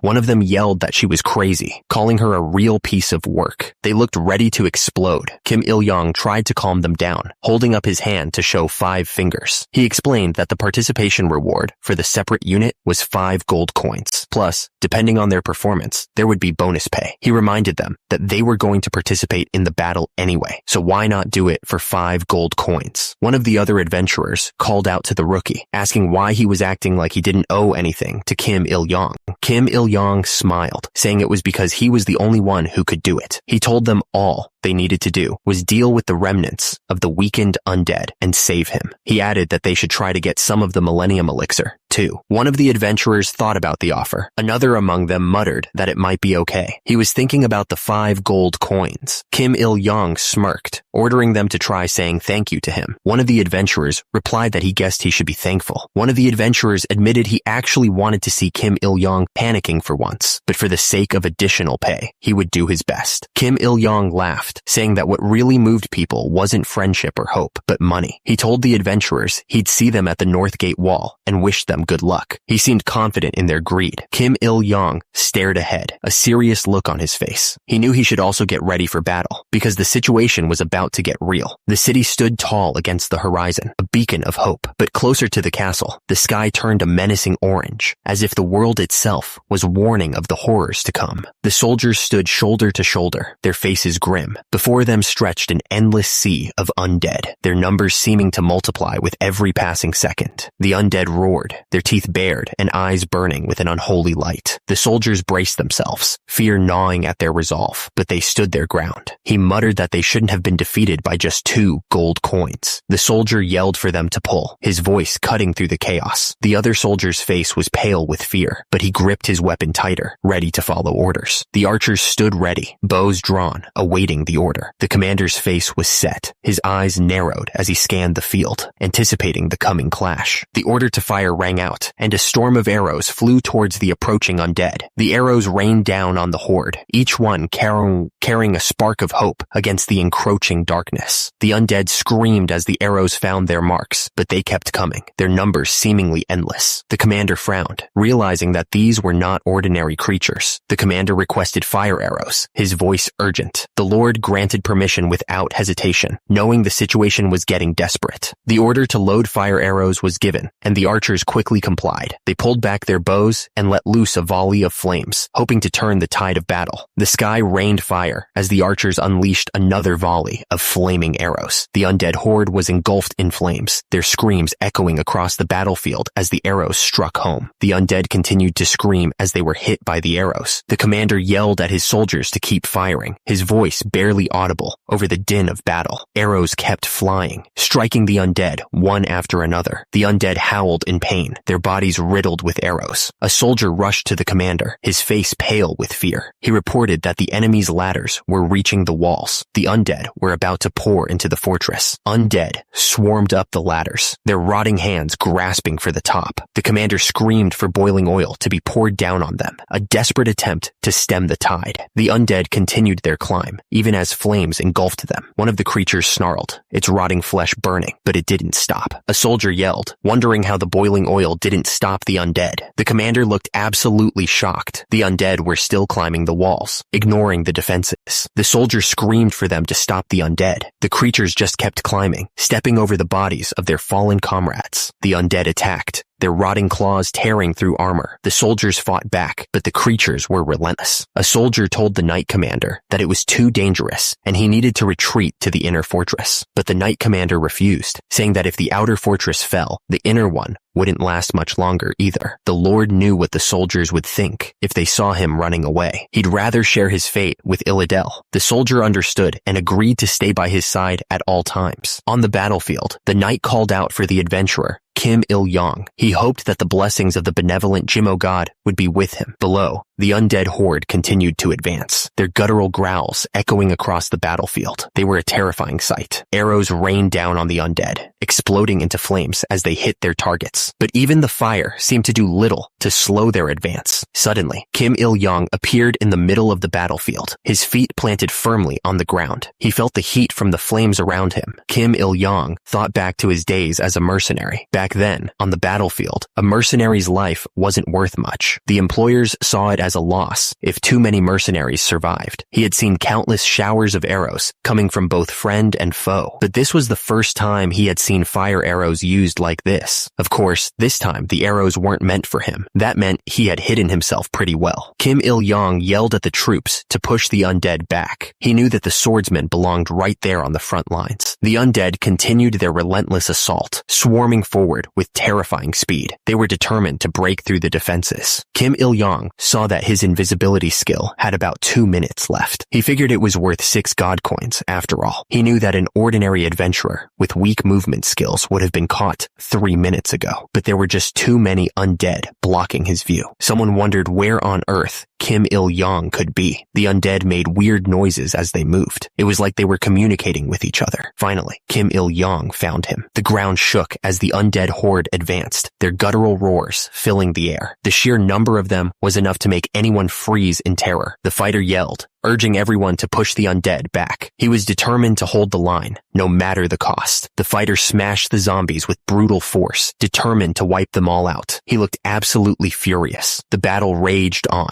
a chaotic mix of steel and undead flesh. The fighters struggled to hold their ground against the relentless horde. The fighters struggled, but the zombies just kept coming, their numbers endless. He cursed, realizing how bad the situation was. Kim Il-yong was ready to attack, searching for the necromancer. He yelled out, unleashing his skill, Om Mani Baraku, ready to wipe out his enemy. Kim Il-yong was shocked. Turns out, the necromancer wasn't a human, but an orc. He wondered how that even worked, but he didn't care, as long as he defeated it. Kim Il-yong calculated the distance to the orc. He figured it was about 20 steps. He prepared to close the gap. Kim Il-yong moved fast. He closed the distance, now only 10 steps away from the orc. He was ready to strike. Kim Il-yong prepared his final attack. He could smell the orc's foul stench. He was ready to wield Lady Hildegrin's 1,000-year-old water. Kim Il-yong struck at the orc, yelling die as he attacked. Suddenly, the orc unleashed a wave of green magic, surprising Kim Il-yong. He was confused, wondering what was going on. He didn't expect the orc to have this power. The orc's magic hit Kim Il-yong hard, causing him to grunt, ugh, kyuk, in pain. The attack had landed. The whole battlefield was in chaos from that dark magic. I saw a knight get completely tangled up in purple energy, unable to move. From the ground, a sickly green hand with black claws reached up, like something crawling out of a nightmare. Nearby, another warrior with white hair was on his knees, gritting his teeth and groaning in pure agony. And then I saw the one responsible for it all. The orc had a twisted, evil smile on his face, his eyes glowing green. He just pointed his hand forward, and all that dark, corrupting magic poured out, spreading across the ground. Kim Il-young was caught right in the middle of it, pinned down by the swirling energy. He looked completely stunned,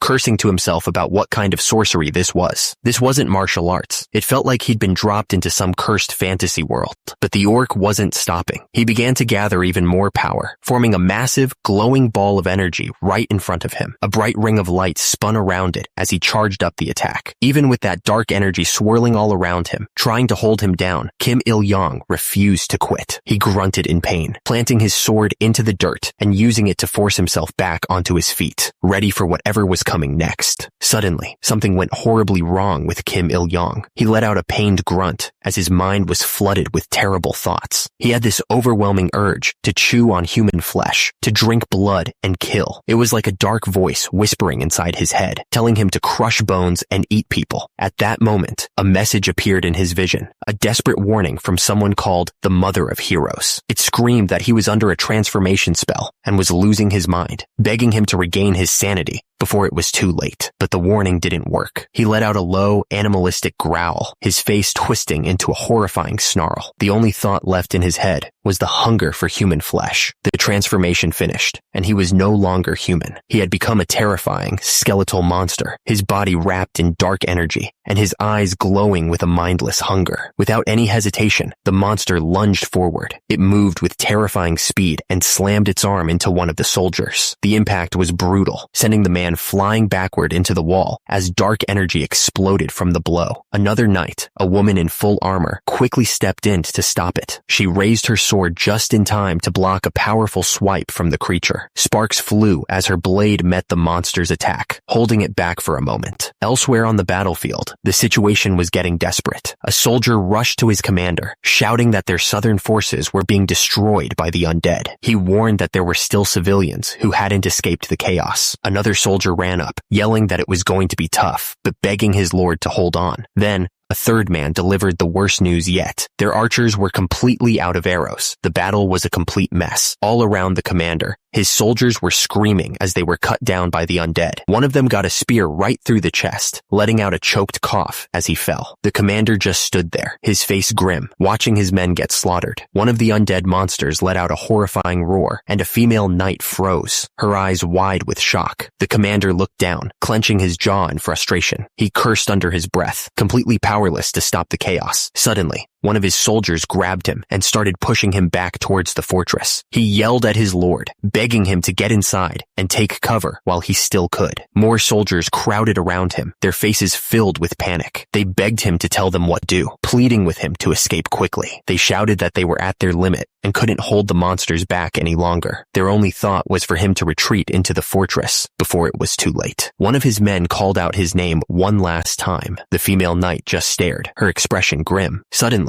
a huge monster was right in the commander's face, letting out a deafening roar. But the commander didn't even flinch. He just glared back, cursing the creature. Without a second to think, the commander swung his sword with everything he had. The blade, glowing with a faint blue light, sliced right through one of the undead creatures, cutting it down where it stood. But for everyone he cut down, more appeared. A whole horde of them, their eyes glowing with a sickly green energy, let out a terrifying roar that shook the air. The commander just stood there for a second, completely frozen by the sight of them. Then they were on him. The creatures swarmed him from all sides, clawing and biting. He grunted, straining with all his might to push them back, his face twisted in pain and effort as he roared back at them, refusing to go down without a fight. Suddenly, a massive green hand shot out and grabbed him, lifting him off his feet. One of his men saw it happen and screamed out for his lord in pure terror. The rest of the horde closed in, and the commander let out a horrible scream as they tore into him. But even then, he wasn't done. With a look of pure fury on his face, he fought back against the pain. He swung his sword in a powerful arc, and a wave of blue energy erupted from the blade, slicing clean through one of the monsters attacking him. One of the knights rushed to his commander, grabbing him by the shoulders and shaking him hard. He desperately pleaded for his lord to wake up. As he did, another warrior looked out over the burning battlefield, a tear welling in her eye. She seemed to be losing hope, thinking that the adventurer, Kim Il-yong, might have already been killed in the chaos. As the commander faded in and out of consciousness, all he could see was the terrible sight of the fortress under attack. Flames and dark smoke billowed everywhere as the enemy swarmed the walls. A wave of regret washed over him, and in his mind, he apologized to his grandfather and his father for failing them. He felt a deep sadness, believing he couldn't protect someone named Illidel. But out on that same battlefield, Kim Il-yong wasn't dead. He was standing amidst the chaos, and a strange, dark energy was swirling all around him. A low, animal-like growl started to come from his throat. The growl got louder, turning into a terrifying snarl. His face was twisting and changing, his skin cracking like porcelain. His eyes were completely white, glowing with a scary light as he bared his teeth like a wild beast. His hand, covered in the same strange cracks, tightened its grip on his sword. As he did, the sword itself began to react, glowing with a brilliant blue light that pulsed with raw energy. It was like the weapon was coming alive. Just as he was about to be completely overwhelmed, a strange message flashed in front of his eyes. A skill called Clear Mirror Still Water had just activated. Below him, an endless army of dark creatures and undead soldiers was charging, a wave of death about to crash down on him. Suddenly, a blinding blue light exploded outwards from where he stood. The blast was so powerful, it tore through the charging army, sending dozens of monsters flying through the air like ragdolls. The entire battlefield was engulfed in the brilliant, destructive energy. But using that power came at a cost. Kim Il-yong hunched over, letting out a pained grunt. The monstrous transformation was still fighting for control. He growled, his face still twisted with those horrible cracks and glowing white eyes. He fell to his knees, trembling and gritting his teeth, fighting with every bit of willpower he had to push the darkness back. Slowly, the cracks on his skin faded away, and the terrifying glow left his eyes. He looked up, sweat pouring down his face, completely exhausted. He let out a huge breath of relief. He had done it. He survived. He looked at the lingering system message, finally understanding what that Clear Mirror Still Water skill did. Just then, the orc he'd been fighting stomped forward, his face twisted in pure rage and disbelief. He screamed at Kim Il-yong, demanding to know how a mere human could have possibly won. Kim Il-yong just smirked, touching his chin with a smug look, and cheekily replied that even he had no idea what he was capable of. The orc let out a nasty laugh. He said he could smell the greed coming off Kim Il-yong and started mocking him, calling him a pig. But Kim Il-yong just gave him a little smirk. He seemed to think that his sword would be the perfect response to the insult. Then,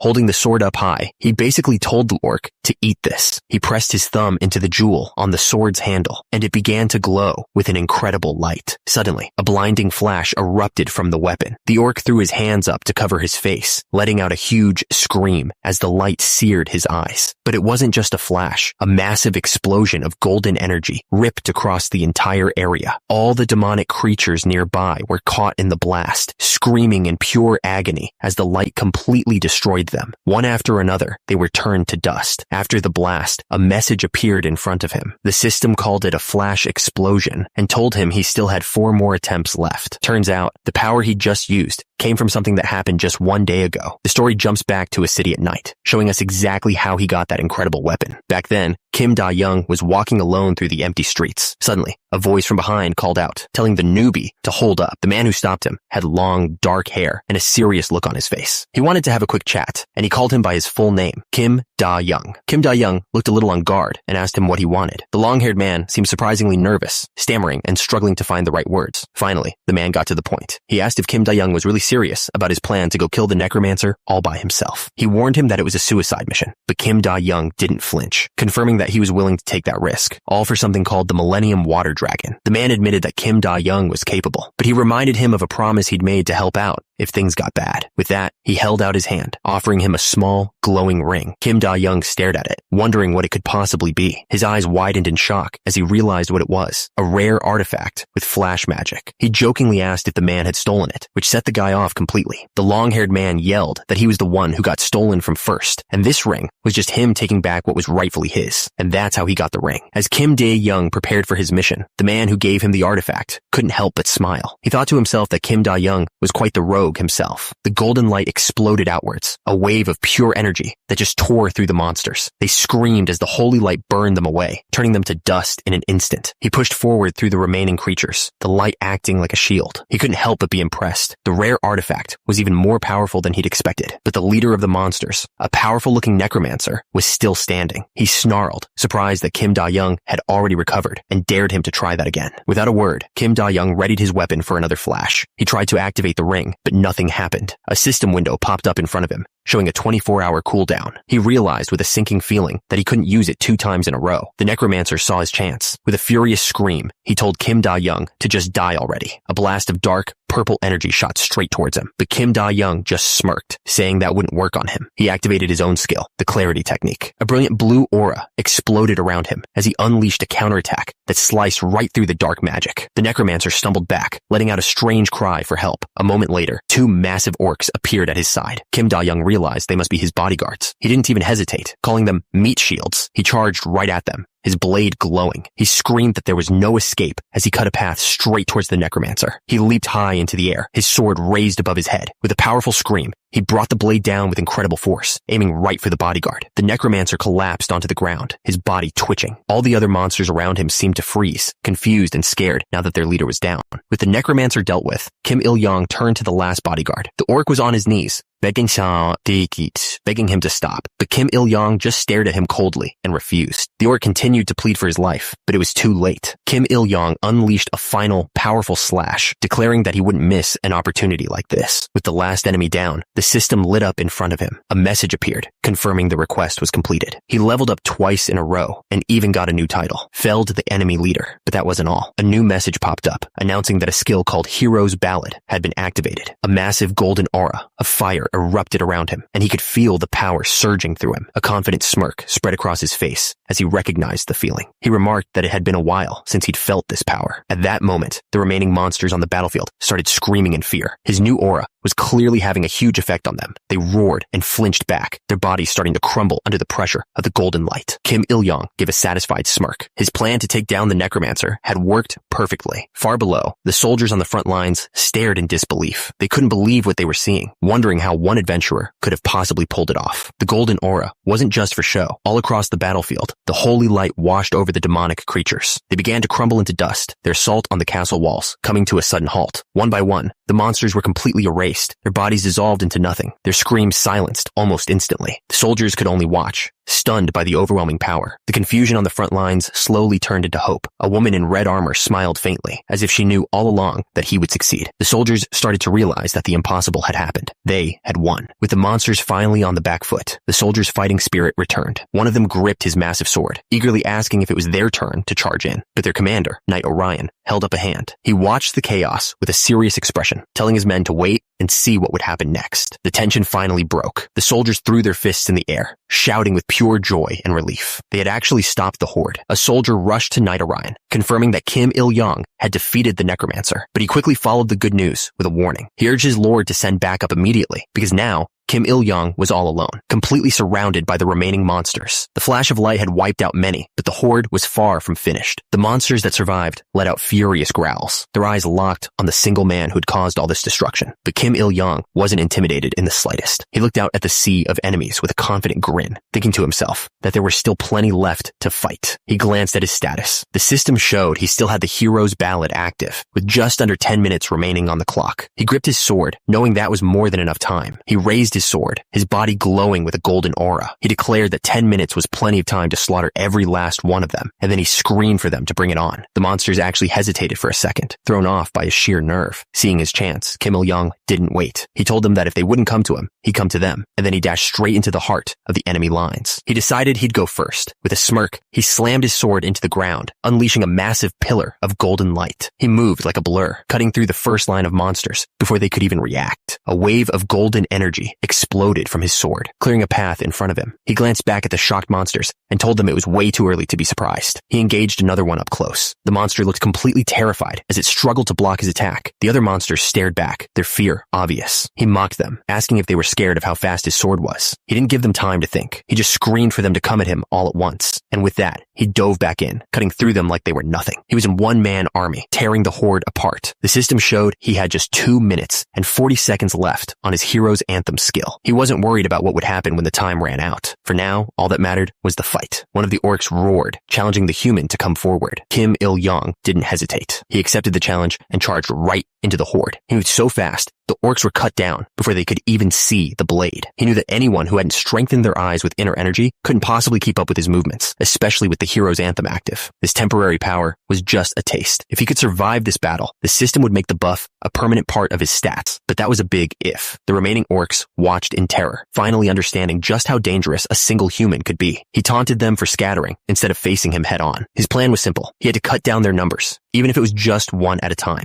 But killing them wasn't enough. He needed to completely crush their will to fight. So he stood his ground and told them they weren't even worth his time. The orcs roared back, absolutely furious at his insults. The entire horde began to gather, preparing for a massive charge. He watched them, wondering if he should be flattered. And that's when it happened. A system window popped up, announcing that his hero's anthem skill had just ended. Just like that, the golden glow around him vanished. He stood there, suddenly feeling like he'd been in this exact situation before. Then he realized something important. The orcs had no idea his power-up was gone. One of the orcs stepped forward, mocking him for standing still. The creature laughed, saying that while he might seem strong now, the Demon King was furious. He warned that soon, powerful demons would arrive to make every human pay. But Kim Il-yong just casually cleaned his ear, completely unimpressed. He had no idea who this Demon King even was. The orc couldn't believe it. He demanded to know how anyone could be ignorant of the Demon King. But Kim Il-yong just casually asked if he was supposed to know, explaining that he was new around here. The creature was furious at his response. The creature couldn't understand how a newcomer could have so much power. Kim Il-yong just admitted his growth was a bit strange. That's when it clicked for the orc. He finally understood why the Demon King wanted to wipe out all the adventurers. He declared that creatures like Kim Il-yong could never be spared. He was a direct threat to the Demon King's greatness. The orc leader turned to his brethren. He yelled that even if it cost them their lives, they had to take this guy down. The entire army roared back, ready to fight. Kim Il-yong watched them, and he could feel the mood shifting. He realized this was going in a very bad direction. They were getting ready for an all-out charge. He knew exactly what was coming next. The second they finished their chant, a massive suicide charge was going to begin. He looked out at the endless sea of monsters. He had to admit it to himself. He was screwed. This was definitely a bit much, even for him. And then, the entire horde let out one final, deafening roar. They were coming.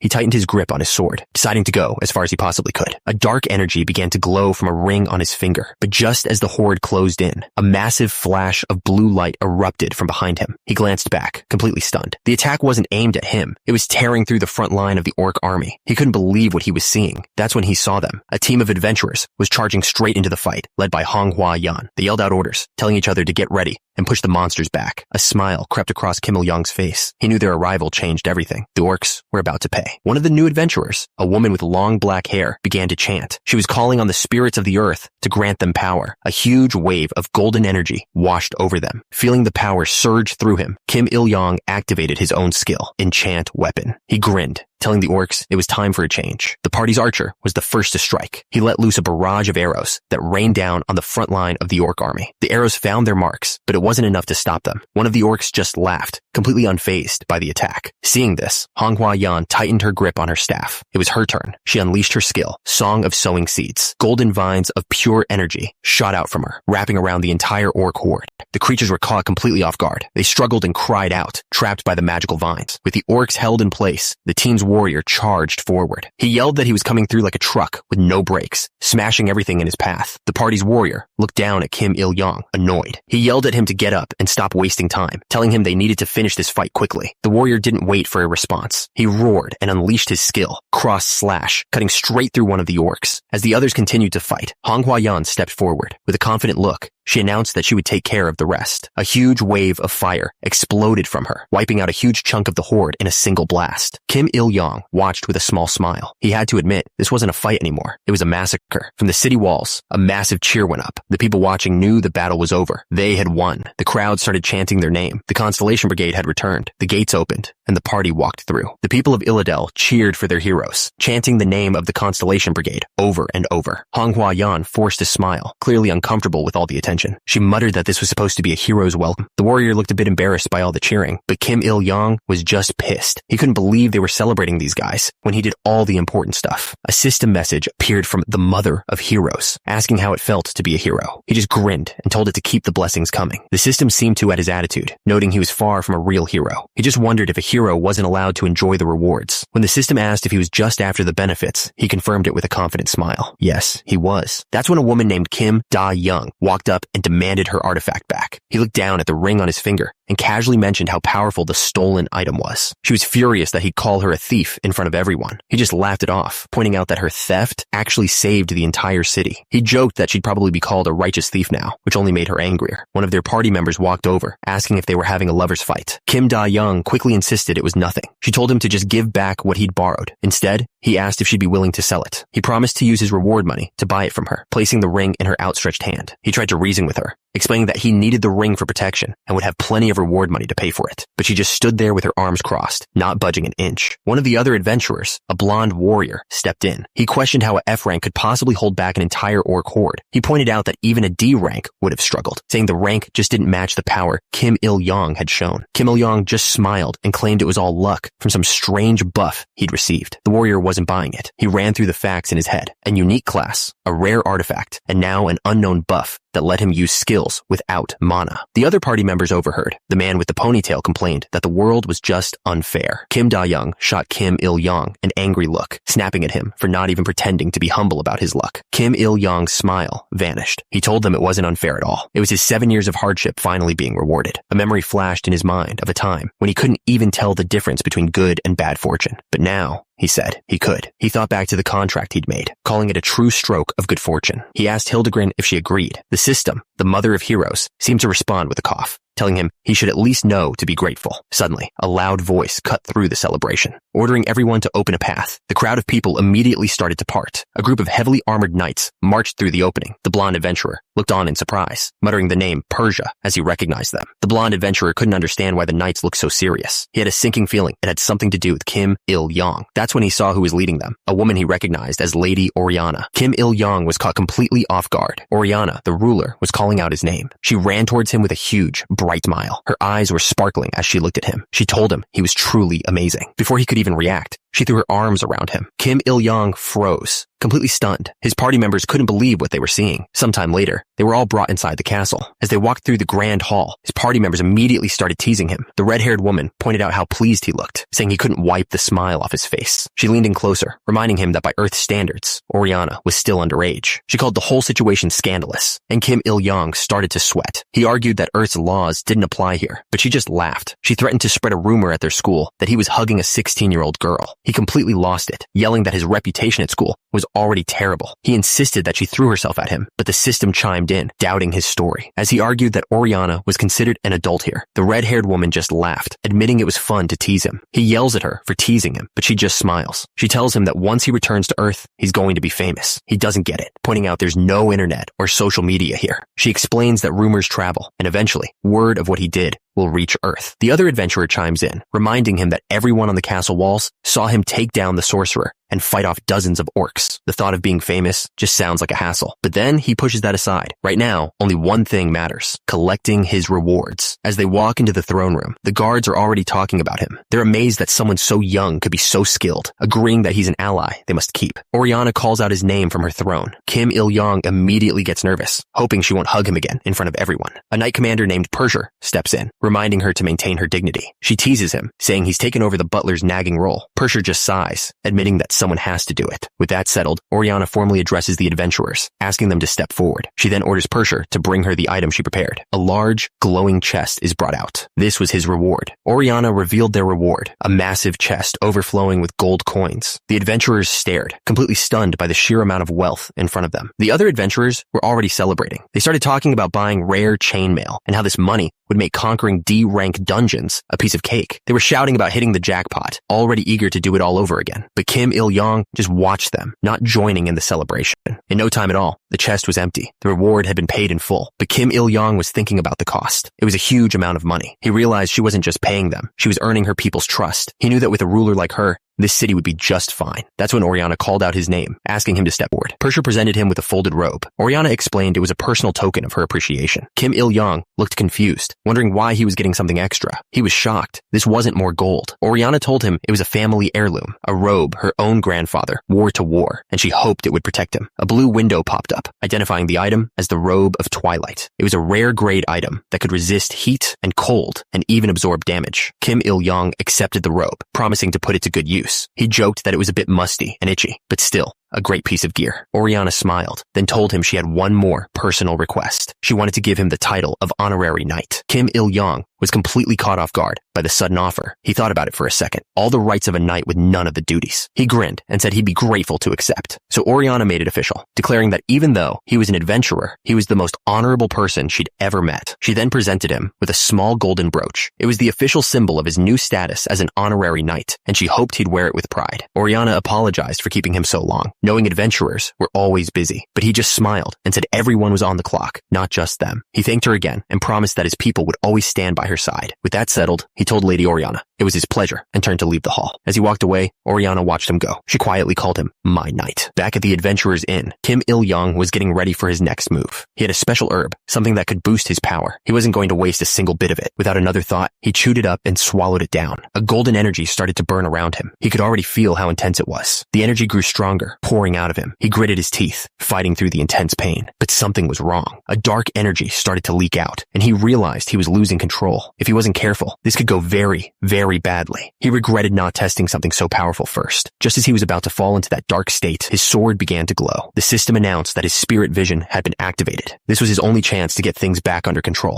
He refused to be taken down by a simple herb. He gritted his teeth, determined to master the power surging through him. He'd dealt with overflowing energy before. He focused, carefully guiding it through his body, one blood vessel at a time. The pain was intense, but he pushed through it, determined to absorb every last drop of power. That's when the system messages appeared. He had fully opened something called the Underworld Gate, and his internal energy stat was skyrocketing. It was done. He was exhausted and bleeding, but a smirk spread across his face. He had won. Meanwhile, at the Adventurer Industry Promotion Agency, things were a lot more serious. Inside a meeting room, a man was giving a grim report. Korea had lost a territory, and their influence in the New World was expected to drop because of it. The director listened intently. He ordered the head of information analysis to give him all the details on the lost territory. They needed to know exactly what they were dealing with. The analyst specified that the lost territory was media. The director seemed concerned, since that was a training ground for mid-level adventurers. But he was relieved they hadn't lost Ildel, the city for beginners. The director leaned forward, asking how other countries were doing. His analyst explained that their neighbors also lost a lot of land because no one saw the monster wave coming. The analyst laid out the numbers. The US lost 1 territory, while Japan and China each lost 2. But the strange part was that both of China's lost territories were their only cities for beginners. The director was stunned. If China only had 2 beginner cities, losing both of them would throw their entire system into chaos. A slow grin spread across the director's face. He realized that if China's new adventurers had nowhere to go, they would have to come to Ildel. He pointed to the map. Ildel was the closest option for China. The director saw this as a massive opportunity, and his subordinate agreed. They could charge a huge tax to any foreign adventurers wanting to hunt there. The rules of Pangaea were clear. If you wanted to hunt in another country's territory, you had to pay a big tax. The director knew this was their chance to make Ildel a powerhouse again. One of the men worried that China might not just sit back and take it, but the director wasn't concerned, saying they wouldn't risk an open conflict. He then ordered a manager named Kim to take care of the new tax plan, and Kim quickly agreed. The director leaned back in his chair, a new plan already forming. He declared that it was time their department was promoted to a full ministry, tired of playing second fiddle to public administration. His subordinate recalled a time when dark orcs were summoned in a dungeon. He explained that the one who saved them back then was a ronin, just like the adventurer who recently saved Ildel. He added that the internet was buzzing about about this new adventurer, especially after he was seen with the Princess Knight. The director was curious. He asked what this Ronin was like as a person. His subordinate answered plainly. His personality was terrible. Miles away, Kim Il-yong suddenly felt his ear itch. He had a strange feeling that someone was talking about him. He turned and saw a familiar face. It was Kim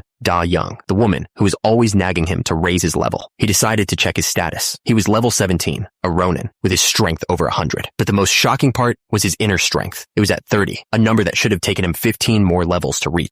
He thought about the Millennium Shell Turtle that gave him this power. If that was possible, he could only imagine what a 10,000-year one could do. The potential for growth here was limitless. He thought about how the rich sex grew up eating things like that. It was a disgusting gap in wealth, and it reminded him why he'd spent his life stealing just to survive. But that was the past. Right now, he needed to level up quickly to balance his stats. He pulled up his skill window. The system displayed his skills. These weren't spells or cheap tricks. They were deadly martial arts he'd mastered through years of fighting. Just then, a young adventurer spotted two familiar faces and called out to them, asking where they were headed. The adventurer explained they were heading to the gate to get power leveled in the Adele territory. He invited the senior adventurer to come along with them. The senior adventurer was surprised. He was also on his way to the gate, but he hadn't planned on power leveling. The red-haired woman explained that her brother thought it was time to level up and invited him again, but the senior adventurer politely declined, saying he had to meet his own party. She teased him about his so-called fixed party, but he just smiled and said he'd be sticking with them for a while. She asked if his party members were really E grades, since they seemed so skilled. The adventurer admitted they had a bad reputation, but were definitely talented. When she pressed, asking if they were thieves or just mean, he got nervous. He just repeated that they were skilled, and that was a fact he couldn't deny. The red-haired woman, Honghua Yan, kept trying to recruit the adventurer. She offered him a place in her family. If the rumors about his party got too bad, she got annoyed at his loyalty, asking why he hadn't given up on his senior yet. He just told her to do whatever she wanted. It wasn't going to happen. She gave him a warning not to get overconfident and turned to leave, saying she was going to level up her recruiting skill for her brother. With that, she announced they were leaving. She called out to her brother, promising she'd come back even stronger. Turns out, Kim Il-yong had been watching the whole time. He realized the siblings had helped him twice now, without him even asking. It felt like their connection was becoming something more than just a coincidence. He stood alone for a moment, looking out at the city. A grin spread across his face. It was time to go back to Earth. He was back on Earth, in his old neighborhood. He stepped into his apartment. His heart was pounding in his chest. It wasn't excitement, though. It was anxiety. He laid down, finding comfort in the small space. After everything he'd been through, this felt like a safe haven. Even the musty smell of his semi-basement apartment was a welcome feeling. He turned on the TV, curious to see what was happening in the world. The news was on. A reporter announced that Li Hani of the Ilseong clan had just applied for a S-rank promotion. The name caught his attention. If she passed, she would become the 9th S-rank adventurer in the entire country. He watched the news report on Li Hani. She had it all: skills, wealth, and looks. He, on the other hand, had nothing to his name. But he smirked, remembering he'd already turned down a huge opportunity from someone just like her. Just then, his phone lit up with a notification. His eyes widened. It was a deposit for over 26 million won. For someone who had nothing, this was a fortune. Then another message popped up. It was from Soon Chang. He had 212 unread messages. Soon, Chang had been trying to reach him for days, asking about the crazy rumors he'd heard and begging him to pick up the phone. The messages went from excitement to worry, then to pure desperation. Looking at the messages, Kim Il-yong felt a pang of guilt. He realized his friend must have gone through every stage of grief, thinking he was gone for good. Soon, Chang's final message was full of frustration, asking if he was being ditched. After a long silence, Kim Il-yong finally sent a simple reply. With that settled, he looked at his phone with a new sense of purpose. It was time to get a promotion. He headed straight for the Adventurers Association. The moment Soon Chang saw him, he started yelling, warning him not to let his recent success go to his head. Kim Il-yong just apologized, saying he'd been busy. Soon Chang couldn't believe it. Too busy to even get in touch? Kim Il-yong calmly asked if he knew what was going on in the world. Il-yong explained that he knew about the attacks from different factions, and that's why he was holding back. Hearing this, Soon Chang seemed to understand and accepted his apology. With the tension gone, Soon Chang asked why they were meeting there. Kim Il-yong told him plainly he wanted a promotion. His friend was shocked, reminding him it hadn't been that long since he'd started. Instead of arguing, Kim Il-yong simply activated his status window. Soon, Chang stared at the screen,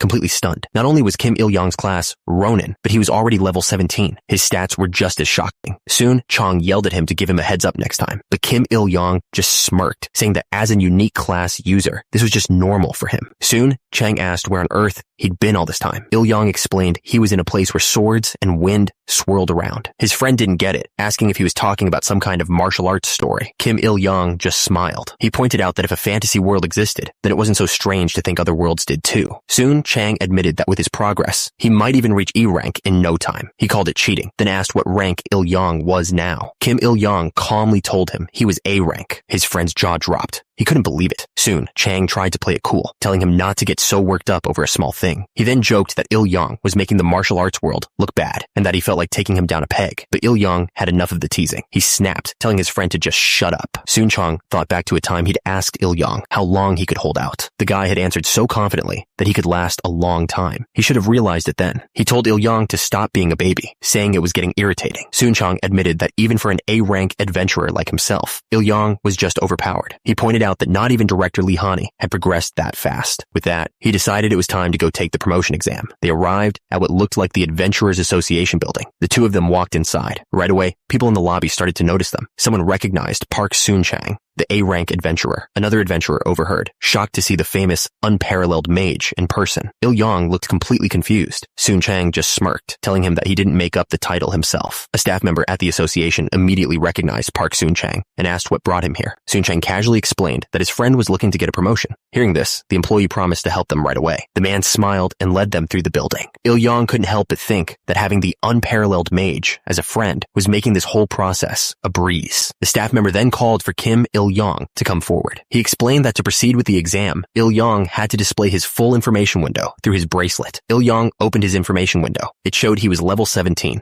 And his class was Ronin. The employee stared, completely stunned. He asked if Il-yang was the same Ronin adventurer known as the savior of Illidel. Turns out, Il-yang was already getting noticed. Other adventurers in the room recognized him as the Ronin. They couldn't believe he was already here for a promotion, complaining about how unfair it was. Il-yang was surprised they knew him. He figured it had to be because of all the rumors floating around. And he was right. There were already videos online about the F-rank adventurer who became a legend. The comments section was a total mess. Some people were amazed, but most thought it was fake. A F-rank fighting dozens of orcs just sounded like an obvious lie. Thankfully for Il-yang, most people were still doubtful. The thing is, unlike the big clans with their own news networks spread across Pangaea, regular adventurers had very limited ways of getting information. That's because the god of Earth had rejected modern technology. There was no internet or social media in Pangaea, so people had no choice but to rely on rumors, which were usually wrong. The staff member grinned, teasingly calling him the savior of Illidel. Il-yang got annoyed and told him to shut up, insisting he didn't make up that ridiculous nickname. But as he looked at Il-yang's stats, he was completely confused. His strength and agility were over 160, but his stamina and mana were almost nothing. He asked why his stats were so high and so weirdly distributed. The staff member couldn't believe what he was seeing. He asked how it was possible for a level 17 to have 82 total stat points. It just didn't make any sense. The staff member calculated that based on total stats alone, Il-yang was somewhere between a D and C rank. His friend, an A-class adventurer, called him a monster for getting so strong. He jokingly warned Il-yang not to get too full of himself and forget his friends. He kept poking fun at him, laughing about how Il-yang pretends not to know people when things get awkward. Finally, his friend asked what happened with the promotion. The scene shifted to the official evaluator, who was ready to announce the final rank. The result was in D rank. Kim Il-yang was stunned by the result. His friend was even more shocked, yelling that he'd just jumped up 2 whole ranks at once. The other adventurers in the room couldn't believe it either. They muttered to each other, wondering if something like that was even possible. Il-yang asked if it was really okay to jump 2 ranks like that. The evaluator calmly explained that there was nothing in the rules against it. He told Il-yang that promotions were judged on level, stats, and performance. In every single one of those areas, Il-yang had already far surpassed the standard. But there was more. The evaluator added that Il-yang had also distinguished himself in 2 major incidents, which made Il-yang pause and think. He was talking about the time Il-yang took down the Dark Orc to save another adventurer, and the other time, he saved the entire town of Ildel. Taking all of that into account, the evaluator said D rank was the only logical choice. Il-yang just nodded and thanked him. His friend was thrilled, pointing out that he'd just broken Li Han's record for fastest promotion. But Il-yang couldn't care less about records like that. As they left the building, his friend brought up the perks for high rankers, like tax exemptions for A ranks. He then asked if Il-yang was aiming for the special privileges of S rank adventurer. Il-yang just asked if there was anything wrong with that. His friend thought about it for a moment. With a unique class and a cheat-like ability, he realized it might actually be possible for Il-yang to pull it off. That's when his friend grabbed onto him, begging Il-yang not to ignore him after he becomes successful. Il-yang was so annoyed, he wished he could just pretend he didn't know the guy. As they walked on,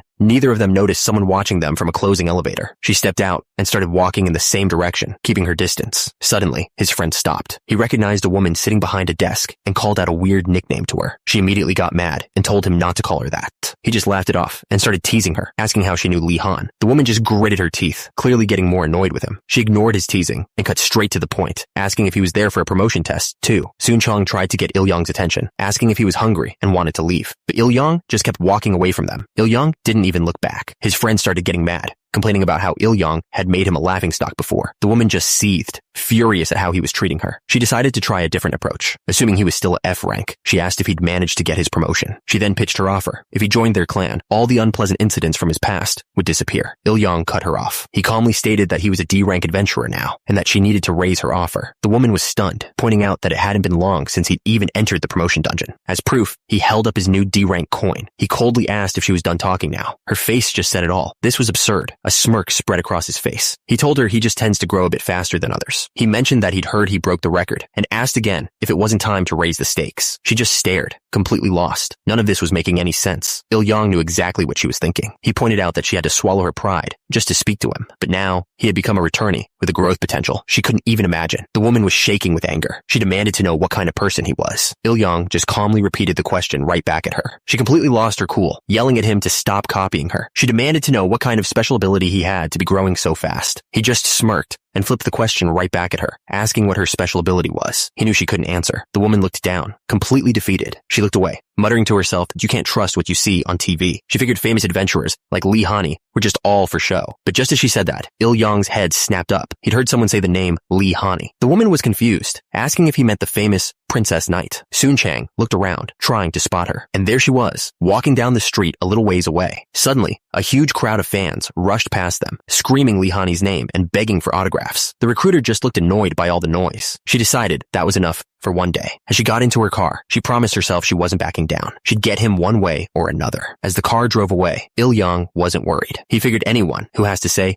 isn't actually that scary. Just then, his friend Park Soon Chang showed up. He asked how Il-yong knew Lee Hani. Il-yong just grinned and casually mentioned that he ignored her when she offered a handshake. Soon Chang completely lost it. He called Il-yong a moron, yelling that when a night princess offers her hand, you're supposed to kneel down and grab it like it's a treasure. He couldn't believe Il-yong just turned her down. He explained that Lee Hani is basically royalty, the granddaughter of the Il-sung clan's leader, and famous for her beauty and rare status. But Il-yong had a reason. He told his friend to think about it. A girl like Lee Hani is always surrounded by people who worship her. By acting unimpressed, he leaves a much stronger impression. Soon Chang wasn't buying it. He asked who Il-yong thought he was, trying to be some kind of bad boy. Il-yong just snapped back at him to shut up. He was thinking about the recruiter's confident expression, that look that said he would eventually join her clan, one way or another. He didn't like it one bit, but a moment later, he started to have second thoughts. He wondered to himself if that whole bad boy act could actually be effective. Sometime later, Il-yong and his new party arrived at the dungeon entrance. The other adventurers were staring at him. One of them asked where he got all that fancy new gear, guessing he spent all his money right away. Il-yong just laughed, saying safety was important. Then, with a little flourish, he showed them his new D-rank adventurer badge. They were completely stunned. One of them couldn't believe it, complaining that he'd been an adventurer for way longer, but was still a lower rank.